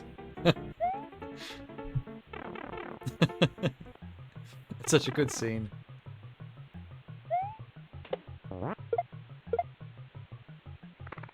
I'm okay with movies that insist upon themselves, though. Like, if we were to take that criticism seriously, like, as someone who is like a film school student, who studied film, watched movies all their lives, has made my own films, and has worked on other people's films, like, I'm not that averse to movies being too arty and being too up their own arseholes. Arseholes? I said arseholes funny then. Like, some movies are really arty and obnoxious with their messaging and what they're about and how they go about it, but like, I'm pretty okay with that stuff usually, because I've even made like kind of arty things. What do you think of Absolutely Anything? Are you talking about the movie Absolutely Everything Everywhere All at Once? I loved it. It's a great movie. I did understand some people, like, some people have criticized it for being too long. For what it's about, what it's doing. And I see that, but as someone who was really enjoying my time watching it, I didn't really mind it being too long.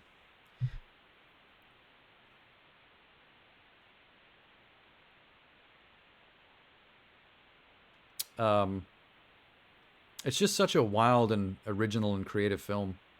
Imaginative. It's like nothing you've ever seen before, which is rare.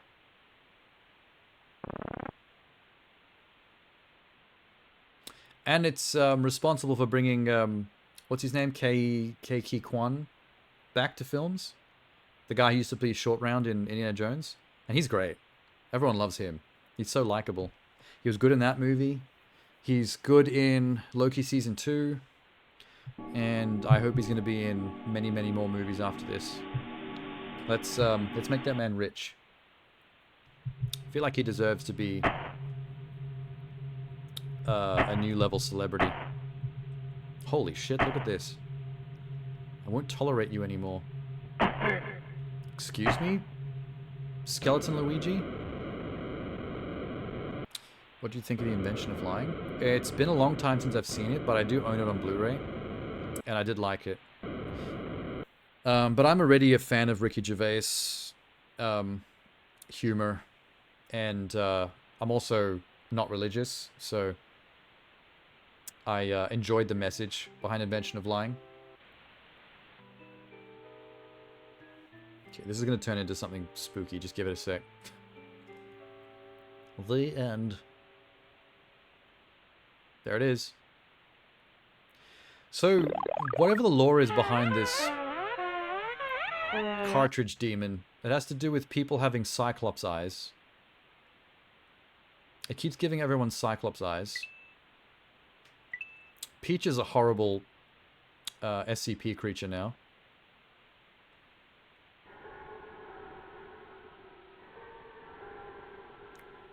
Did you like Louie? What was Louie? Is that a movie?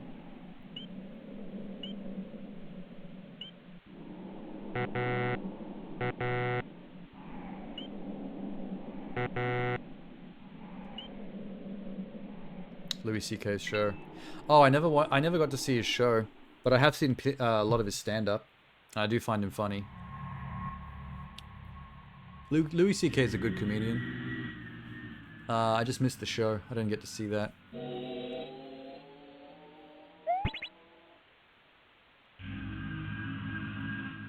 He had a movie that was supposed to come out with Netflix, I think. Right around the time he got cancelled. And that movie, I think, got completely shelved and has never seen the light of day. I think.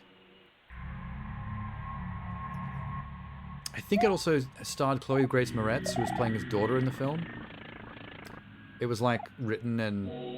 He was the main character, but I think it was also written by him. It's like his own comedy. Can't remember what the plot was. I remember watching the trailer, thinking it looked decent. And then finding out later that because of all the stuff in the news, they were just getting rid of the movie. They weren't going to release it. It's either him, George Carlin, or Norm Macdonald. All good choices. Unfortunately, George and Norm are dead now, which is sad. I feel like Norm died earlier than he should have. George Carlin was very old, but I feel like Norm could have been around for much longer. That was sad.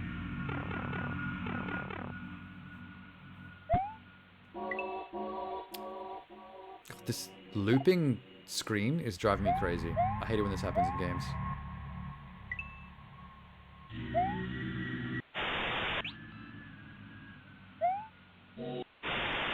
Mario, stop it. Just fall down the edge. Good man. This Mario game looks hard, dude. How long do you think Andy Dick's gonna live? I wouldn't be surprised if he's already dead. And someone's just puppeting his corpse every time we see him in the news. I feel like that dude is so full of, like, psychedelics and shit. And cocaine.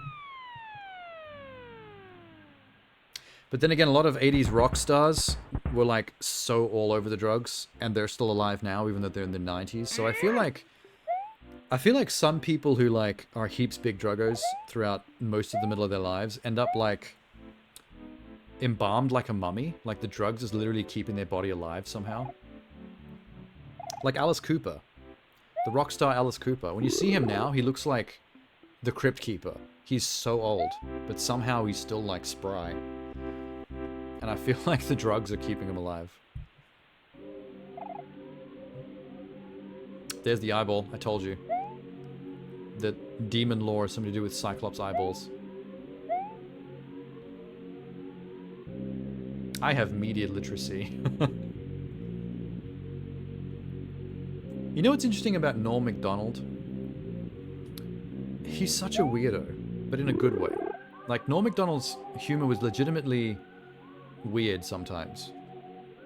Like, sometimes the humor behind the stuff that he does is, like, him acting like he's not being funny, but the fact that he's doing something or saying something so random and pretending like it's not meant to be funny is what makes it funny. I don't know how to describe his comedic style. It's very unique. Sometimes he just makes people uncomfortable in, like, comedic talk show interviews on purpose and then sits there and amused with himself.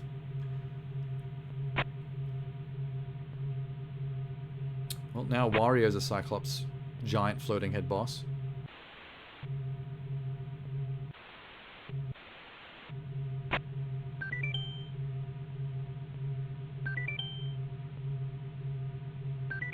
Run away and don't lose all your power stars to win.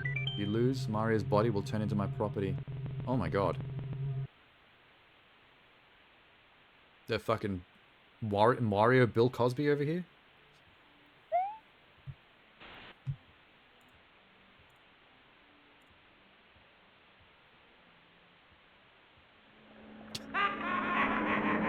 Doesn't seem like a fair chase. I just realized how long we've been watching this for. How long is this playlist? Oh my god, the last one is 36 minutes? Dude, no.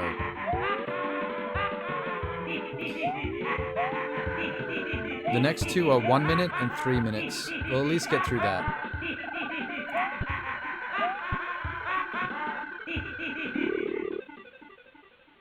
Bruh, he just ate all your power stars. You've been bamboozled. Hang on a sec. Gonna freeze the screen for a second.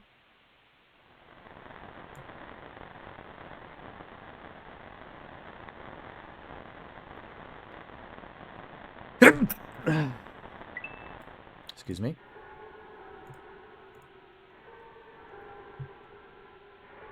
I got the sneezels now.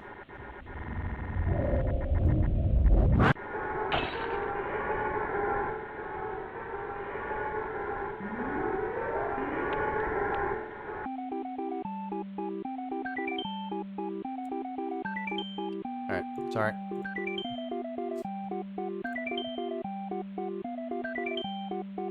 If you see the screen, your save file has been rendered useless. That is possibly the worst thing you can see in any game ever. That's actually happened to me many times in my life. That happened to me on my Dreamcast a few times. Where you got those external memory cards. I've had a couple of formatting corruption issues. I lost all my progress in Tomb Raider 4 because of that. Tomb Raider Revelations. I have no idea where you got this game. You're clearly not 122, has already completed their run. Which would make you 123. What is with Luigi and Princess Peach back there? She looks happy. Luigi looks mortified.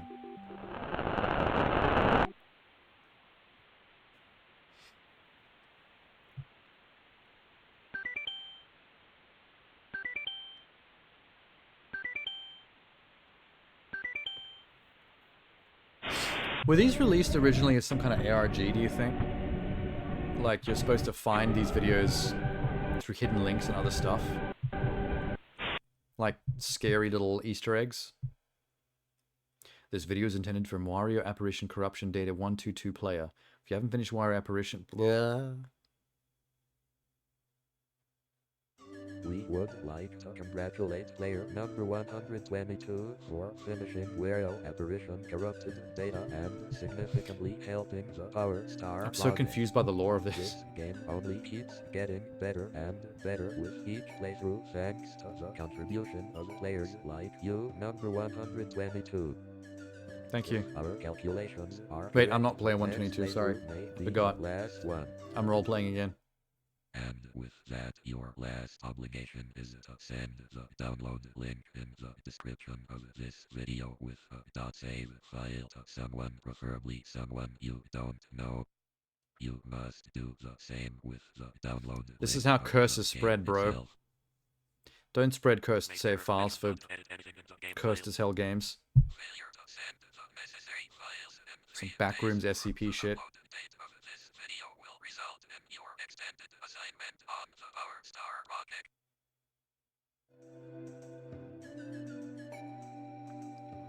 Every time I hear this Mario 64 song, I get mad nostalgia, even if it's meant to be in a horror game.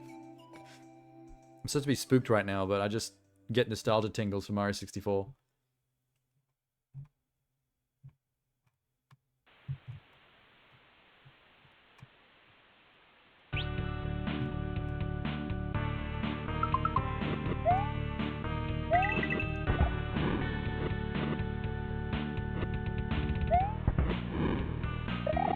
This is the last normal clip I'll watch. I'll skim through the 36-minute one just to see what goes on in there because I'm curious, but... hell nah. Can't watch this for 36 minutes.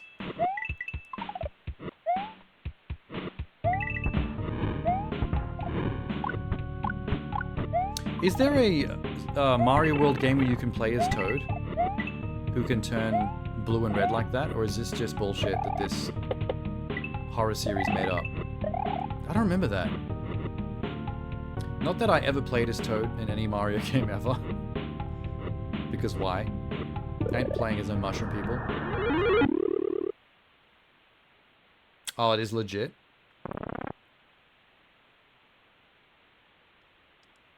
Yeah, I never would have...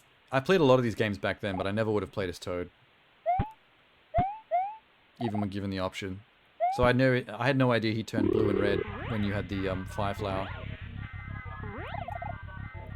Hey, it's the superhero Cape Mario. Being a freak.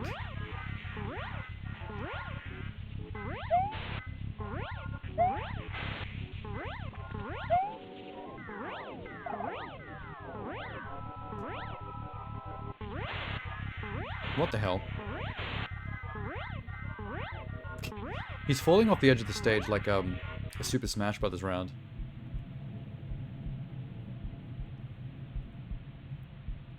It's new Super Mario Brothers? Oh, was it? I didn't play the new ones. I was just thinking about the old NES era ones that this is based on.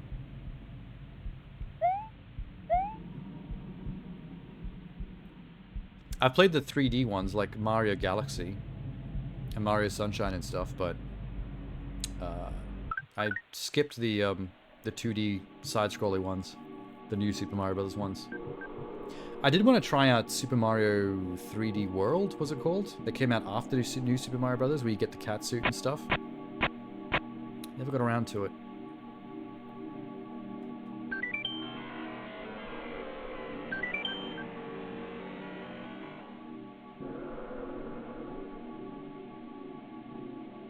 The fuck is that?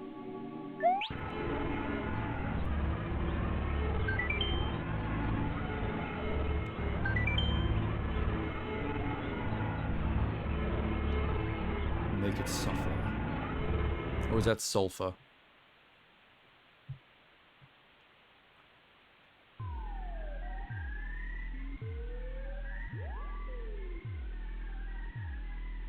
Don't close the game, recovering data. More Cyclops Warriors. They like this, this wallpaper.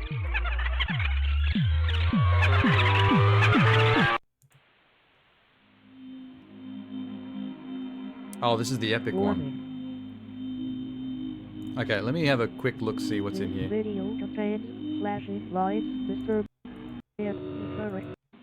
Yeah. Player Andrew Anderson found dead at his apartment January 22nd. That player 122 that we're talking about earlier. The guy that's meant to be playing the game we've been watching. The unedited footage is over 3 hours long.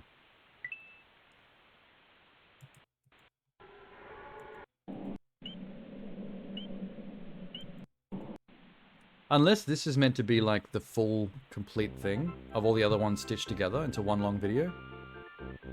Luigi, come to my castle. Truly, Princess Toadstool Peach.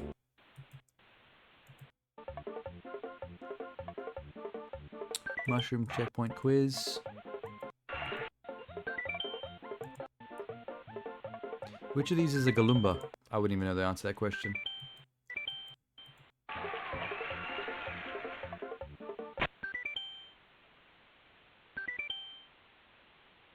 Huh? Looks like you were having a power outage. The quiz will resume in a moment. Spooky.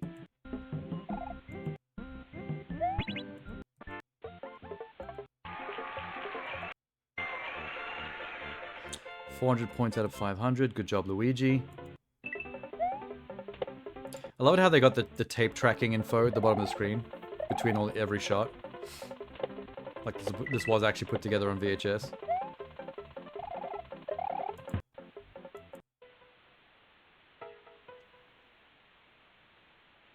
There's the eyeball.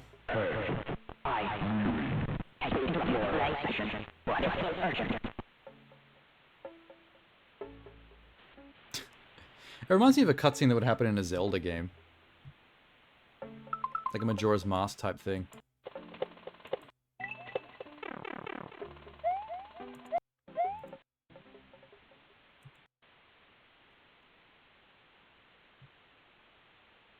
Hello? ¿Qué pasa?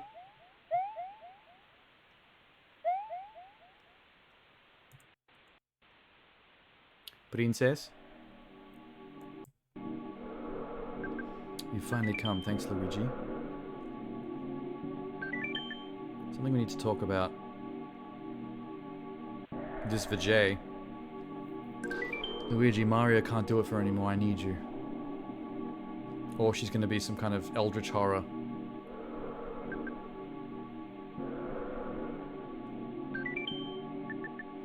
I can't walk. Luigi, please come closer. Oh, eldritch horror.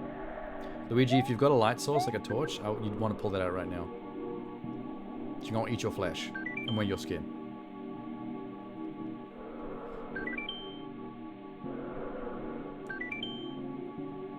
I'm not your enemy, you should always do as I say.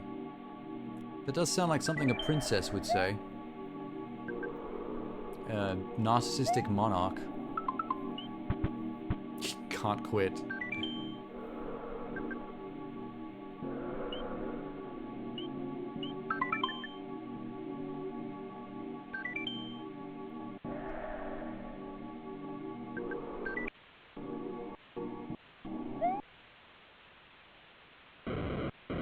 Holy shit.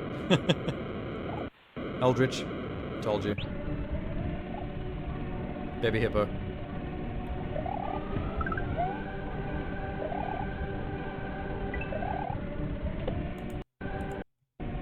Oh, she comes. Luigi got.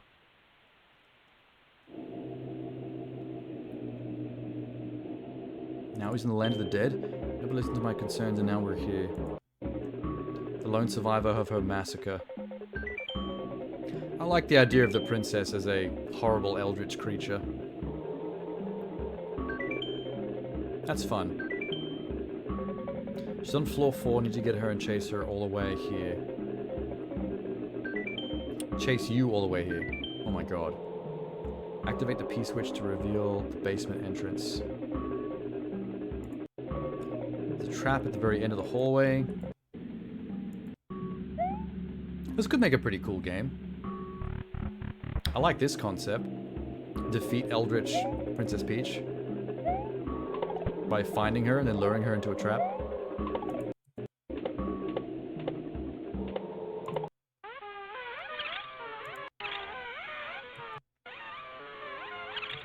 The fuck's happening?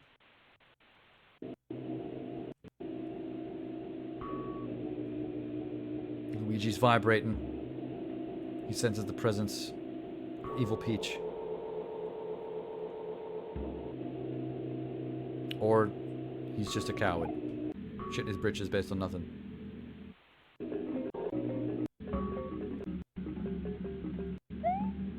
He's crying.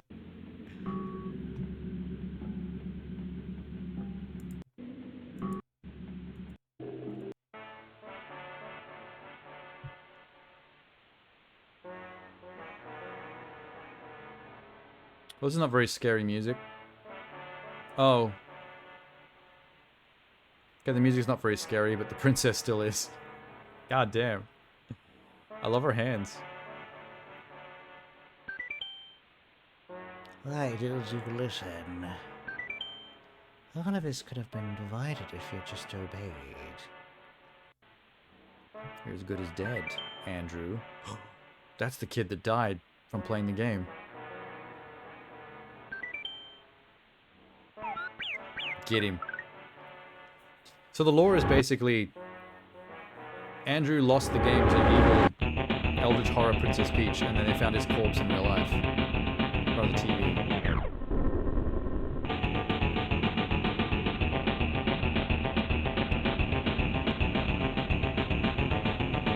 What the fuck? With the crab hands.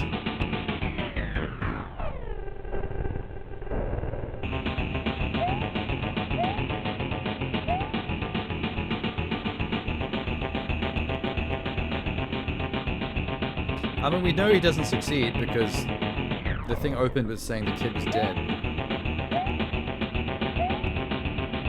How is he running in the air above the spot? Looney Tunes shit.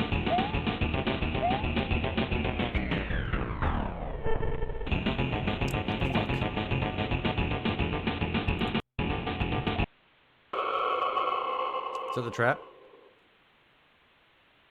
Did you win, son?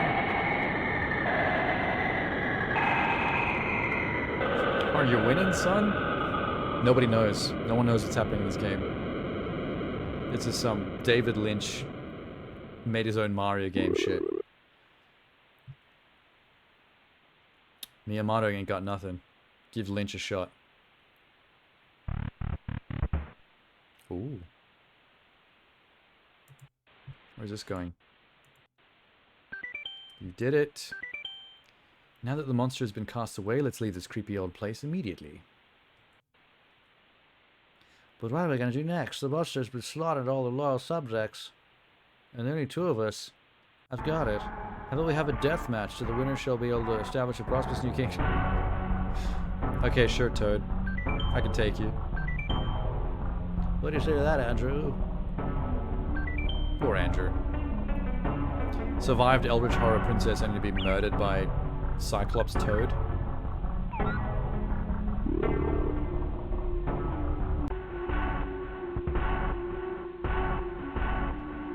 What's happening?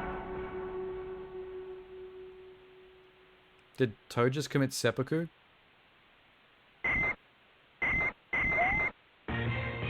Oh. It's the eyeball made manifest. Made flesh. Kind of like when the giant hand in Super Smash Bros. Comes as a boss battle. Now she's the eyeball by itself.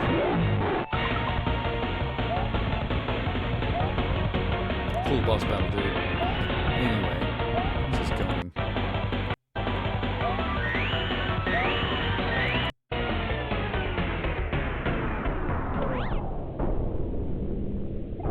I genuinely feel bad for Luigi right now.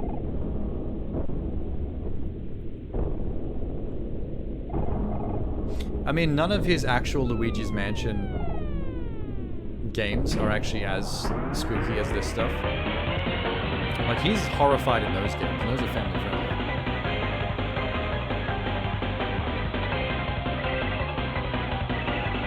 This is such a Sonic video game thing. This definitely was never in any Mario games.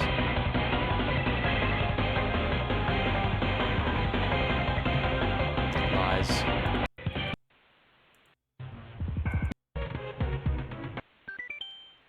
Point of advice, once you'll survive something, Andrew, you're something something.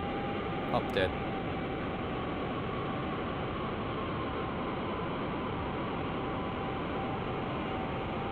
After all that.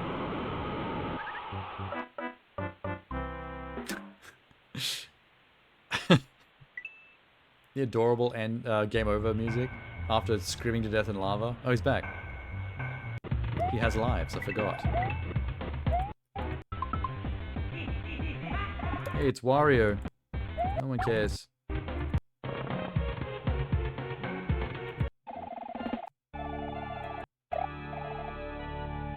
Huh?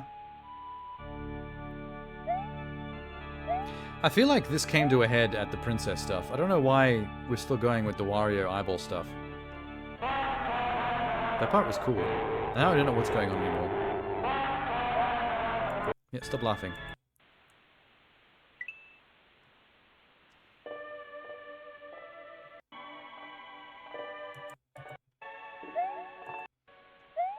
Eyeball Temple.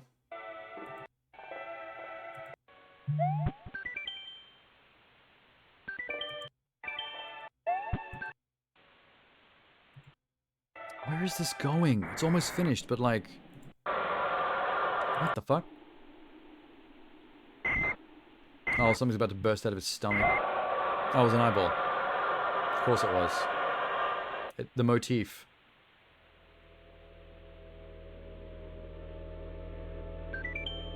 Didn't expect you to hold up for such a long time.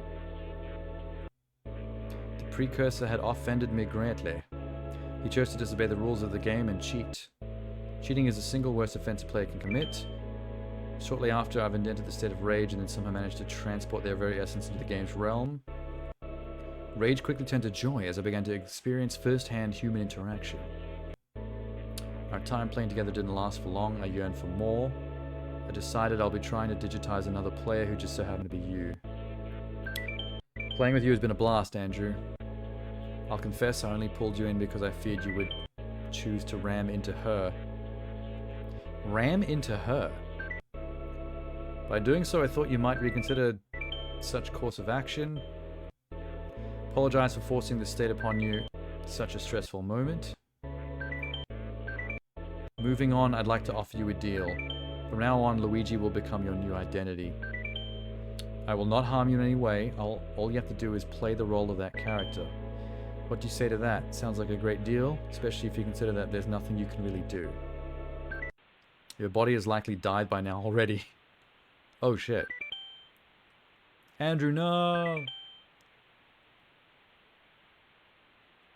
Deal or no deal?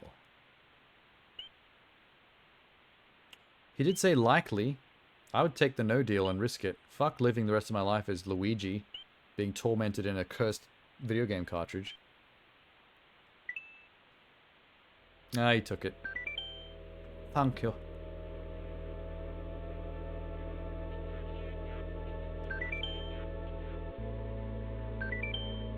I'm very glad you've made that decision, Andrew.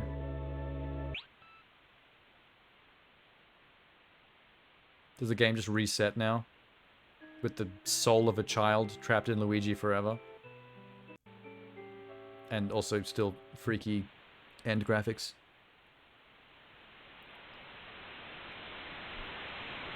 Alright. Now remake this lore as a 3D game, a la Mario Odyssey.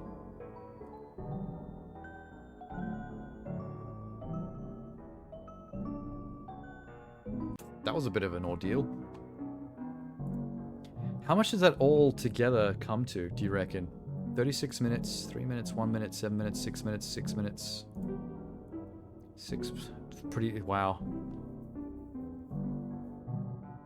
Oh, they had Earthbound music in there? Cool. Didn't even notice it.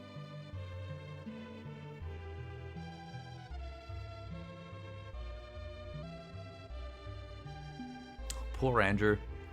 Feels like he only accepted the deal because he knew the alternative was death. I would have gone with death. Fuck this.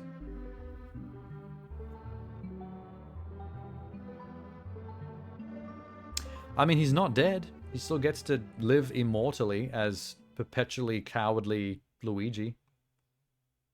It's not a completely tragic ending.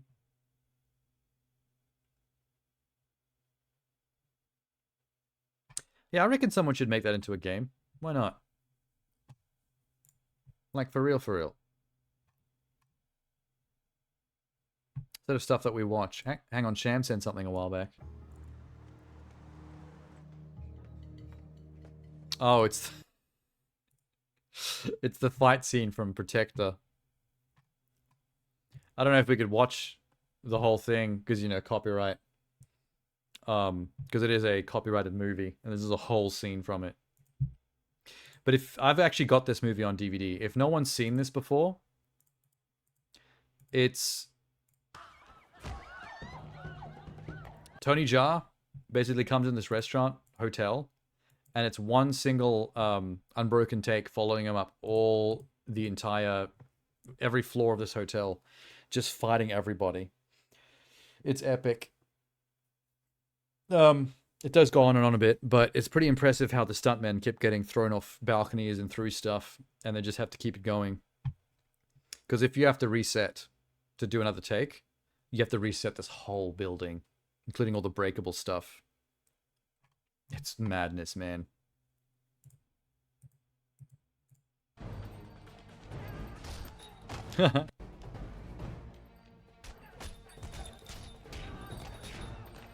He would have been really tired by the end of this too. Check this guy getting kicked through this thing. Didn't break, but he's on the ground.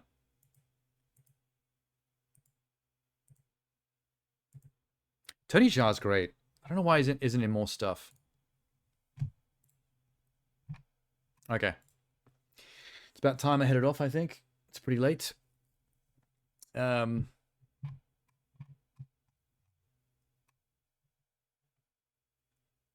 Maybe I'll look at one more thing before I go. Hulu released a teaser for an Alien TV show called Alien Romulus. When I first saw this thumbnail, I thought it was a fan film or something, but apparently this is like a legit show. Teaser trailer for the epic sci-fi movie Alien Romulus, a sequel to Alien Covenant. Oh, I had this all wrong. Whoops. I thought this was some kind of TV show. Just kind of tangentially connected to the rest of the Alien franchise. So this is the actual trailer for the actual sequel to Covenant and Prometheus. I had no idea we already had this. Is this still Ridley Scott? It's not saying. Hang on. Directed by Fede Alvarez. This is not directed by Ridley Scott. Which is weird because the first two in the trilogy were, and he's still like mad into it. It's the guy who did Don't Breathe, the Evil Dead remake, Don't Breathe 2, Texas Chainsaw Massacre remake, Girl in the Spider's Web. Okay. So he knows how to direct a movie, but none of them are that great. Fair. I'll still buy it. That Foxstar media watermark is going to be annoying.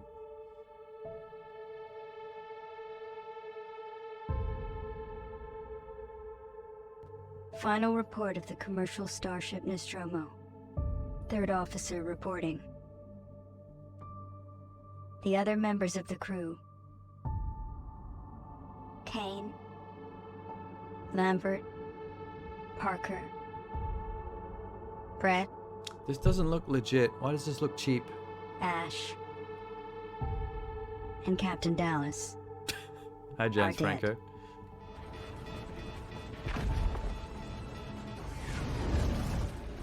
Is this real? I feel like I'm being bamboozled here. Cargo and ship destroyed. This feels like one of those things I where should reach the frontier in about 6 weeks. people make like a fan film where half With a the little footage luck, is stolen from the other network films. will pick me up. This is Ripley.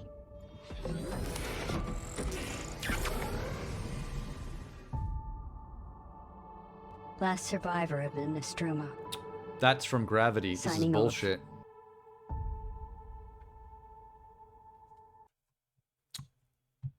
Nah, this is bullshit.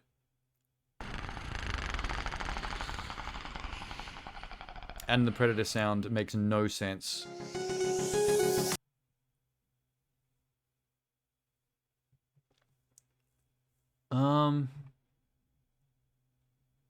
Let's hope it's good. Sounds like Predator at the end. Can't wait for this. How are you all falling for this?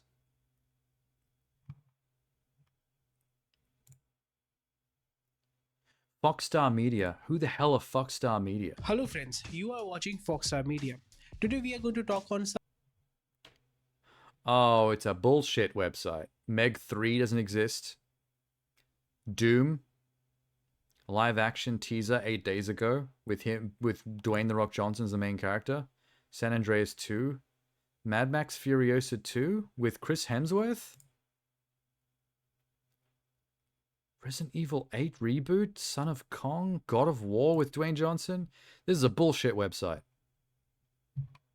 I'm actually mad. Sonic 3, I'm Legend 2, Terminator 7 with fucking John Cena. Why you like this? Hello friends, you are watching Foxstar Shut Media. up. I'm angry at you. Hello friends.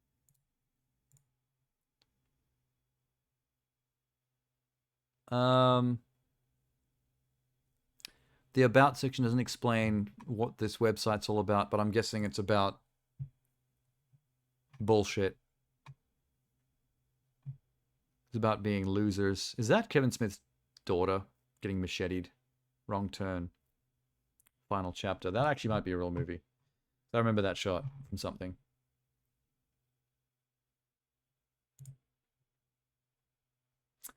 Well, now I definitely think the stream's over because Part of the commercial. holy shit, does that make me annoyed? So is this actually a real thing though? Alien Romulus, 2024, directed by Fede Alvarez. So it is real. The trailer's not.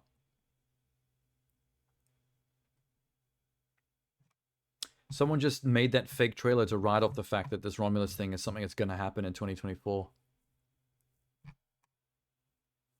Well, I'm angry about that. I feel like I just wasted my time. I'm putting that YouTube channel on my blacklist. Never watching anything from there again. Rubbish.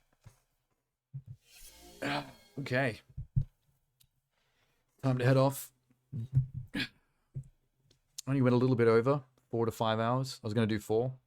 Did an extra hour, that's fine. Get some extra sleep. I wish I could have ended on a more positive note instead of a fake-ass trailer that bamboozled the shit out of us, but whatever. Worse things. We've seen plenty of cool shit tonight anyway. Alright. Good night, everybody that's still lurking. I will see you probably tomorrow. I'll see somebody tomorrow for more Eastwood. Got plenty of that still to go. I'm only about halfway through that game. Alright. Good night.